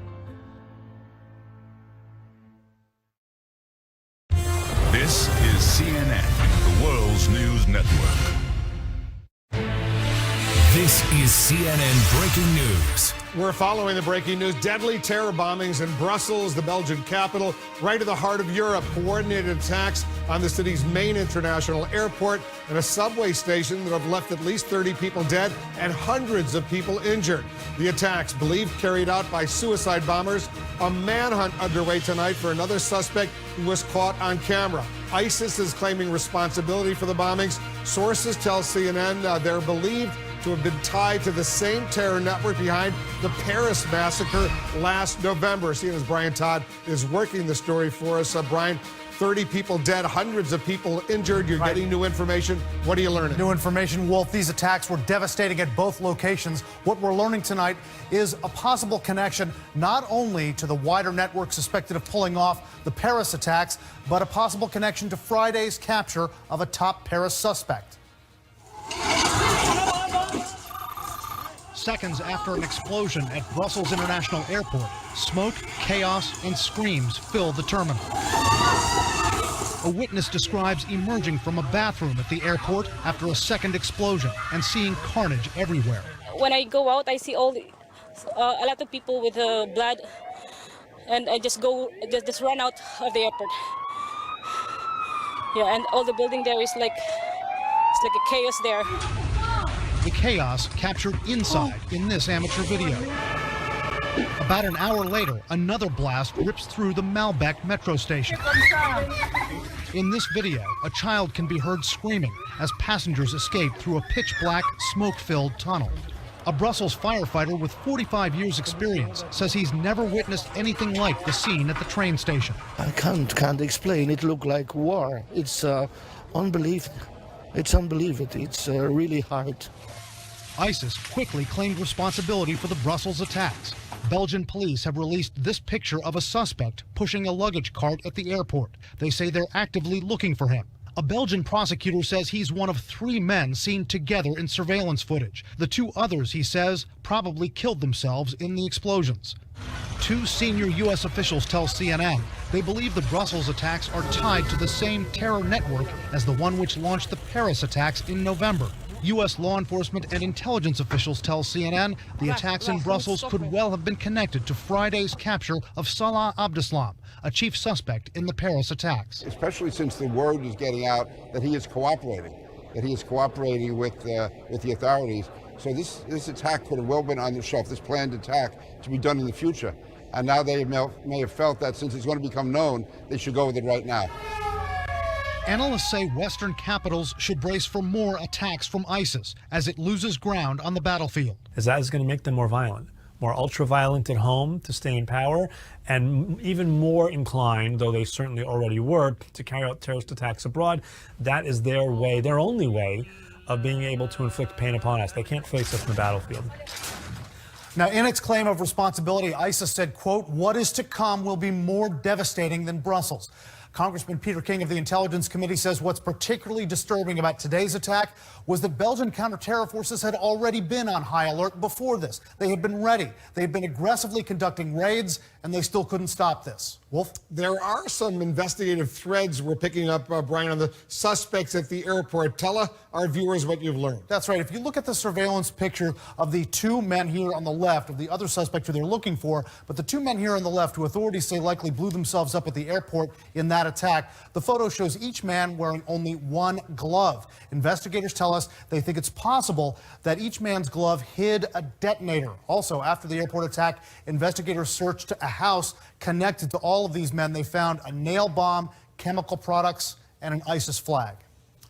All right, Brian, thanks very much. All of this has the United States right now on heightened alert with increased security at airports and train stations across the country. CNN aviation correspondent Renee Marsh is over at Washington's Reagan National Airport. Renee, there's real concern in the wake of these bombings in Brussels. What are you learning? Well, Wolf, the TSA is preparing to launch a specialized group, a specialized unit at airports in major cities, the so-called Viper teams. They use everything from bomb-sniffing dogs to advanced specialized screening. And although the federal government says there is no threat, when you look at the procedures we're seeing across the nation, it is clear that the attacks overseas has stoked increased concerns over the U.S. transit system. Tonight, U.S. cities nationwide are on heightened alert. New York City is stepping up its police and National Guard presence. High visibility anti-terrorist patrols can be seen in the subway system where officers are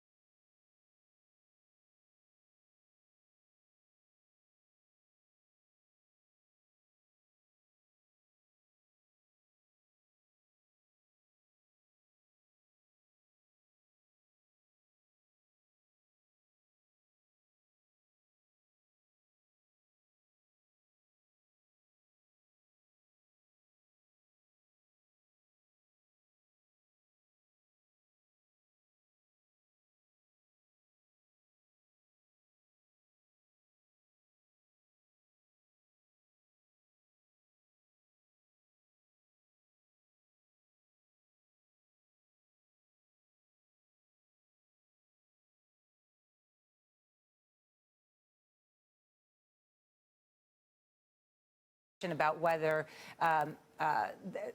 the Belgian authorities were learning anything about potential attacks, so they sped it up. So it means that they didn't do a dry run with the taxi because they obviously couldn't fit everything into the taxi. But what it also says to me, and someone who had been in Homeland Security, is at some moment these terrorist groups are touching others, right? So the taxi cab driver says they wouldn't let me touch the luggage. They had to leave some behind. They seemed odd. You know, all these things. This is, you know, people are running up against some of these terrorists and their planning. And so part of the engagement that we talk about with communities, whether it's immigrant communities or whether it's just the See Something, Say Something campaign, really does mean something, because they're not going to run into an agent, right? But they might, you know, order a pizza, get into a taxi cab, go to a movie theater or something in their process of trying to act normal. It'll also be interesting to know, did the person who did not blow himself up in the airport, did he take a cab or was there a car waiting for him? We don't know, but has that cab driver come forward, and then can they use CCTV footage to track the location of that person? Obviously, a lot more investigators looking for Paul Cruikshank. Thank you, Juliet Kayyem, Mike Rogers as well. Just ahead, what the presidential candidates had to say about today, including Donald Trump, who did more than just double down on banning Muslims from entering the country. See how much more next.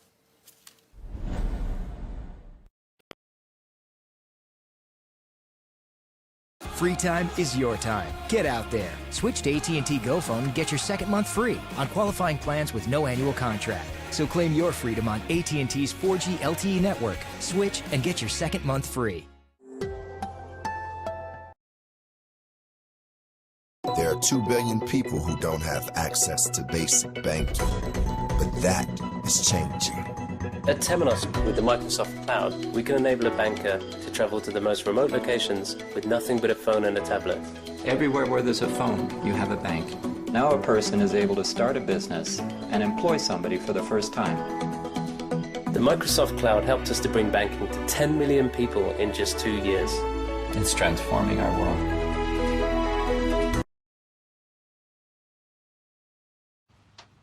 We should start our own company. Yeah.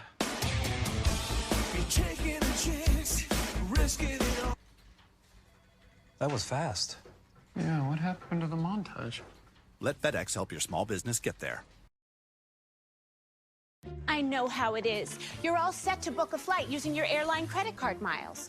And surprise, those seats sometimes cost a ridiculous number of miles, making it really hard to book the flight you want. Luckily, there's a better way. With the Capital One Venture Card.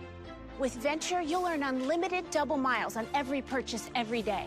And when you're ready to travel, just book the flight you want on any airline. Then use your miles to cover the cost. Now you're getting somewhere. What's in your wallet? $11? No way. You always want to know you're getting a great price. Now what? With Merrill Edge, count on flat rate pricing of $6.95 per online equity and ETF trade. That's lower standard pricing than some of our competitors. Explore the wonders worth holding on to on the next Wonder List.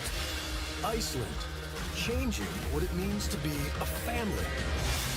The women, they have so much freedom, so you can choose your life. So you don't have to buy her a diamond? No!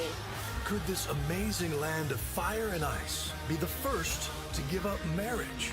The Wonder List with Bill Weir, Sunday at 10 on CNN. Winning my first national championship. You can't really describe it. It was even better than what I dreamed. Duke has won its first national championship. They believed that they could go totally undefeated. We damn sure did. There is nothing like the first time. This is CNN.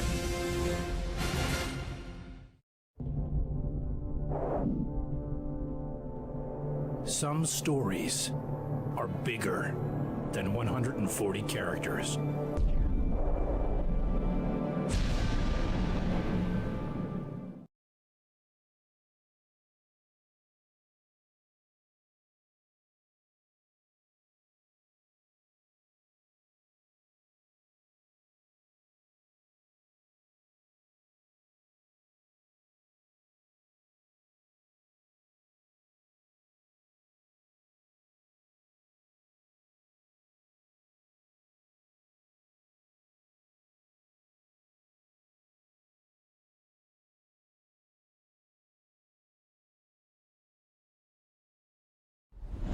It's a big night in politics here in the United States. 4 nominating contests in America's Samoa, Utah, Idaho, and Arizona. The terror attacks front and center all day for the candidates. All of them, both parties, made public remarks about the carnage. Some of them took it a step further. Senator Ted Cruz called for authorities to patrol and secure Muslim neighborhoods in the United States.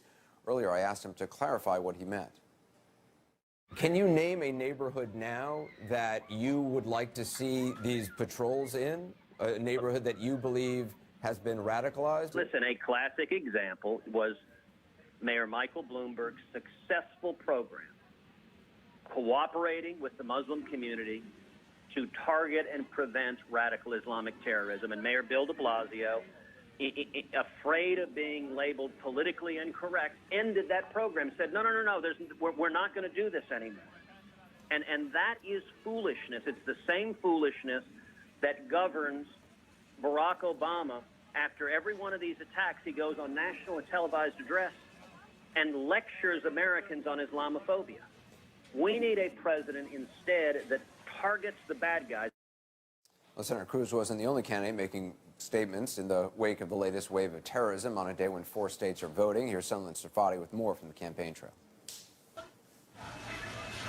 Tonight, a new commander-in-chief test for the 2016 candidates. We stand today with the people of Brussels. Well, today, of course, is a sad day for the entire civilized world. Many of the presidential hopefuls expressing sympathy for the victims and their families, but varying in their responses to how to confront the threat from ISIS and other terrorist groups.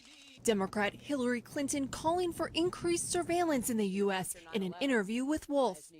We have to also toughen, as you say, soft targets with, greater police presence. There is no getting around that. Her rival Bernie Sanders also talking up the idea of bolstering intelligence gathering. We need to have significantly improved into those areas. They're so dangerous and so radicalized. And doubling down on his proposal to temporarily ban Muslims from entering the country. Well, you have no choice, and you're going to make exceptions on heads of state and certain people, and I'm not saying you don't do that, but we have a real problem, and people don't have any idea what's going on. Clinton today rejecting that approach, raising questions about Trump's temperament. We need steady, strong, smart minds and hands in the White House. Trump's GOP rivals are also looking to draw contrasts. Ted Cruz and John Kasich both touting stronger ties with NATO after Trump said Monday the U.S. should rethink its involvement with the alliance. The day after Donald Trump called for America weakening NATO, withdrawing from NATO, we see Brussels. I would make every effort I could to strengthen the NATO alliance. Sunland, the Anti-Defamation League, the ADL, already was speaking out about Ted Cruz for what he calls special patrols in Muslim neighborhoods, right? That's right. No mincing of words here, Anderson. The ADL came out with a very strongly worded statement slamming Ted Cruz over this proposal. They likened it to something that would demonize, in their words, Muslims. They said it called it irrational, misguided.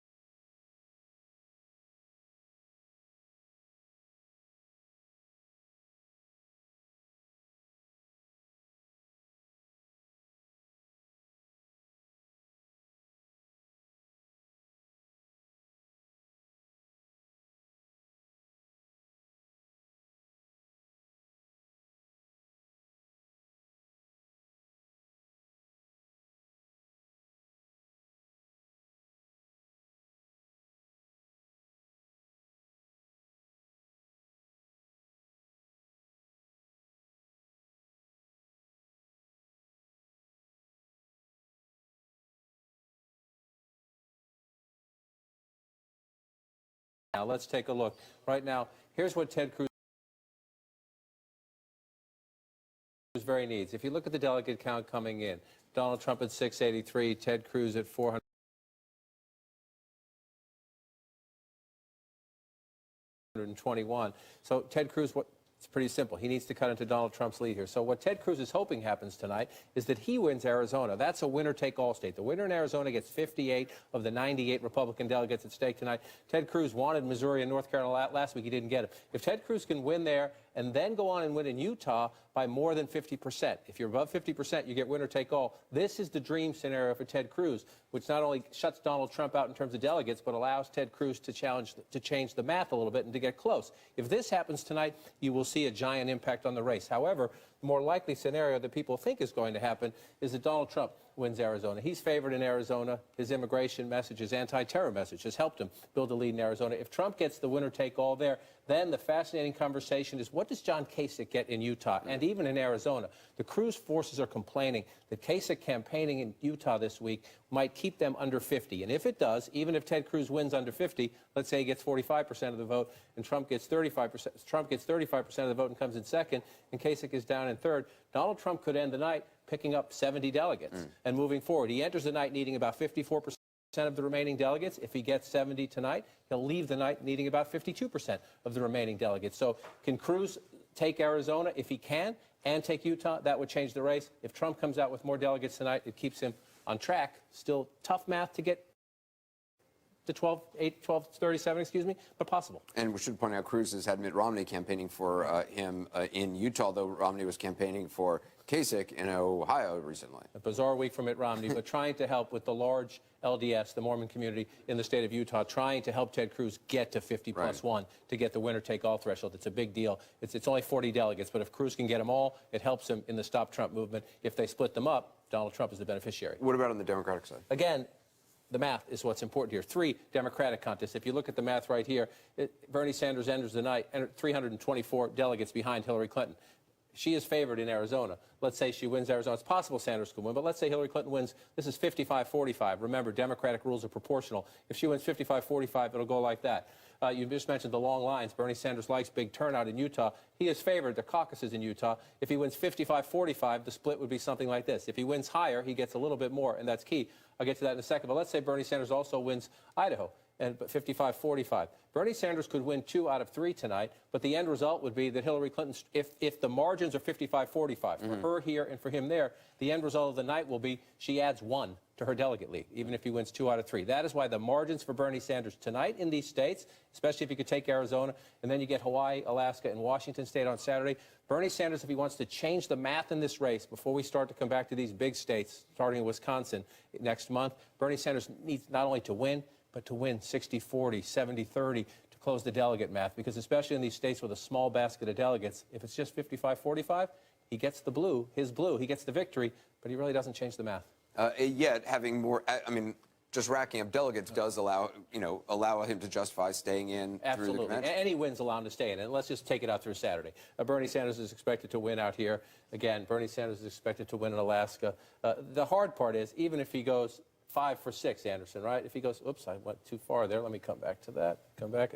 Move it up. It makes it easier. I should know better.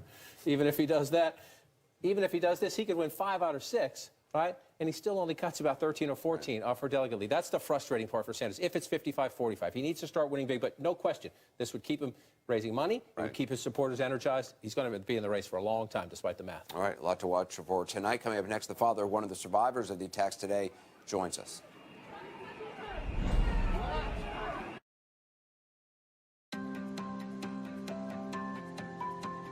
I use what's already inside me to reach my goals.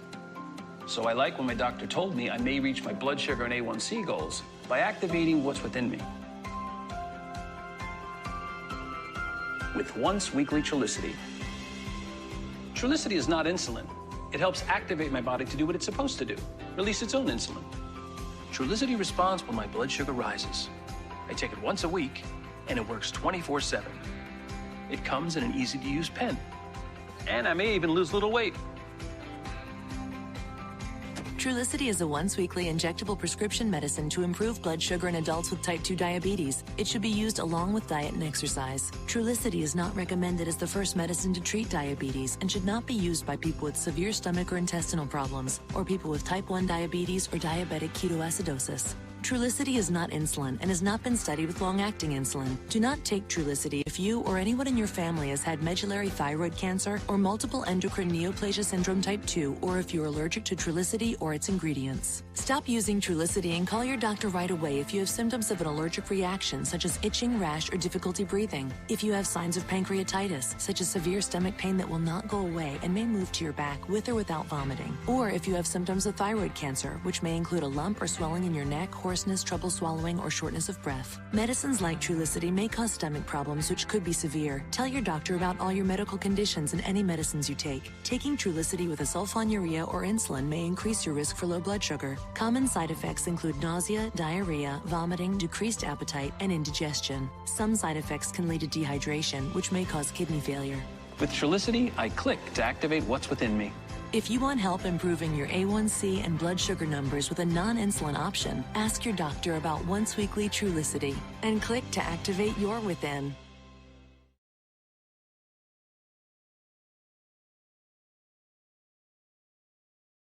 There are 2 billion people who don't have access to basic banking, but that is changing.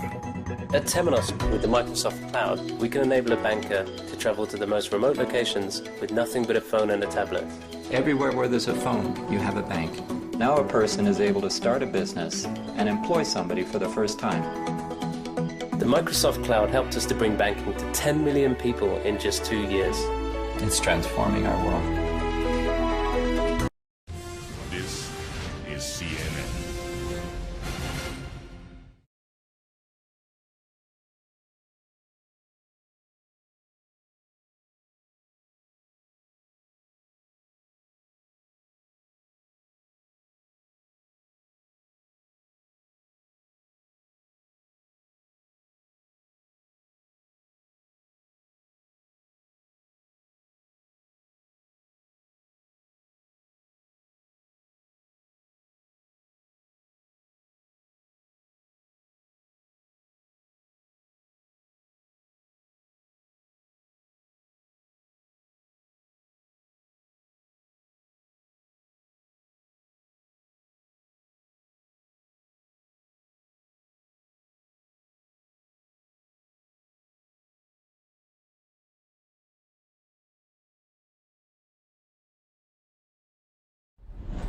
Well, 230 women, men, children were hurt in the attacks on Brussels today. One of them, Sébastien Boulin, suffered severe leg injuries in the airport explosions. He was standing on line at a check-in counter when it happened. Sébastien played college basketball at Oakland University in Michigan and professional ball in Europe. His father, Jean Boulin, joins us now by phone. Jean, how is your son doing? Hi, Anderson. My son is doing well, considering. I think he went through a first operation earlier today, but because he was left for about an hour on the floor at the airport in Brussels, he lost a lot of blood. So they stabilized him, and he's going to go through another operation tomorrow morning. Have you been able to talk to him? Has he been conscious? Yes. I spoke with him twice. I first reached out to him this morning, and he was obviously stunned, but the first words out of his mouth were that he wouldn't believe the carnage I saw around. And then we talked about him and about how he's doing and how he's feeling. He was very clear, very articulate, even though he was obviously in a lot of pain. And then the second time I talked to him 2 hours later, I think he was obviously sedated and I think feeling much more tired and I think ready to be taking a break. We've seen a lot of injuries to legs, to lower extremities. It's believed because the bombs were in suitcases and were placed either on trolleys or on the ground, loaded the ground. Do you know how close your son was to one of the blasts? Yeah, I don't know. That's a good question. I don't know exactly. All I know is that the force of the blast where he was sufficient to throw him up 60 feet up in the air. And then he landed back, and he got shrapnel, really big pieces of shrapnel in his left leg and his right hip. It actually lifted him up in the air. Yes. When you heard this, I mean, you know, one sees this on television, one reads about these sorts of things. I can't imagine what it's like to get that call. How did you find out your son was there?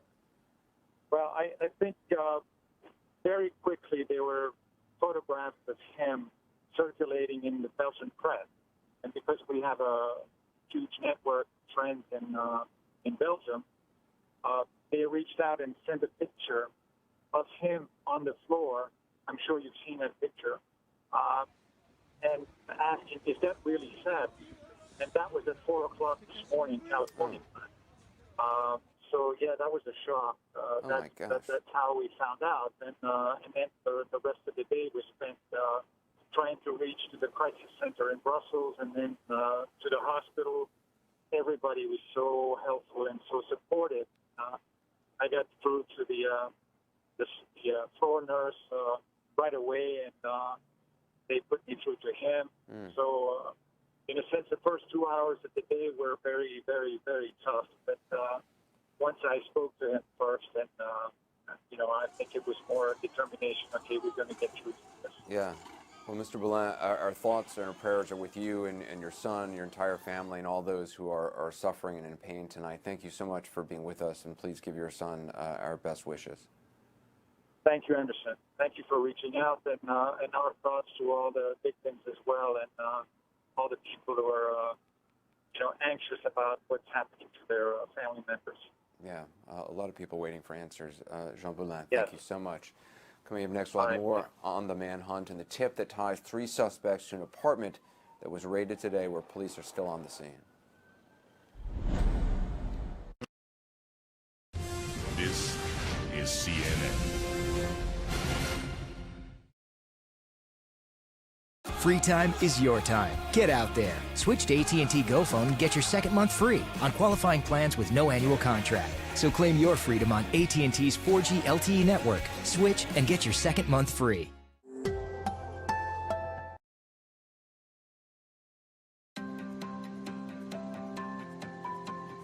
I use what's already inside me to reach my goals.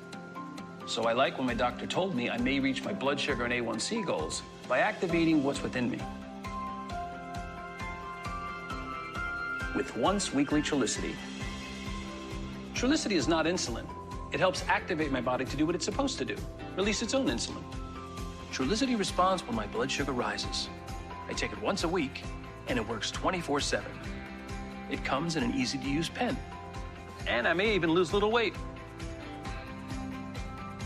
Trulicity is a once-weekly injectable prescription medicine to improve blood sugar in adults with type 2 diabetes. It should be used along with diet and exercise. Trulicity is not recommended as the first medicine to treat diabetes and should not be used by people with severe stomach or intestinal problems, or people with type 1 diabetes or diabetic ketoacidosis. Trulicity is not insulin and has not been studied with long-acting insulin. Do not take Trulicity if you or anyone in your family has had medullary thyroid cancer or multiple endocrine neoplasia syndrome type 2, or if you're allergic to Trulicity or its ingredients. Stop using Trulicity and call your doctor right away if you have symptoms of an allergic reaction, such as itching, rash, or difficulty breathing. If you have signs of pancreatitis, such as severe stomach pain that will not go away and may move to your back with or without vomiting. Or if you have symptoms of thyroid cancer, which may include a lump or swelling in your neck, hoarseness, trouble swallowing, or shortness of breath. Medicines like Trulicity may cause stomach problems, which could be severe. Tell your doctor about all your medical conditions and any medicines you take. Taking Trulicity with a sulfonylurea or insulin may increase your risk for low blood sugar. Common side effects include nausea, diarrhea, vomiting, decreased appetite, and indigestion. Some side effects can lead to dehydration, which may cause kidney failure. With Trulicity, I click to activate what's within me. If you want help improving your A1C and blood sugar numbers with a non-insulin option, ask your doctor about once weekly Trulicity and click to activate your within. Every day you read headlines about businesses being hacked and intellectual property being stolen. That is cybercrime, and it affects each and every one of us. Microsoft created the Digital Crimes Unit to fight cybercrime. We use the Microsoft Cloud to visualize information so we can track down the criminals. When it comes to the cloud, trust and security are paramount. We're building what we learn back into the cloud to make people and organizations safer. $11? No way. You always want to know you're getting a great price. Now what? With Merrill Edge, count on flat rate pricing of $6.95 per online equity and ETF trade. That's lower standard pricing than some of our competitors.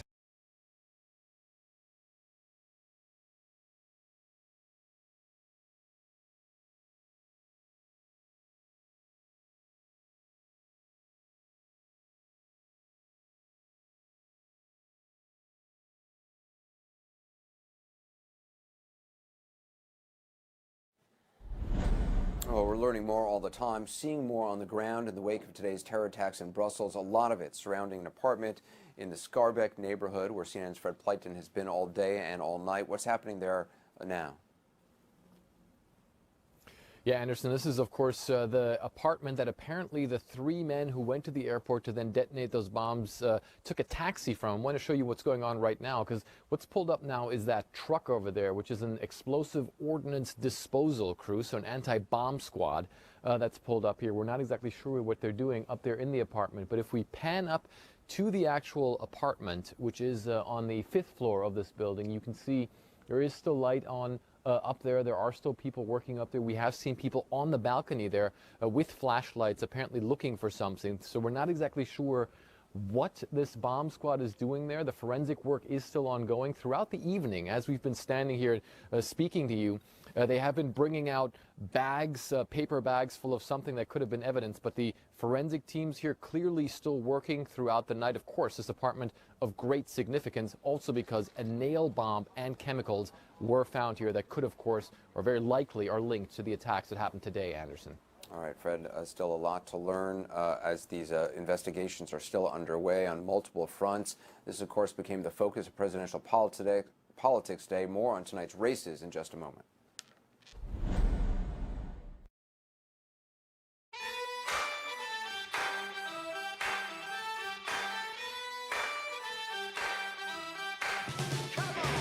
Go ahead, make my day.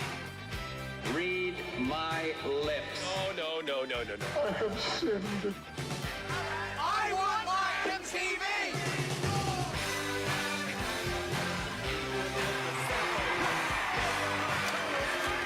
The 80s starts March 31st at 9 on CNN.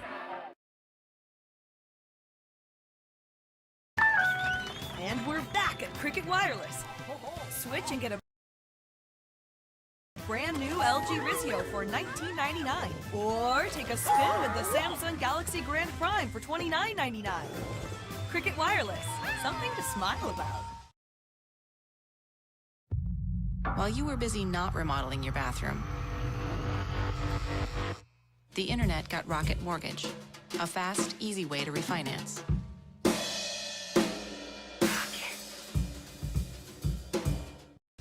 This is CNN. This is CNN. Fashion, design, art, luxury, style. You want it, they've got it. And CNN.com/style is the way to get it. From expertly curated content by some of the biggest names influencing what's trending now, to inside looks at the icons of style.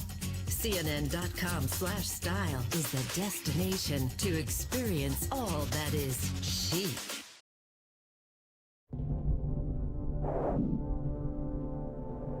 Some stories are bigger than 140 characters.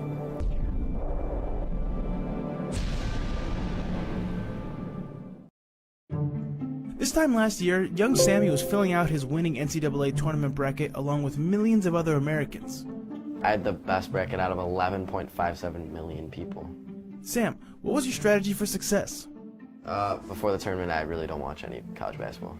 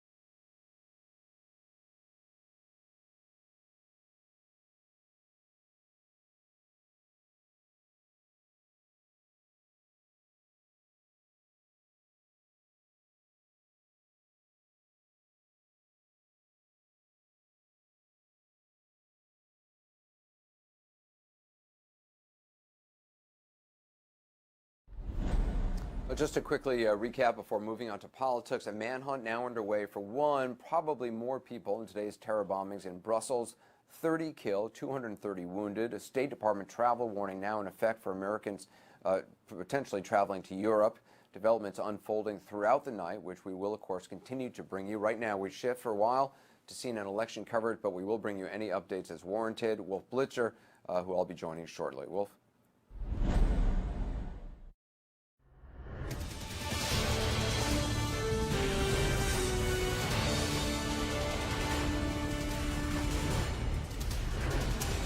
You're looking live at what could be one of the largest caucus turnouts in U.S. history.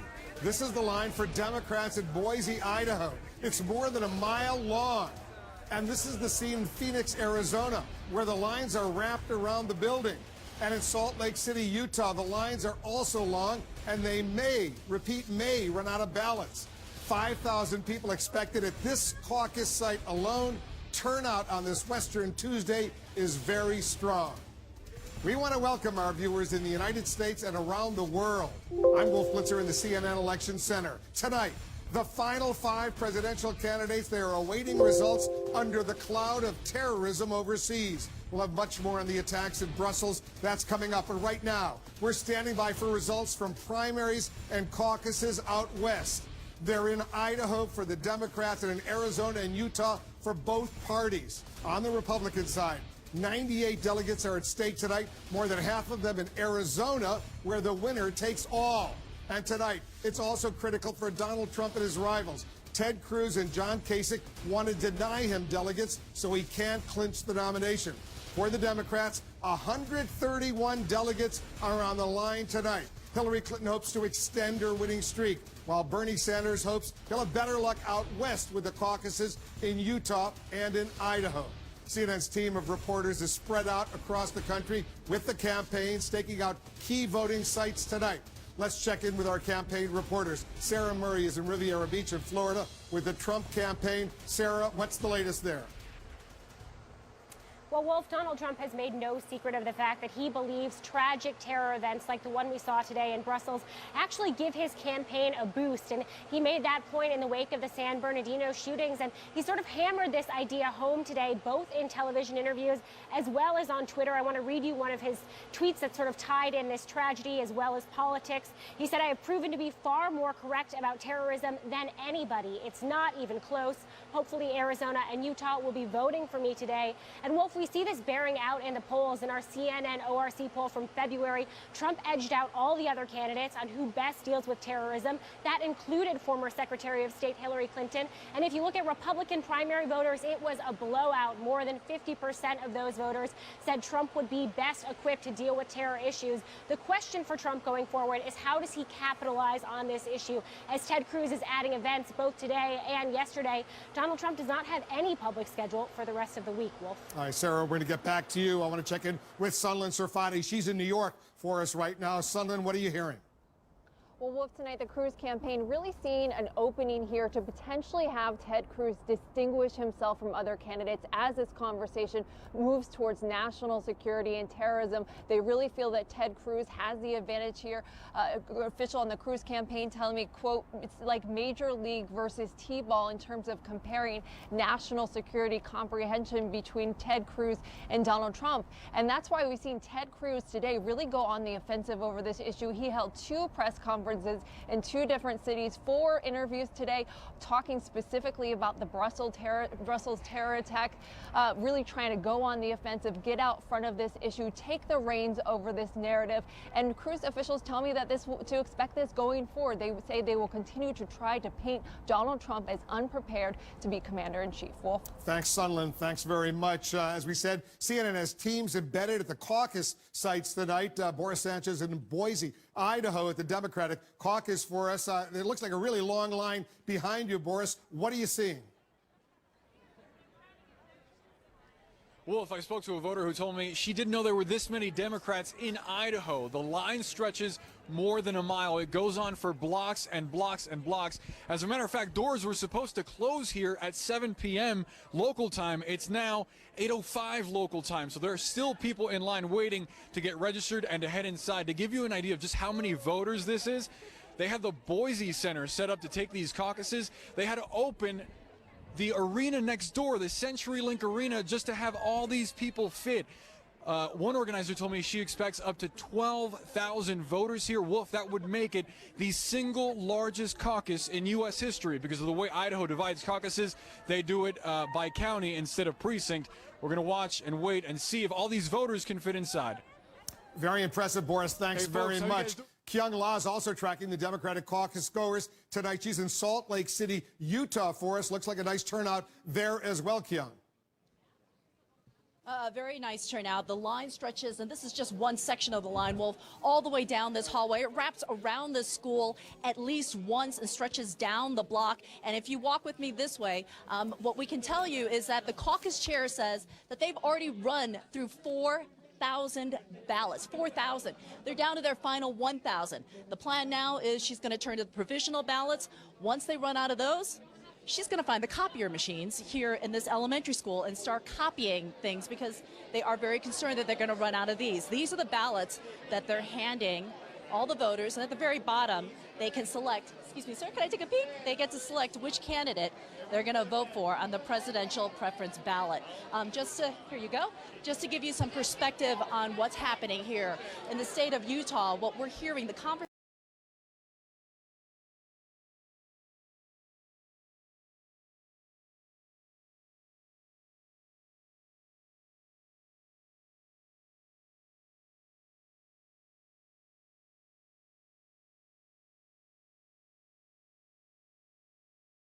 Conversations among all the people here. Contests we're watching tonight.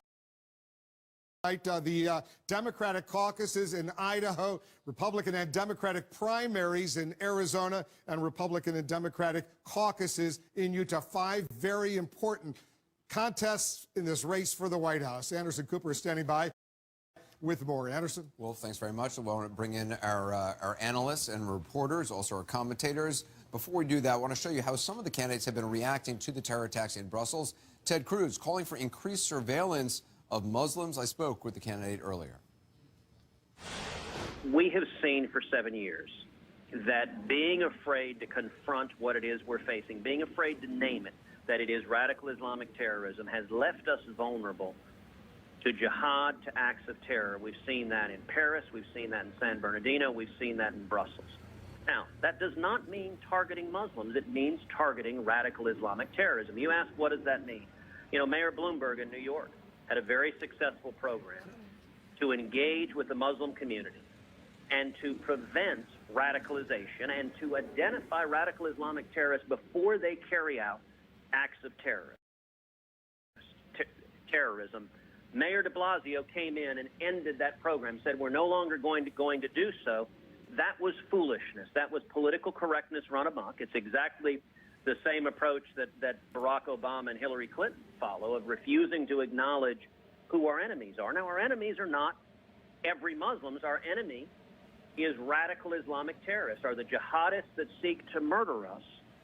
And it is the heart of law enforcement and national security to prevent those who are waging war on you from actually carrying out their attempted acts of war. Meantime, Donald Trump, in an interview with Wolf Blitzer today, called for the torture of terror suspects. Look, I think we have to change our law on the waterboarding thing, where they can chop off heads and they can drown people in cages and heavy steel cages, and we can't waterboard. So we have to change our laws, and we have to be able to fight at least on an almost equal basis. We have laws that we have to obey in terms of torture. They have no laws whatsoever that they have to obey. So would you start torturing him right away, or would you see if he would cooperate and share information? Because Belgian authorities, Belgian police say he has been talking. Well, he may be talking, but he'll talk a lot faster with the torture. If he would have talked, you might not have had to blow up all these people dead and all these people horribly wounded, because he probably knew about it. I would be willing to bet that he knew about this bombing that took place today. Donald Trump earlier today talking to Wolf Blitzer. Let's talk to our panel, Gloria Borger, Douglas Brinkley, Dana Bash. What do you guys think? I mean, does this terror attack, does it benefit Donald Trump? Does it benefit Ted Cruz? Does it benefit the Democrats? How does it play politically beyond the horror of what we're seeing. Well, look, you have 74% of Americans who say they are not satisfied with the way we've been fighting terror in this country. And I think Donald Trump and Ted Cruz, you just heard Ted Cruz, plays into that quite directly. Most people, 6 out of 10, believe that a terror attack in this country is likely, and they play right into that. Ted Cruz is saying that program in New York was incredibly successful. There's a lot of people in New York who disagree with that assessment. Or that there was such a including program. people involved in the program itself. I think the question that you ask is can be answered in 2 ways: short-term and long-term, politically. Short-term, it seems that just based on what happened after the last terror attack, and Donald Trump called for a temporary ban on Muslims coming into the U.S., and everybody here in Washington went, and his numbers went up. And he was sort of unstoppable because of what Gloria said. There is an absolute fear. But long term, I talked to some Republicans today who are not in that camp, who are very worried about demagoguing, that this is demagoguery, and that it doesn't do anything policy-wise except get people excited and afraid, but doesn't really solve the problem. Doug, quickly, I mean, a presidential historian, it is extraordinary that you have the leading candidate on the Republican side saying torture first, ask questions later. I mean, essentially saying, well, if we just, maybe if we just tortured Salah Abdeslam right away, he would have given up more information that was actionable and prevented this attack. Yeah, I think it's tacky and wrong-minded of Donald Trump to do that. I think you have to take a little bit of a time out and a breather here and not try to score political points. And it's really Governor Kasich and Hillary Clinton who have acted in a leadership way today, trying to heal the country, gather information. And you see both Trump and Cruz kind of trying to say who's tougher in ways that are pretty vile, talking about torturing, we'll torture more and all this. I would have wished they could have waited a cycle and before starting to get sound bites out there, as we just heard. David Challen, you've looked at exit polls in pretty much every primary night and caucus night that we've looked at. Terrorism has rated pretty low recently. I wonder if that changes and if that is in voters' minds tonight as they go to caucus. Right. We see it a little higher on the Republican side than we do on the Democratic side. It's way low on the Democratic side. Even after Paris, it couldn't sustain overtaking the economy. But on the Republican side, we've seen the economy, time and again, really be the top issue. I don't think we're just hearing primary season politics from Ted Cruz and Donald Trump tonight. I think they are setting up a general election debate with Hillary Clinton over this issue of political correctness versus safety and security, as they want to frame it that way. And I think that's a debate that they, whether it's Ted Cruz or Donald Trump, that they're eager to have in the fall. It was interesting because actually the press release that Ted Cruz put out, in which he talked about not only increased patrols and, in his words, securing Muslim communities, he talked about obviously protecting the border, defeating ISIS, and stopping refugees, any refugees from entering America who come from countries where there's a big ISIS population, Al-Qaeda population. The headline of it was about political correctness. So the headline actually used the term political correctness. And that's a page from Donald Trump's letter. Yeah, obviously. That's Donald Trump's great line. And he can swat away anything by saying, I'm not going to be politically correct here. And it works. But to David's point, I agree. This is something Trump has been very consistent on. And maybe since Paris or San Bernardino, but he has raised the issue of torture. He has raised the question about stopping temporarily Muslims from coming into this country, which, by the way, Cruz disagrees with him on. But I think you do see both of these men positioning for a general election. And with Hillary Clinton, yes, she has been Secretary of State, but if you're going to hug President Obama really close, you also have to hug the fact that we haven't gotten control of ISIS. And this is what scares the American public right now. So she's going to have to deal with that as well. It's interesting that President Obama chose to not only stay in Cuba and then continue on to Argentina, but chose to go to a baseball game in Cuba. I mean, he could have stayed there and decided not to go to the baseball game, but he chose to do it, gave an interview on ESPN after making brief public comments in a pre-planned speech that he made. What do you make of that decision? I mean, it's sort of in line with decisions he has made in the past about not wanting to look like he is changing his schedule based on to respond to the actions of terrorists. Yet it also opens him up to criticism, particularly during this election. There's no question about it. It is a tough call. It really is. And I'm guessing because, I mean, my understanding is because it's not just a regular trip. I mean, this is a very important trip to Cuba, and going to the baseball game was such a critical cultural part of the trip that he didn't want to go. But I think that you hit the nail on the head. It's also because it's signal sending. It's saying, you know what, you're not going to win. You're not going to change the leader of the free world's schedule, especially when he's doing something this important. I want to go quickly to Ryan Young, who's in Phoenix, Arizona, outside a polling station. Ryan, what are you seeing tonight? Anderson, if you just look at the lines here, you can tell people have been standing here for quite some time. In fact, they are very angry about this. Almost in 2012, they had over 200 sites of polling. Now they're down to 60. We have people telling us they've been waiting in line for over 2 hours, and the polls just closed here.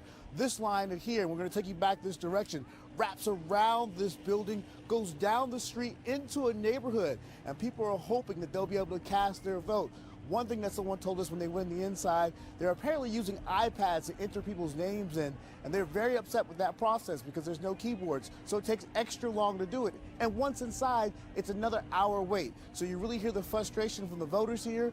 This is a state that a lot of people mail in their ballots, but what we're hearing is there are a lot of independents who have showed up to vote, and they're not being allowed to vote because in this state, you have to either be a Republican or a Democrat or a Green Party member to vote on this day. A lot of confusion, a lot of anger at this hour as people are trying to get in to cast their vote. Ryan Young reporting there from Arizona. It is kind of amazing that given all we have seen on prior primary nights and caucus nights, that these problems are persisting. I mean, we've seen this every single night, huge crowds. You would think people would start to anticipate that, election officials would. Well, and I think, you know, this election in particular, where Donald Trump has brought out so many new voters, I don't think they anticipated these kinds of turnouts that they're getting on the Republican side. I mean, it's unprecedented in many states.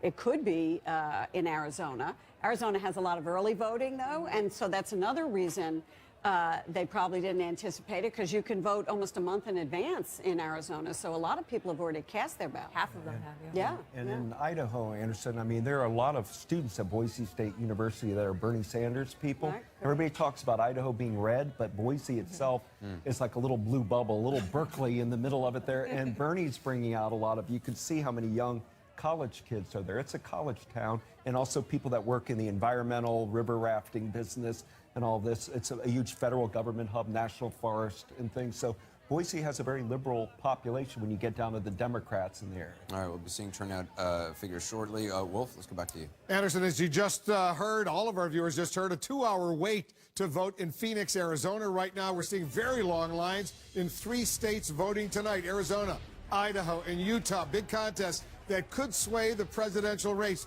We're tracking the results as they come in. We hope to make some major projections soon. This is CNN's special live coverage of Western Tuesday.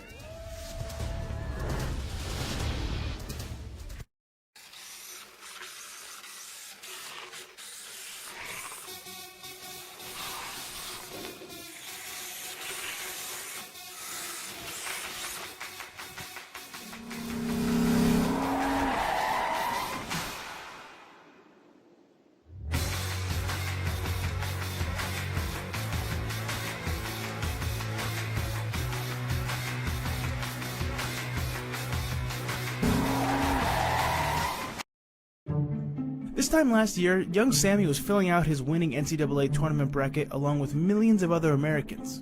I had the best bracket out of 11.57 million people. Sam, what was your strategy for success? Before the tournament, I really don't watch any college basketball.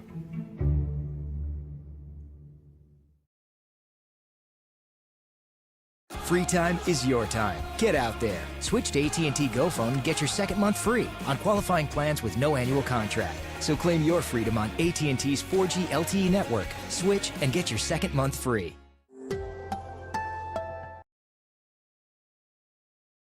Every day you read headlines about businesses being hacked and intellectual property being stolen. That is cybercrime, and it affects each and every one of us. Microsoft created the Digital Crimes Unit to fight cybercrime.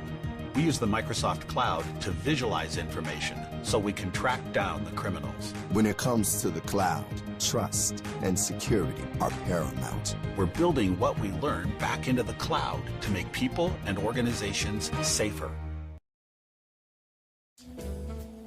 Here's the thing. The Quicksilver card from Capital One earns you unlimited 1.5% cash back on every purchase you make everywhere you use it. Now, I could go on about why that's a good thing, but I'm not gonna do that. Nope, I'm just gonna sit back and let Quicksilver speak for itself. I do have one question, though. What's in your wallet?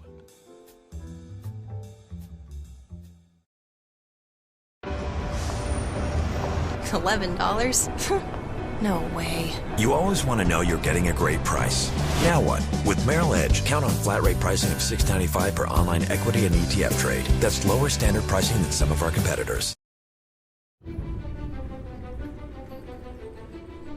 Behind the clever slogans, engaging smiles, and the perfect sound bites. He could sound like America. Lies the backroom deals. I thought, oh my God. It looks like a corrupt bargain. Punishing attacks and ruthless deeds. He had his own men executed? Race for the White House, narrated by Kevin Spacey on CNN.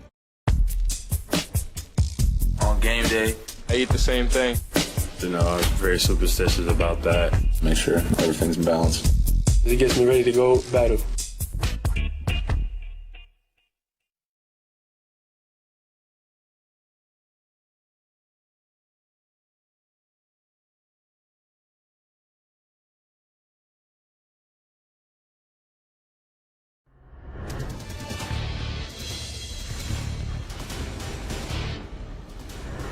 The race for the White House taking place out west on this Tuesday. There are contests going on right now in Utah, Idaho, and Arizona. But there are also, we're just getting word of some problems. I want to go to Kyung La. She's in Salt Lake City for us tonight. Kyung, what are you seeing? What are you hearing? Wolf, you can see for yourself how long this line is. And this is just one section of the line. The line still has about 10 more minutes before they officially hit the cutoff point. I actually want you to walk this way with me. Last count, we heard that the line was still wrapping around this building, but I want you to look at this guy here. They're handing out now white ballots. If you look, it is a provisional ballot. See, it says provisional here. The reason why is because they've completely run out of the blue ballots that they originally were handing out. You can see still a few people holding the blue ballots. And I'm going to walk you over this way. Excuse me, sir, weaving our way through the room. They've actually had to, on the fly, come up with a solution. And, excuse me, ballots will not be voted. You can take a look over here. See this printer?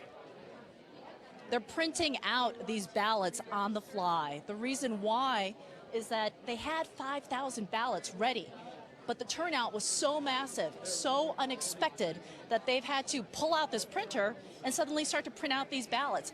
The line is still very long. They have lost count.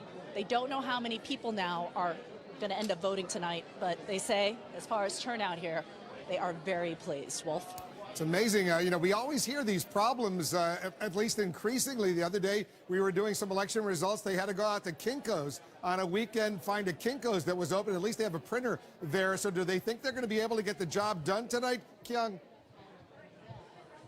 Yeah, well, they brought the Kinko's here to this caucus room. So as long as this printer keeps working, Wolf, they're going to be able to get everything done. Pretty soon, all these ballots then are going to head over to that stage over there where they plan on counting. They do anticipate it will be a smooth night, but it is going to be a little bit later than anticipated because they've got to make sure that this entire line funnels through and picks up a ballot from this printer. Let's hope that printer keeps on working, Kyung. Thanks very much. I want to go over to Bernie Sanders' headquarters on this night. Jeff Zeleny is standing by. I guess the big turnout must be encouraging to them. What do you think, Jeff? He certainly does, Wolf. And, the scenes that we're seeing there in Utah, those big crowds, there actually was a bit of a precursor to this. On Friday, Bernie Sanders was in Salt Lake City. He had a crowd of some 14,000 people. Now, that is huge for any type of political crowd, but for a Democrat in Salt Lake City, that certainly is considerable. So the Sanders campaign is hoping to get some of its mojo back in Idaho tonight, in Utah tonight, and in Arizona as well. Arizona will be much much more competitive contest. But, Wolf, I'm here in San Diego, California, and if we can just pan around a little bit here and see how big this crowd is. This room holds about 10,000 people here, and there are lines that are outside that people have been waiting in line for hours and hours and hours. I talked to one woman who got here at 7:30 this morning. So, Wolf, this certainly is a sign that Bernie Sanders supporters exist here, and the reason they're in California tonight, Wolf, they believe that this is the place where this race ends, obviously, in the primary on June 7th. And it's a message that they're going to stay in this race until the very end of this campaign, that they are going to keep winning delegates along the line here. Now, mathematically speaking, the Sanders campaign is well behind. They hope to make up some ground tonight.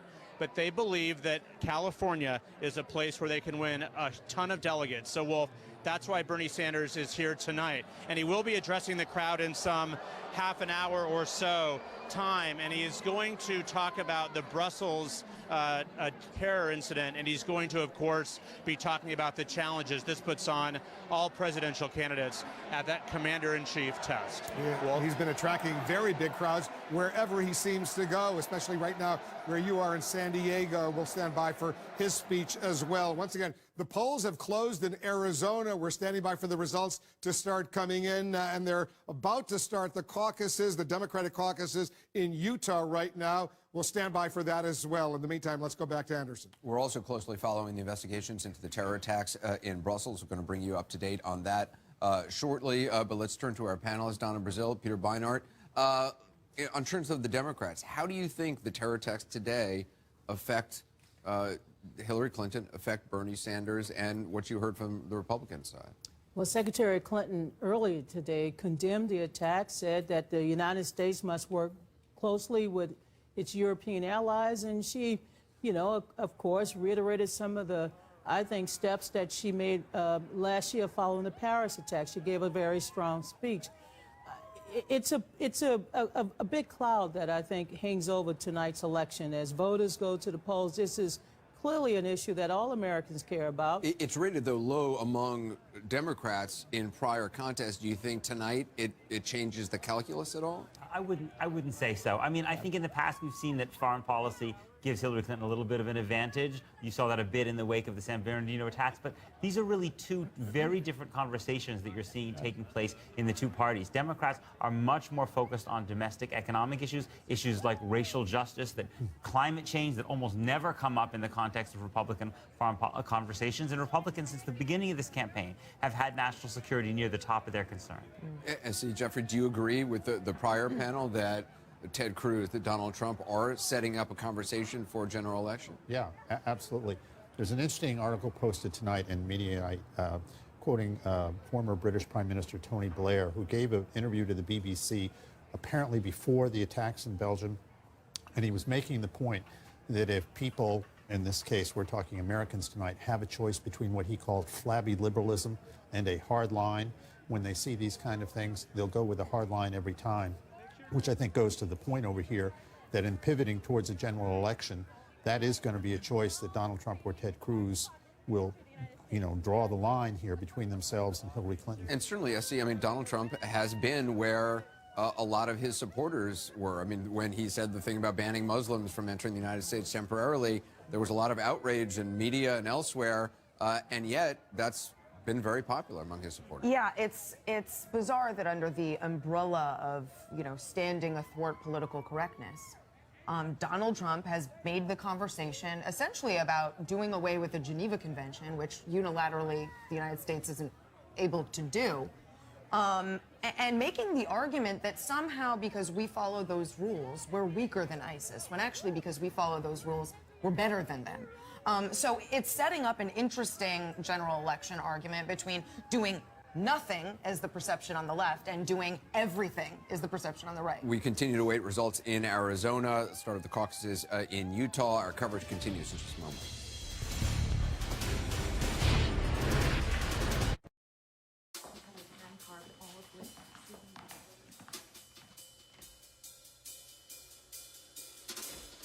The exact moment you know you love a home,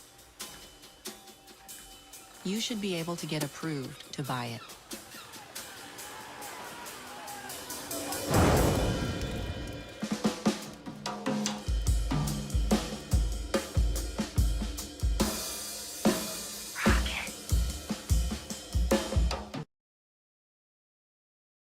Free time is your time. Get out there. Switch to AT&T Go Phone and get your second month free on qualifying plans with no annual contract. So claim your freedom on AT&T's 4G LTE network. Switch and get your second month free.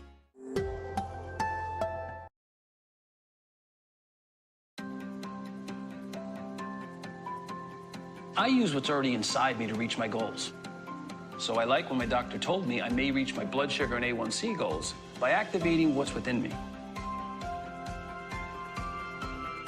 With once weekly Trulicity. Trulicity is not insulin. It helps activate my body to do what it's supposed to do, release its own insulin. Trulicity responds when my blood sugar rises. I take it once a week, and it works 24/7. It comes in an easy-to-use pen. And I may even lose a little weight.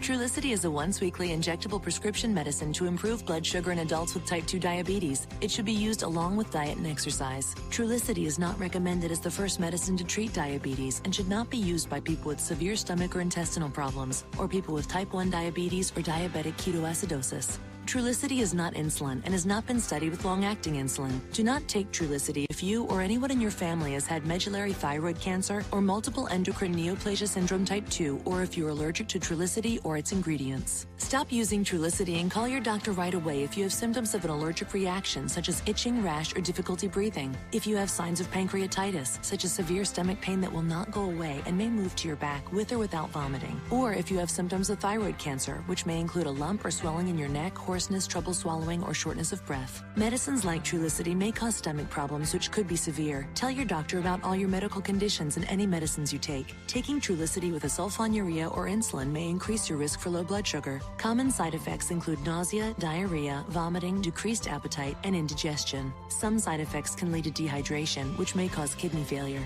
With Trulicity, I click to activate what's within me. If you want help improving your A1C and blood sugar numbers with a non-insulin option, ask your doctor about once weekly Trulicity and click to activate your within. There are 2 billion people who don't have access to basic banking, but that is changing. At Temenos, with the Microsoft Cloud, we can enable a banker to travel to the most remote locations with nothing but a phone and a tablet. Everywhere where there's a phone, you have a bank. Now a person is able to start a business and employ somebody for the first time. The Microsoft Cloud helped us to bring banking to 10 million people in just 2 years. It's transforming our world. $11? No way. You always want to know you're getting a great price. Now what? With Merrill Edge, count on flat rate pricing of $6.95 per online equity and ETF trade. That's lower standard pricing than some of our competitors. This is CNN.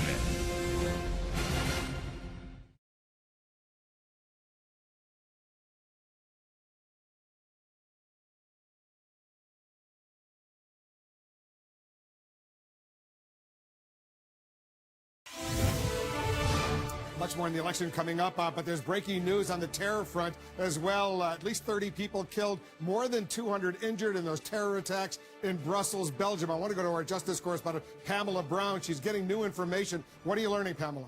Well, we're learning, Wolf, that officials had long feared that there would be another terrorist attack in Europe, and one of the reasons is because of intercepted electronic communications chatter that they said indicated something was about to pop after the Paris attacks. Something similar to the Paris attacks would happen, but there wasn't any information that was specific enough for officials to act on it. But one official I spoke to said there was a constant drumbeat, constant fear that something would happen, and then it happened this morning in Brussels. And the concern, Wolf, is that there will be follow-on attacks. You saw that reflected in the State Department warning to U.S. citizens traveling in Europe today, saying that they have reason to believe terrorist groups are plotting more near-term attacks. And we believe at least one of the suspects is still on the loose. We're looking at these brand new pictures in now from the airport in Brussels. These are the suicide bombers. Officials believe these men in the black blew themselves up. This man in white, they believe, is still at large. Manhunt is underway. Wolf?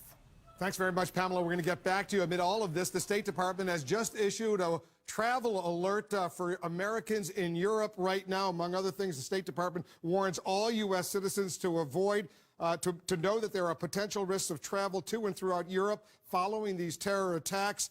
Terrorist groups continue to plan near-term attacks throughout Europe. Mike Rogers, this pretty extraordinary alert basically telling Americans stay away from Europe right now. Well, the fact that they say that they are planning attacks in the near term is pretty aggressive for the State Department, and it is, I think it's a departure from either their past warnings that, hey, something might happen. This is basically saying we know that they are planning attacks across Europe in the near term. That's pretty specific, and I think that's a pretty big deal. Normally, they're not going to go out on that far a limb. They know that that will interfere with commerce. People will cancel flights. It will cause tourism losses in Europe. That's a pretty aggressive statement. Yeah, Juliet, the words near-term attacks throughout Europe targeting sporting events, tourist sites, restaurants, and transportation. State Department doesn't use those words easily. No, it's quite specific compared to other alerts that have gone out, although there have been some after terrorist incidents in Europe. Look, the challenge for the State Department is they are probably getting a lot of pressure from Europe. It is summertime. It is spring break. People are traveling. You can't simply say don't go to Europe. It's not the right thing it's not the right statement to say right now. So instead they're saying, look, as a traveler, there are precautions that you can take to minimize the risk to yourself and to your family and to protect yourself if you are traveling. The pressure to keep the flow of movement between Europe and America is high. The more we say, right, they're going to counteract. It's the same thing with visas. The more we put the security apparatus on, they're going to do the same thing. And then you have a global economy coming to a standstill. Are they ready in Europe, Paul? You spent a lot of time in Belgium and France, in London. Are they ready for what they seem to suggest near-term attacks that are in the works right now? No, they're not. They're overstretched. The threat is unprecedented. Too many Europeans have joined ISIS in Syria and Iraq. Too many have come back. More than 6,000 have traveled. 1,500 have come back to Europe, people who've joined these jihadi groups over there. ISIS is ratcheting up its international attack planning as it's losing territory in Syria and Iraq. It's lashing out with terrorist attacks. It has developed an external operations unit reporting up to the top leadership of ISIS, launching these plots. Very frightening material, very frightening information, an extraordinary warning coming out. This travel alert from the State Department. Guys, stand by. Want to get back to the elections, the Western elections that are underway right now. We're standing by for the first results to come in. We might be able to make some projections. I want to go to Boris Sanchez. He's joining us right now. He's in Boise, Idaho. Boris, huge crowds for these Democratic caucuses. What's the latest? Hey, Wolf, the line is still about an hour away from being inside. Doors were supposed to close at 7 o'clock. It's now an hour and a half later. That'll mean that this line will be going for 2.5 hours. How long have you guys been in line? CNN! 2.5 hours. Yeah, CNN! Who are you guys here to vote for? Bernie! Bernie supporters, we're hearing a lot of that, Wolf. I actually spoke to an organizer earlier who told me that she thinks a lot of this enthusiasm has to do with Bernie Sanders. He was here in the state yesterday speaking to 7,000 people at Boise State University, challenging them to come out and vote today. It appears so far that it worked. An organizer told me she printed out 13,000 ballots to have ready for this size of a crowd. They're going to get close to that 13,000. They've already had to open an overflow room.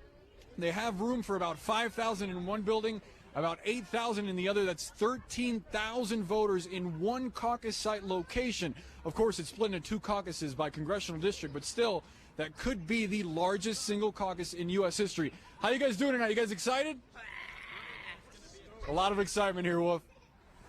He sounds sort of excited. All right, Boris, thanks very much. I want to go over to John King. He's over the Magic Wall. A big turnout in Idaho would seem to suggest good night for Bernie Sanders, but really important night for the Republicans as well, especially in Arizona, where it's winner take all. Let's start with the Republicans, because we've been waiting. The Stop Trump movement says it will stop Donald Trump. Well, the only way to really stop him is on Election Day. So can Ted Cruz pull off the unexpected tonight? Arizona, 58 delegates, winner take all. It's the biggest prize tonight, 98 delegates. Can Ted Cruz pull off a surprise and take that away from Donald Trump? That would send a big signal that Trump's momentum was stopped, especially if Cruz could follow that up and get 50% plus 1. If you get 50% in Utah, winner take all kicks in. So can Ted Cruz, after a very disappointing week last week, remember John Kasich won 1, Mitt Romney the other 4, can Ted Cruz finally prove not only does he say he's the alternative, that he can prove he's the alternative. If Cruz could do that, look what it would do to the delegate math. It would put Cruz back in contention. It would put him in the hunt, still well behind Trump, but it would, two big states in the West. It would show that Trump has a lot of trouble out in the West. That's what Cruz hopes for. But Wolf, one correction, it was Donald Trump won the other four. Donald Trump won the other four. I'm sorry, I said that's. Thank you for that. Yeah, Donald Trump won 4. John Kasich won last week, and Ted Cruz keeps saying I'm the alternative. Here's what's more expected, though. Donald Trump is favored in Arizona, and if he pulls that off, 98 delegates, if he gets 58 of them right there, he's got almost 6 in 10 of the delegates at stake tonight. He needs, from here on out, 54% of the delegates. So if he wins Arizona, he stays on track. He might even lower his margin some. The big complaint from Cruz this week, Cruz has been complaining about John Kasich, saying, why are you out in Iowa? Why won't you, Utah? Why won't you leave it to me? Let me get 50+1. Because if John Kasich gets a chunk of the vote out there and keeps Cruz down, let's assume Cruz wins, but 45%. Donald Trump comes in second. John Kasich comes in third. You could end the night with Donald Trump still picking up 70 delegates. He picks up 70 delegates. Look where he moves out, somewhere around 750 by the end of the night. If he can pick up 70 delegates tonight, he'll reduce his math from roughly needing 54% of the remaining delegates to needing about 52% of the remaining delegates. So if Trump splits them tonight, especially if he gets some delegates in Utah, it's a good night for him. For Ted Cruz to really prove he can stop Trump, the best way to do it would be to win them both and to get winner take all in both. Because Mitt Romney was out there campaigning for Ted Cruz in Utah right now, and he was really concerned that John Kasich could spoil that 50%+1, assuming that Ted Cruz could get to that threshold. And Kasich campaigned hard out there. His campaign is saying, look, Ted Cruz proved nothing last week. The Kasich campaign essentially says if Ted Cruz could prove it by winning, maybe he'd have a stronger argument. But they say Cruz hasn't won in a while. Why shouldn't they compete out there and get delegates? Because if Kasich wants to raise money and stay in the race, he knows he's not going to win Arizona. Kasich knows he's not going to win Utah. But if he can get some delegates out of Utah, it will help him with his rationale. Some say it's a stretch, but his rationale to say, I picked up some delegates in the West. Next contest is Wisconsin, moving back to John Kasich's Midwest. So if he can get some delegates tonight, it gives him some argument to make that let's go back to my home area and see what happens. 2 Republican contests tonight, Utah and Arizona. 3 Democratic contests. Lots at stake tonight, especially for Bernie Sanders. Bernie Sanders, if you add in the 3 contests this weekend, too, some people think he could go 6 for 6 or more likely 5 for 6 over the next few days. Let's focus on tonight. In Arizona, Hillary Clinton and the Clinton campaign, Sanders campaign says it's competitive. Clinton campaign thinks it's going to win Arizona tonight. This is a delegate split if it's 55-45. Remember, the Democratic rules are proportional. If in Utah we see that high turnout, Bernie Sanders says high turnout's good for me, right? So let's assume he wins. But if he only wins 55-45, Wolf, he only comes out with 3 more delegates. And so he entered the night about 325 delegates short of Hillary Clinton, 324 short of Hillary Clinton. If he wins all 3 tonight, the problem for Bernie Sanders, the issue will be if he wins just 55-45 here and she wins 55-45 there, she'll actually pick up 1 in her delegate leads. She could actually gain or lose 1 or 2. So Bernie Sanders would claim some momentum, but the fundamental arc of the race, the Hillary Clinton, this would be 325. She enters 324 pledged delegates ahead. The scenario I just laid out, she loses 2 of the 3 states, but still ends up 1 more delegate. And that's the pledged delegates, right? Delegates. You're not even talking about the super delegates. If you want to add in her super delegates, she gets way out here. Way out here. Now, the Sanders campaign complains these delegates don't matter unless and until you get to the convention. Sanders campaign rightly says every one of those 482 can change their mind and say, never mind, I'm for Bernie Sanders. Has anyone changed their minds yet? Not yet. And remember, in 2008 they did. Clinton had a bunch that, when Obama got momentum late, changed their mind. So, yes, they can change their mind. But the only way they're going to change their mind is if Bernie Sanders fills in his 28 Democratic contests left, including tonight. Bernie Sanders is going to have to start running the board to get these people to change their mind and to get the pledged delegate math to change in any significant way. It's going to be obviously a fascinating night. These 3 Democratic contests tonight. It's an important night, especially important for Bernie Sanders. He's got to get some momentum going out west. He thinks he will. Big turnouts tonight. Let's see if he can deliver. We're also waiting votes to come in right now from Arizona. Could Donald Trump win and take all the delegates there? It's a winner-take-all state. We could make a major projection soon. This is our special live coverage of what we call Western Tuesday.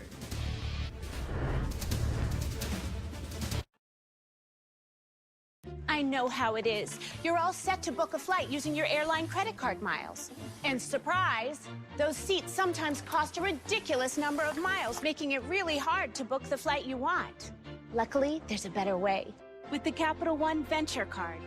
With Venture, you'll earn unlimited double miles on every purchase every day. And when you're ready to travel, just book the flight you want on any airline. Then use your miles to cover the cost. Now you're getting somewhere. What's in your wallet?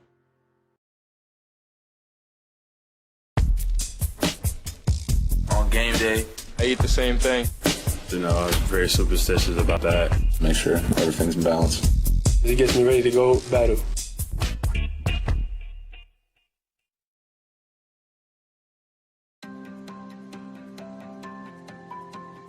I use what's already inside me to reach my goals. So I like when my doctor told me I may reach my blood sugar and A1C goals by activating what's within me. With once weekly Trulicity. Trulicity is not insulin. It helps activate my body to do what it's supposed to do, release its own insulin. Trulicity responds when my blood sugar rises. I take it once a week, and it works 24/7. It comes in an easy-to-use pen. And I may even lose a little weight. Trulicity is a once-weekly injectable prescription medicine to improve blood sugar in adults with type 2 diabetes. It should be used along with diet and exercise. Trulicity is not recommended as the first medicine to treat diabetes and should not be used by people with severe stomach or intestinal problems, or people with type 1 diabetes or diabetic ketoacidosis. Trulicity is not insulin and has not been studied with long-acting insulin. Do not take Trulicity if you or anyone in your family has had medullary thyroid cancer or multiple endocrine neoplasia syndrome type 2, or if you're allergic to Trulicity or its ingredients. Stop using Trulicity and call your doctor right away if you have symptoms of an allergic reaction, such as itching, rash, or difficulty breathing. If you have signs of pancreatitis, such as severe stomach pain that will not go away and may move to your back with or without vomiting. Or if you have symptoms of thyroid cancer, which may include a lump or swelling in your neck, hoarseness, trouble swallowing, or shortness of breath. Medicines like Trulicity may cause stomach problems, which could be severe. Tell your doctor about all your medical conditions and any medicines you take. Taking Trulicity with a sulfonylurea or insulin may increase your risk for low blood sugar. Common side effects include nausea, diarrhea, vomiting, decreased appetite, and indigestion. Some side effects can lead to dehydration, which may cause kidney failure. With Trulicity, I click to activate what's within me. If you want help improving your A1C and blood sugar numbers with a non-insulin option, ask your doctor about once weekly Trulicity and click to activate your within.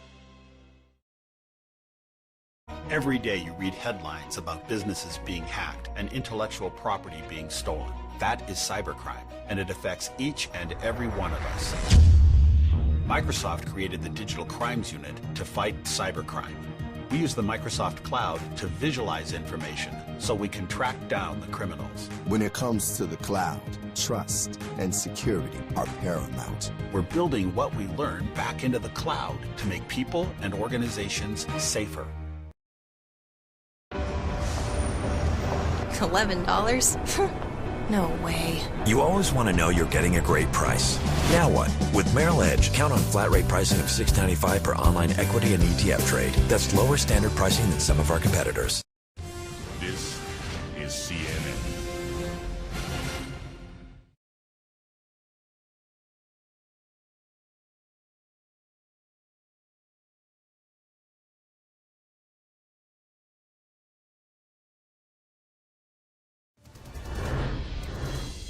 Very important night in 3 Western Tuesday races that we're watching very closely right now. Idaho, Arizona, and Utah. I want to go to Kyung La in Salt Lake right now, where the turnout, we can see right behind you, Kyung, is very long. A lot of people standing by to participate. Very long. There are still lines outside. It still completely wraps around the building, not just down this hallway, Wolf. As we walk down this line, I've been chatting with a couple of people down here, and these folks have been, how long have you guys been standing in line? 2.5 hours. 2.5 hours. It is a very cold night here in Utah, but they say it's worth it. So what has this meant? Are you handing out ballots? Where are the ballots? I'm not sure. Where are the ballots? Are they still handing? They were handing out ballots here. I think that we're having a little bit of ballot confusion. Here's what's happening with the ballots once they are handed out. I'm not sure why they're not handing out ballots right now if they are having an issue with them. So we're going to walk over this way. I can tell you that what we've seen here is earlier in the evening, they were handing out longer legal-size blue ballots. And then what we've seen is that they have run out of ballots. So this printer has been printing out provisional ballots, and this is what they're handing out to the people who are still in line. I want you to look at this stack over here. This stack of paper over here, they've had to keep sending out campaign workers to purchase reams of paper because they keep running out. So the turnout here, Wolf, it's not just been very good, it's been incredible here. Sounds incredible indeed. I hope they have enough printer cartridges for all those copies they're going to have to make. I want to go to Boris Sanchez. He's got some similar problems they're watching in Boise, Idaho right now. Line's pretty long over there. What are you seeing? Hey, well, if they've already started the pomp and circumstance inside the caucus with still huge lines outside, lines that stretch as far as the eye can see, but because of the way things are going, they may have to start taking ballots outside. We're here with a bunch of voters. How are you doing? Good, how are you? Good. What brings you out here tonight? To caucus. Have you ever seen anything like this before? I've never seen anything like this. Is this your first time caucusing? It is. And what was it that brought you out? What issue was it that made you want to caucus? Oh, I have been so torn about which candidate I'm caucusing for today, and I hadn't made my decision when I got into the line. I had some really great conversations with some people to sway me in one direction or the other, and that's what brought me out here. Gotcha. Are you concerned at all that there may be too many people in here? No. No. All right. Thank you so much. Wolf, we'll send it back to you. All right, thanks very much, Boris. Lots of excitement. We're waiting for the results. Anderson, we're ready to make projections as soon as we get the word. All right, we'll toss it back to you as soon as we do. Let's talk to our panel. Jelly, in terms of just the pure politics on the Republican side, will there be more clarity at the end of tonight? Well, I think John King painted the two scenarios. I think there will be clarity on this front, Anderson. Either we're going to learn that Ted Cruz has a strong rationale and argument to make that he actually can be the guy to stop Trump, or he won't. I think we have clarity on that tonight. Because if he is unable to meet that 50% threshold in Utah, and if Donald Trump wins Arizona and takes all those delegates there, Donald Trump, he's just steamrolling through this nomination process. And I think at that point, you got to look at Ted Cruz not winning anything last week. If he falls below that 50% threshold, I think this is a big night for Ted Cruz to sort of say, I'm here to stay all the way through in a viable fashion, or Donald Trump is steamrolling his way to the nomination. And Cruz had Mitt Romney out campaigning for him in Utah. That Mitt Romney was campaigning for Kasich in Ohio, part of the strategic voting. Right, and it probably didn't help Trump very much in Utah that he questioned whether Romney was really a Mormon. I don't think that's a really good idea. He tried to walk that back a little bit. I think this gives you an idea, though, about why Cruz is so angry at John Kasich. Because if it weren't for John Kasich, the pesky John Kasich, as he'd like to call him, he would perhaps make that 50% threshold and get a bunch of delegates. But Kasich could keep him from doing that and from getting any kind of momentum against Trump. And so calling him a spoiler, whatever else you want, I mean, Cruz just wants to get Kasich out of the way. And to be clear, it's not just Cruz who is annoyed about it. It's the whole entire anti-Trump movement, which now has pretty much the entire donor world on the Republican side behind them to try to stop Donald Trump. Are they still putting a lot of money into it? Well, you know, that's a good question. I think that, they certainly were in Utah in this particular race, and they had in the last series of races, which it was questionable whether or not it actually worked.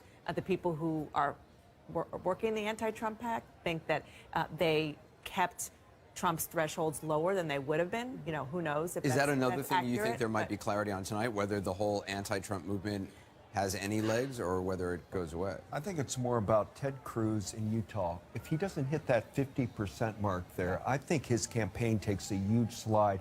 Utah does not care for Donald Trump. The Mormons don't care for Trump. They don't like his beating up on Muslims. The Mormon church is very embracive of people joining the church and all that, so they don't like Trump for that. They don't like the foul language that Trump uses.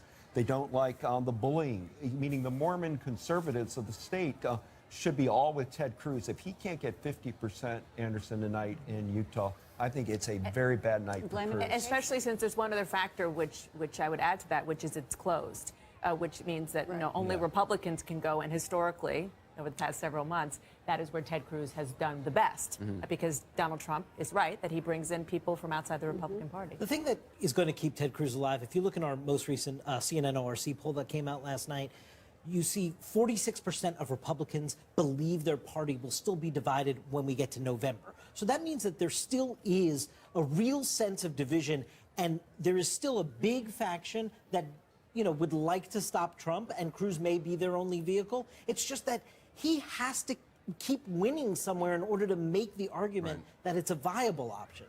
And Cruz is very acceptable, by the way, to to even people who like Trump, who are devoted to Trump. You saw in our poll that as a second choice, Cruz actually does quite well. So if there is going to be an alternative, Cruz is much more acceptable than, say, a John Kasich. The only thing I will add, though, is that he has to show that he's viable, but only so much. Not like he had to, way back when there were all these candidates in the field, or at the beginning of the calendar year. Now it's about trying to keep the delegates away from Donald Trump more. We've got to take a short break. Our coverage continues. Awaiting results in Arizona, obviously in Utah as well. We'll be right back.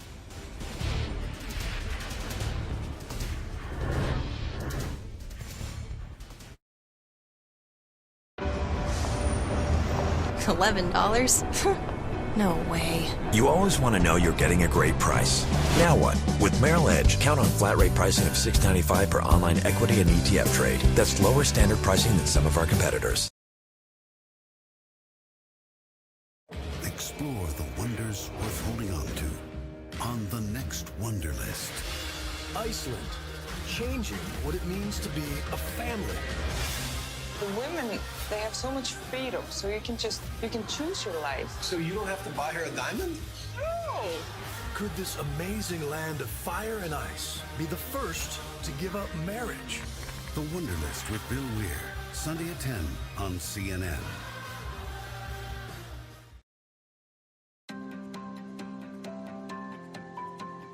I use what's already inside me to reach my goals. So I like when my doctor told me I may reach my blood sugar and A1C goals by activating what's within me. With once-weekly Trulicity. Trulicity is not insulin. It helps activate my body to do what it's supposed to do, release its own insulin.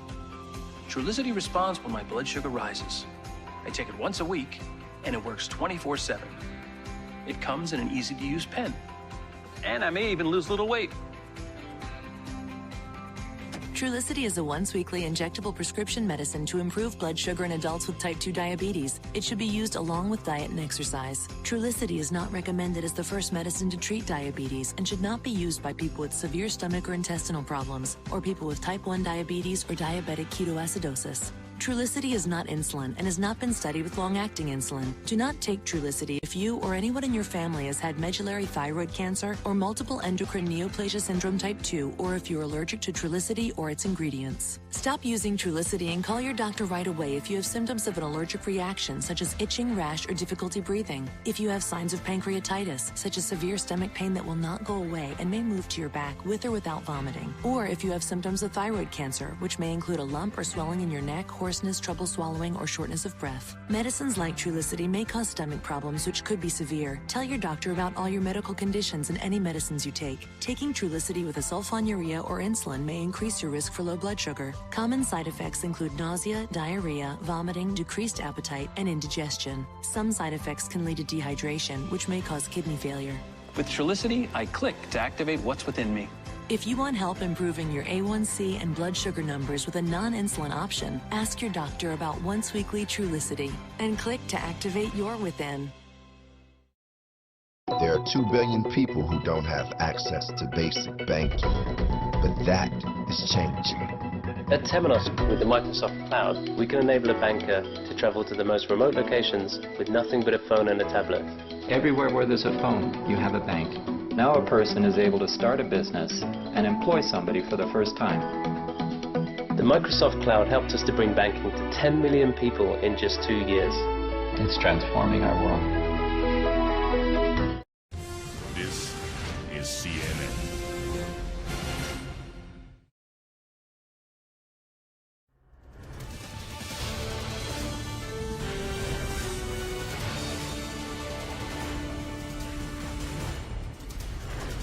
You're looking at Boise, Idaho right now, where there are huge crowds at the caucus sites for the Democrats. In Phoenix, Arizona, polls technically closed an hour ago, but lines are still snaked around the buildings. And in Salt Lake City, Utah, caucus sites have already had to print hundreds of provisional ballots. They ran out of the official ones just a little while ago.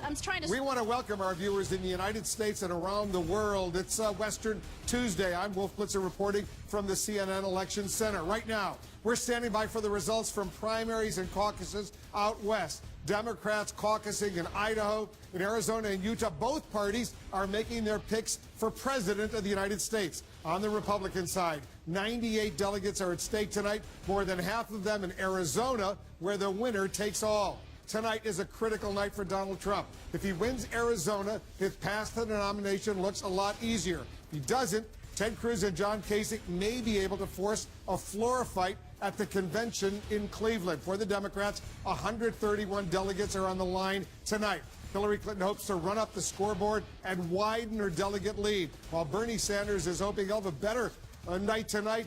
More luck out west with the caucuses in Utah and Idaho. I want to go to CNN's Sarah Murray. She's covering Donald Trump. She's in Riviera Beach, Florida for us tonight. What's the latest? What are you hearing, Sarah? That's right, Wolf. One of the states tonight, Utah, we already know was going to be an unfriendly state for Donald Trump, and that was before the anti-Trump super PAC decided to pile on.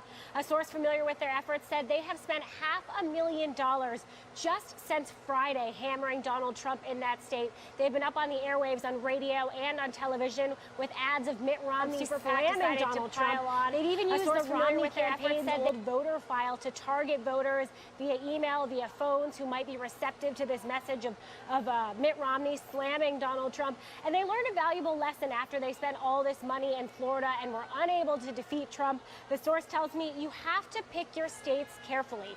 And that is why they decided to go heavy in this investment in Utah and entirely skip Arizona. They said they felt like Trump was so far ahead in the banked early vote that there was just going to be no way to defeat him there. Wolf? Sarah, thanks very much. I want to check in with Brianna Keeler. She's covering Hillary Clinton's campaign. She's out in Seattle, Washington for us right now. What's going on over there, Brianna? Well, there's a huge crowd here at Rainier Beach High School, including thousands of people who are still sort of wrapped around the high school. There was a very big line here. Obviously, that will be a very welcome sight for Hillary Clinton when she does arrive here.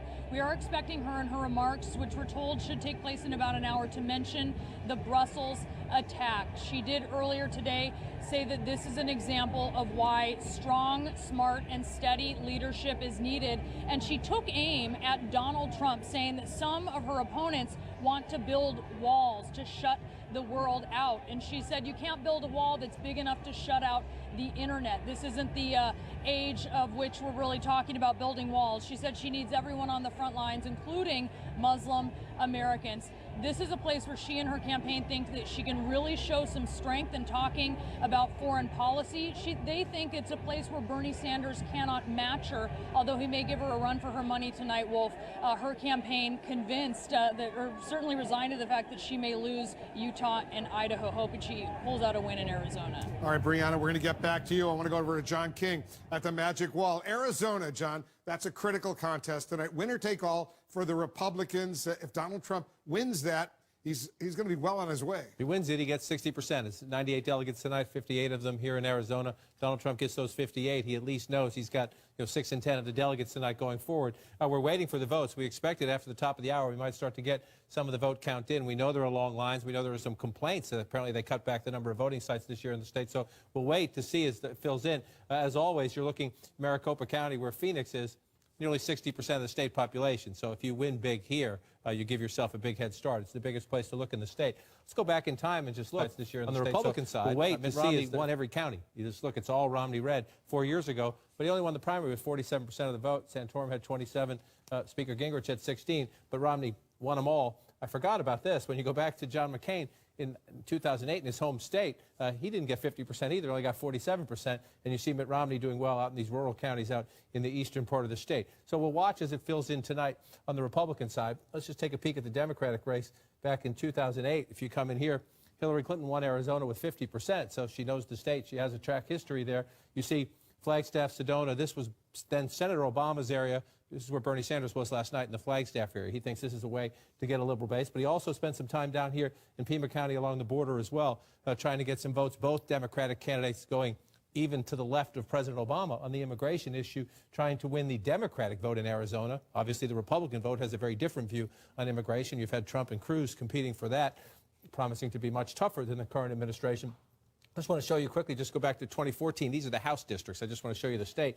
You do have the Democratic districts in this part of the state, more conservative part in this part of the state. So we'll just watch turnout tonight. We know how the state plays out. But as we wait for the first results to come in, if Ted Cruz can surprise Donald Trump in Arizona tonight, that would be planting a flag for the Stop Trump movement and for Ted Cruz, who, for all the talk about being the leading alternative, and he certainly is second in the delegate chase, it's been a while for a win. And Ted Cruz's people early last Tuesday were telling his people they thought they were going to get Missouri, they thought they were going to get North Carolina. They came up just short in both.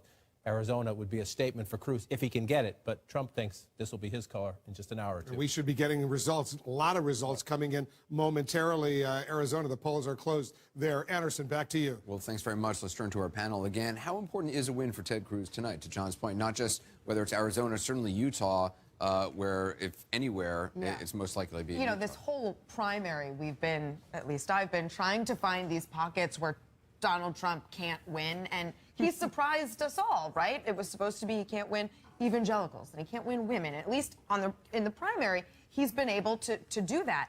The last sort of holdout is the Mormon vote, and I don't think he's going to do well in Utah. If Ted Cruz can't prove that this voting bloc is his, I'm not sure how good the rest of the map looks for him. And let's not forget, the Mormon corridor goes through Mesa, Arizona, too.